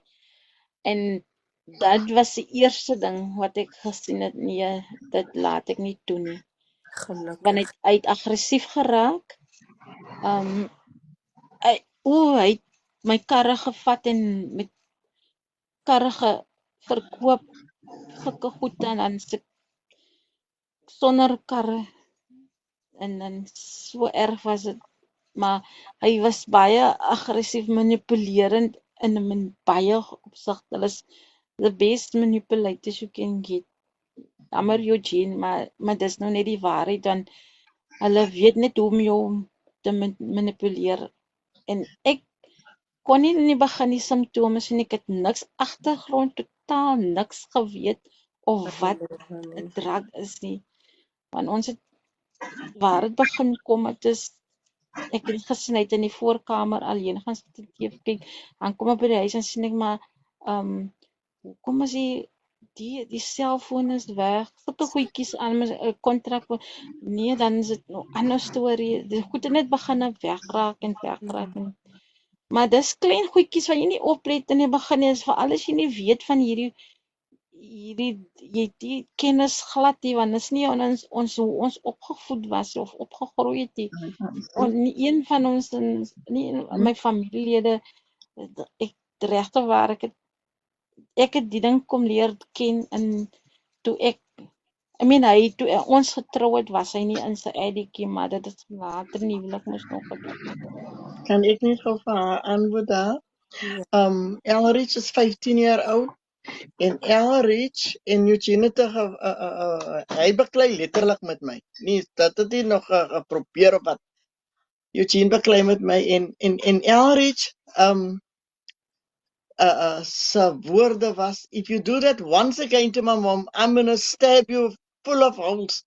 En Elrich het letterlik 'n mes in sy sak. Want en dat is toe dat ek vir Elrich sê, you will not do that to your daddy. Because he's your daddy. Yes. En ja, ek wil net hier dat die luisteraar moet weet dat Elrich het op die ouderdom met hy betrokke geraak. Seker. En dan, ja, dan het gebeur. Maar nou wil ek vertel van Jade. Ek dink, Jade is die kind wat net skool toe gegaan het. Hy ken nie regtig waar die hele storie nie. Maar hy kom huis toe, ek wil nou net reg vertel, ek wil nie bylas of wegvat nie. Hy kom, hy sê, hy sien my been is blauw, hy vraag my, who did that to you? Is it my daddy? Ek gaan vir julle sê, wat sê my kind op sy 6-7 jarige ouder my sê, because if he did, I will turn his balls for him. Wat ek daarmee wil sê is dat my kind is 6-7 jaar oud, hy is emotionally, as hy oor die blauw merk op my been. Ja. Maar dat het nie vir hulle weerhou van, daar's baie ander dinge wat ook gebeur het, maar hulle is lief vir hulle daddy. Hulle wil hulle pa in hulle sirkel hê. Ja. Dis hoekom ek Joshua het niks gesien nie. Joshua het niks gesien nie. Joshua kan letterlik niks onthou nie, want ek het al vir julle in die vorige gesprek vertel hoe Eugene vir Joshua teen die drywall petitioning muur gooi. Okay, ek vertel vir Joshua dit, maar dit maak nie vir Joshua dat hy nie sy daddy wil hê nie. Hy wil sy pa hê, nie? Ja, ja. Maar ek wil ook iets sê, man. Ek wil vir die dames sê that all stories are not success stories. When it comes to drug addiction, in my experience over the last 14 years, I'm walking this walk and working in a treatment facility. All stories are not success stories. Yes. Some people come clean, they live their life, they get divorced, they move on, they're not part of that person's life anymore, but they live a clean life. So all stories cannot be a success story. Life just don't work that way. And something stuff are just set out to be that way. En it's eintlik hartseer om te dink dat sommige kinders nooit hulle ma of hulle pa regtig ken nie because of drug addiction. You know, that's the sad part of it. If for me personally, it's a blessing. I'm one of the, I won't say one of the lucky ones because I'm not lucky. I've been blessed. I've been really blessed to have my children and my wife still in my life. Yes. For where I came from and what I did, I promise you. And I see this every day, and it's sad to see that some people go into treatment. They have this real honest desire to stop using. They really try. They just cannot. So all stories cannot be a success story. You know, the reason we come out here, we bring a message of hope, because out of the 100 people that's listening, that's struggling with a drug addiction, and I'm using that as an example, will survive. And we need to make that number grow. That's the challenges that we have. We need to try and make that number grow. And we mustn't forget, for me personally, I don't forget that the loved ones that witness this also has healing to go through. Yes. They also have healing to grow through. I'm one of the people that is blessed to have a program that I work to keep me on the straight and narrow. Yes. My children didn't have a program to work. My wife believed in God. Yes. She didn't have a program to work through. She had to learn how to deal with somebody that's in recovery now because she also got used to the chaos.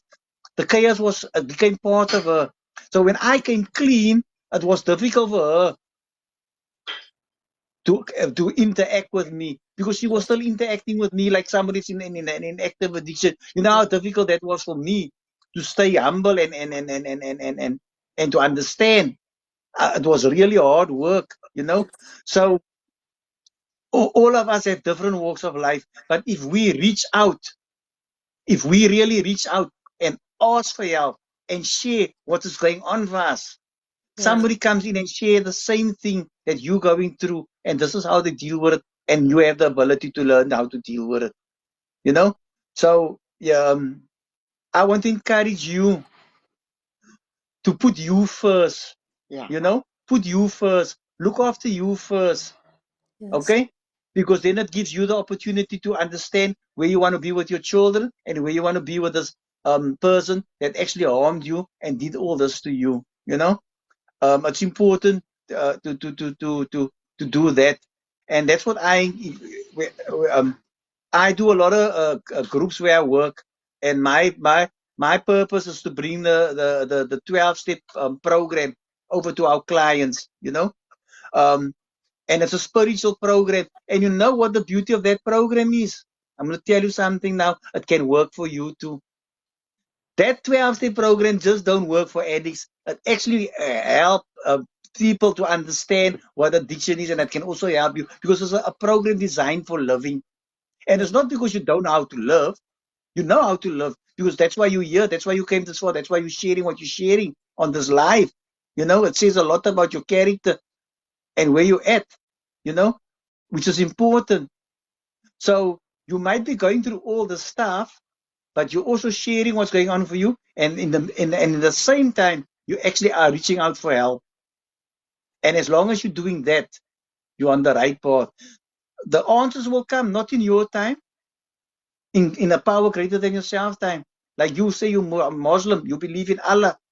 Yeah. Your answers will come, and it will seem like it's a never-ending journey.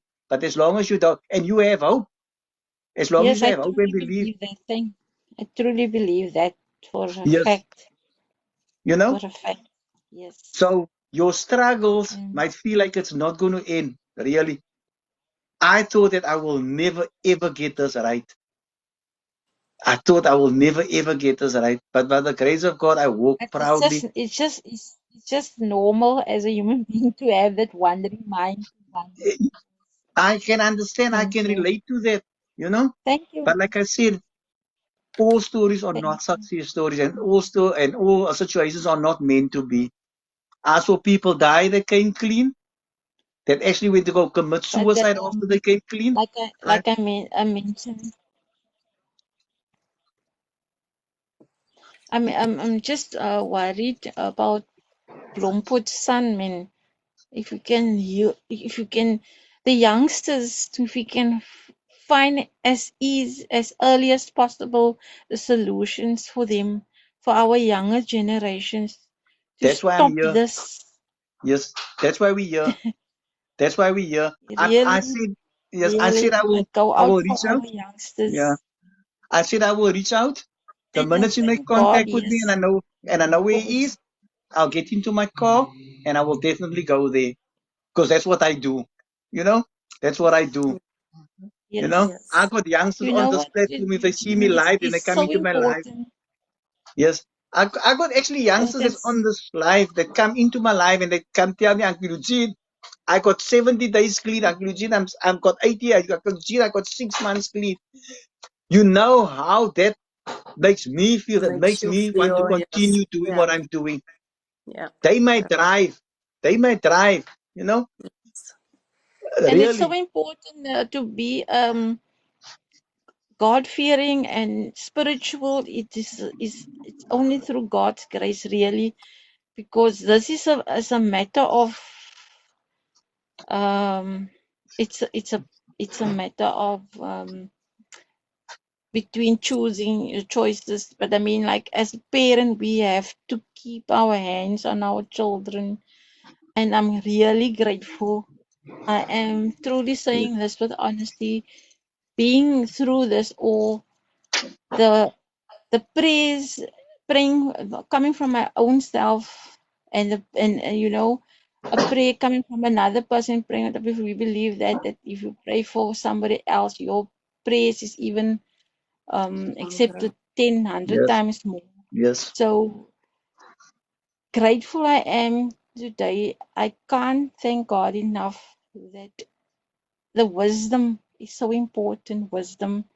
We Yeah. have to pray wisdom into our children so that they can be the better and see the right from wrong, make right choices. Our youth, we have to instill this in our children from a small young age, because we must make and we must notice these things really. My heart goes out for the families, for the parents. It's dealing with these situations when it comes to youngsters, Yes. even as adults. But I mean, from the young age, it's so hard. So keep praying, parents who's on the live. Encourage your children. Don't give up on them. Please don't give up on them, because this thing, as we all know, is not. It's not. It's a devil. It's just Destroys the devil. Hell. families. Devil. Yeah. So yeah.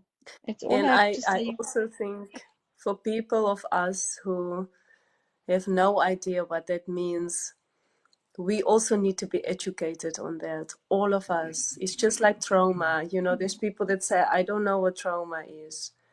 Weet jy wat is trauma? Trauma is as daar 2 kinders op 'n skoolplein staan en jou ma is te laat en jou ma is 10 minute laat, dan is dit vir die een kind, my ma is laat. En vir die een kind het dit 'n effek vir die res van sy lewe.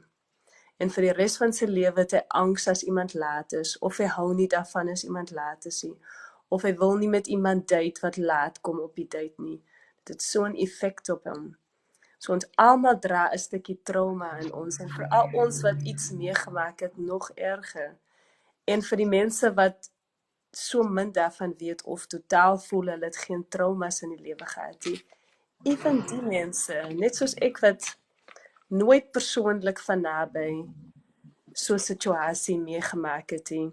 I need to be educated for my future. I need to be educated for my husband.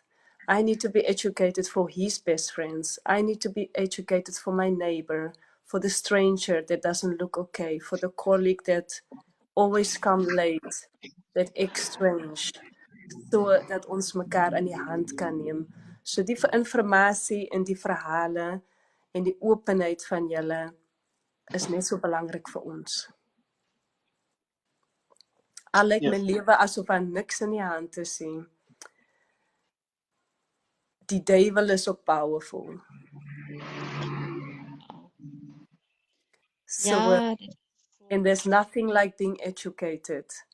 En education is nie altyd 'n degree nie, maar soms as jy hande vashou en weer leer om mekaar se hande vas te hou, vernaamlik in ons colored community. Dan kom ons wel iewers. En ek voel al dat ons iewers gekom het. En dit is terwille van 'n klein act, omdat ek nie na Eugene kyk met 'n vinger wat ek wys nie. En ek nie na Auntie Ellis kyk met waarom het jy nie weggegaan nie. En ek nie na Suri kyk wat weak dat jy weggeloop het nie. Because everybody's walking their own path. And nobody's path is easy because we all have challenges. En as ons mekaar se hande vashou, ons almal leef maar so lank, en as jy moet lank genoeg leef om wysheid te kry en alles mee te maak, dan werk die lewe nie meer nie. En is tyd dat ons oë oopmaak en bewus word, want ek leer uit die sterkappel daarbo. In my huwelik ken ek nie sulke dinge nie. En die huwelik wat ek die vertroue in het, dink ek nie dat dit sal gebeur nie. You never know. Maar soms is faith ook belangrik. Ek het die geloof. Ja. Maar my kinders is nie my huwelikie. My kinders is ook nie my eiendom nie. As my kinders hulle se sakke pak en hulle gaan die deur uit, that's none of my business anymore. My enigste business is dat ek hulle opvang as hulle val. En dat ek hulle moet rejoice as daar iets is om te rejoice. En dat ek daar is wanneer ek nodig is. En dat ek moet, but the business they have agter toe deure, it's none of my business. But if I cross that road, dan het ek iets geleer van die kappel. En ek hoef nie 'n vrou te wees wat staan nie, maar as ek na my seun kyk, en hy sê okay nie, dan moet ek die ma is wat veg tot op het laaste veg. En dit het ek vanaand weer geleer. Uit 'n ander situasie, iets wat niks met my te doen het nie. En dit is tyd dat ons kleerlinge, in particular, gaan leer om minder vinger na mekaar te wys en hande vas te hou. En die tyd wat ons hande aan mekaar verbind, dat ons vorentoe loop.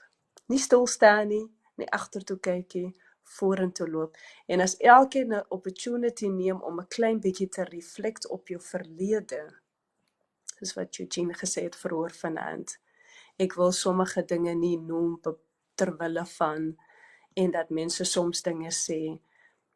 You know what, in detail is soms nie meer belangrik nie. Wat gebeur het, het gebeur. Maar soms het jy 'n klein bietjie refleksie nodig, sodat mense kan verstaan, wat daar is soveel mense wat nie verstaan nie. Maar die bedoeling is ook om mekaar in die hand te neem, want jy kan alleen verder as jy dit verstaan. En daar is genoeg mense wat sê, ek hoef dit nie verstaan nie, want ek weet nie wat dit beteken nie.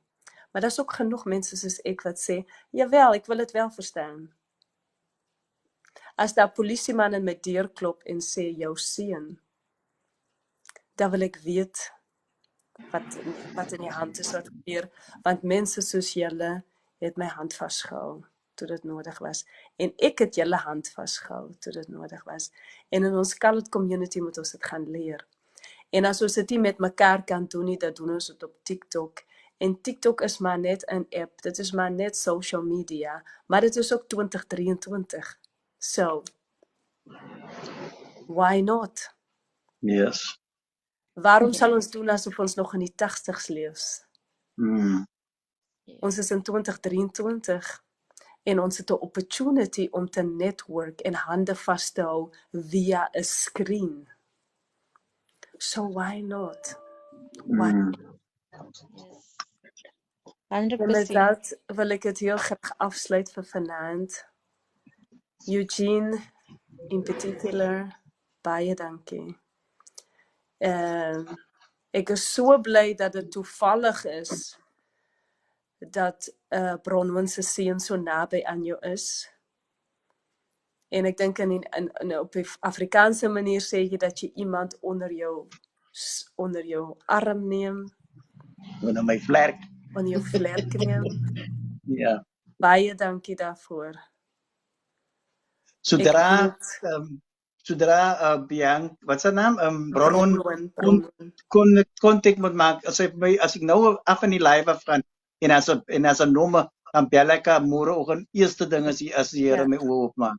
Ja. En dan try ek so vinnig as moontlik uit te reach.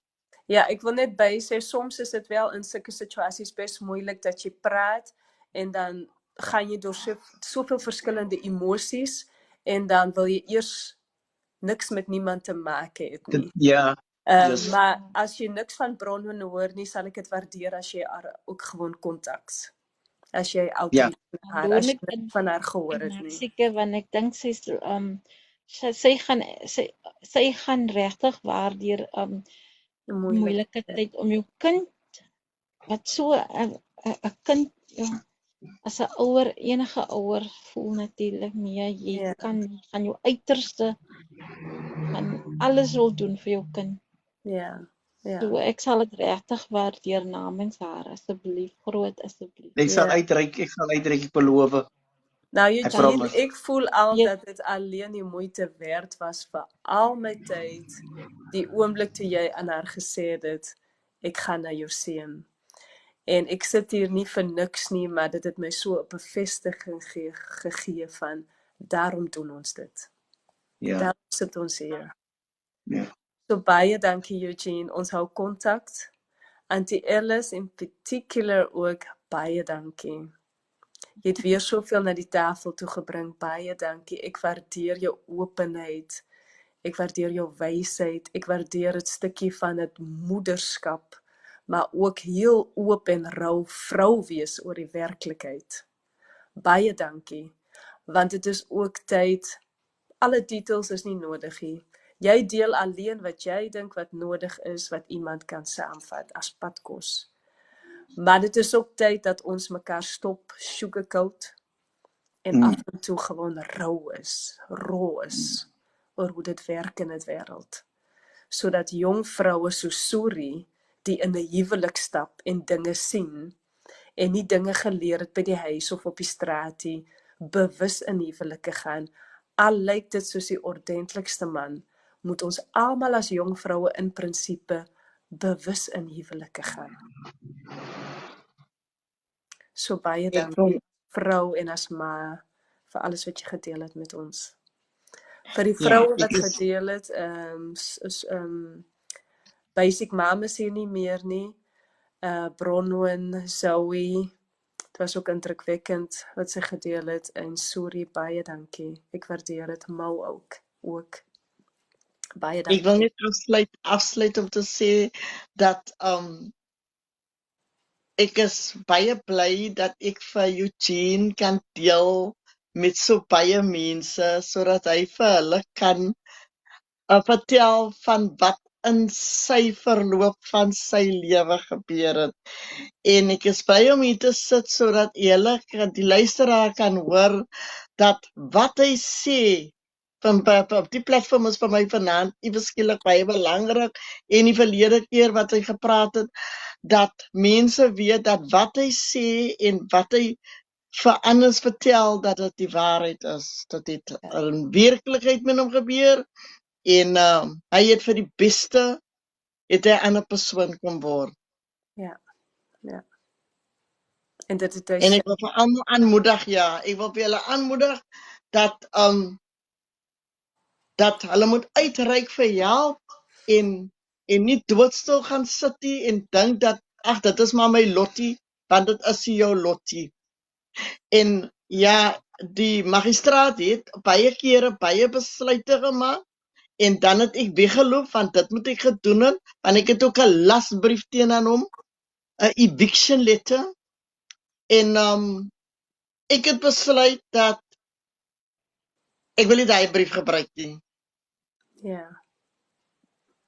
Nee, ek wil nie daai brief gebruik nie. Ons probeer nog 'n keer en ons kyk nog 'n keer. Ja, ek stem saam. Ons almal is so sterk om in 'n situasie soos drug addiction te gaan en alcoholism, maar ek het altyd geglo dat ek nog 'n keer kan probeer. En ek het 'n baie sterk help gehad, 'n supportgroep, nee. Ek praat Dis van belangrik, yes. my susters, my skoonma, hulle is oorlede vandag. My werkskollegas van die wat wou, maar daar was mense wat ek na toe kon uitreik. Ja. Thanks. Ek dink dit is baie belangrik aan die Alice, dankie. Die ondersteuning is so belangrik. As jy die ondersteuning bykry, dan maak dit van jou ook, gee jou meer die krag om uit te hou en aan te hou. Ja. So 100%. dankie aan daardie persone wat u ook bygestaan het. Ja, En dat is ons reg, so hoop- dat is.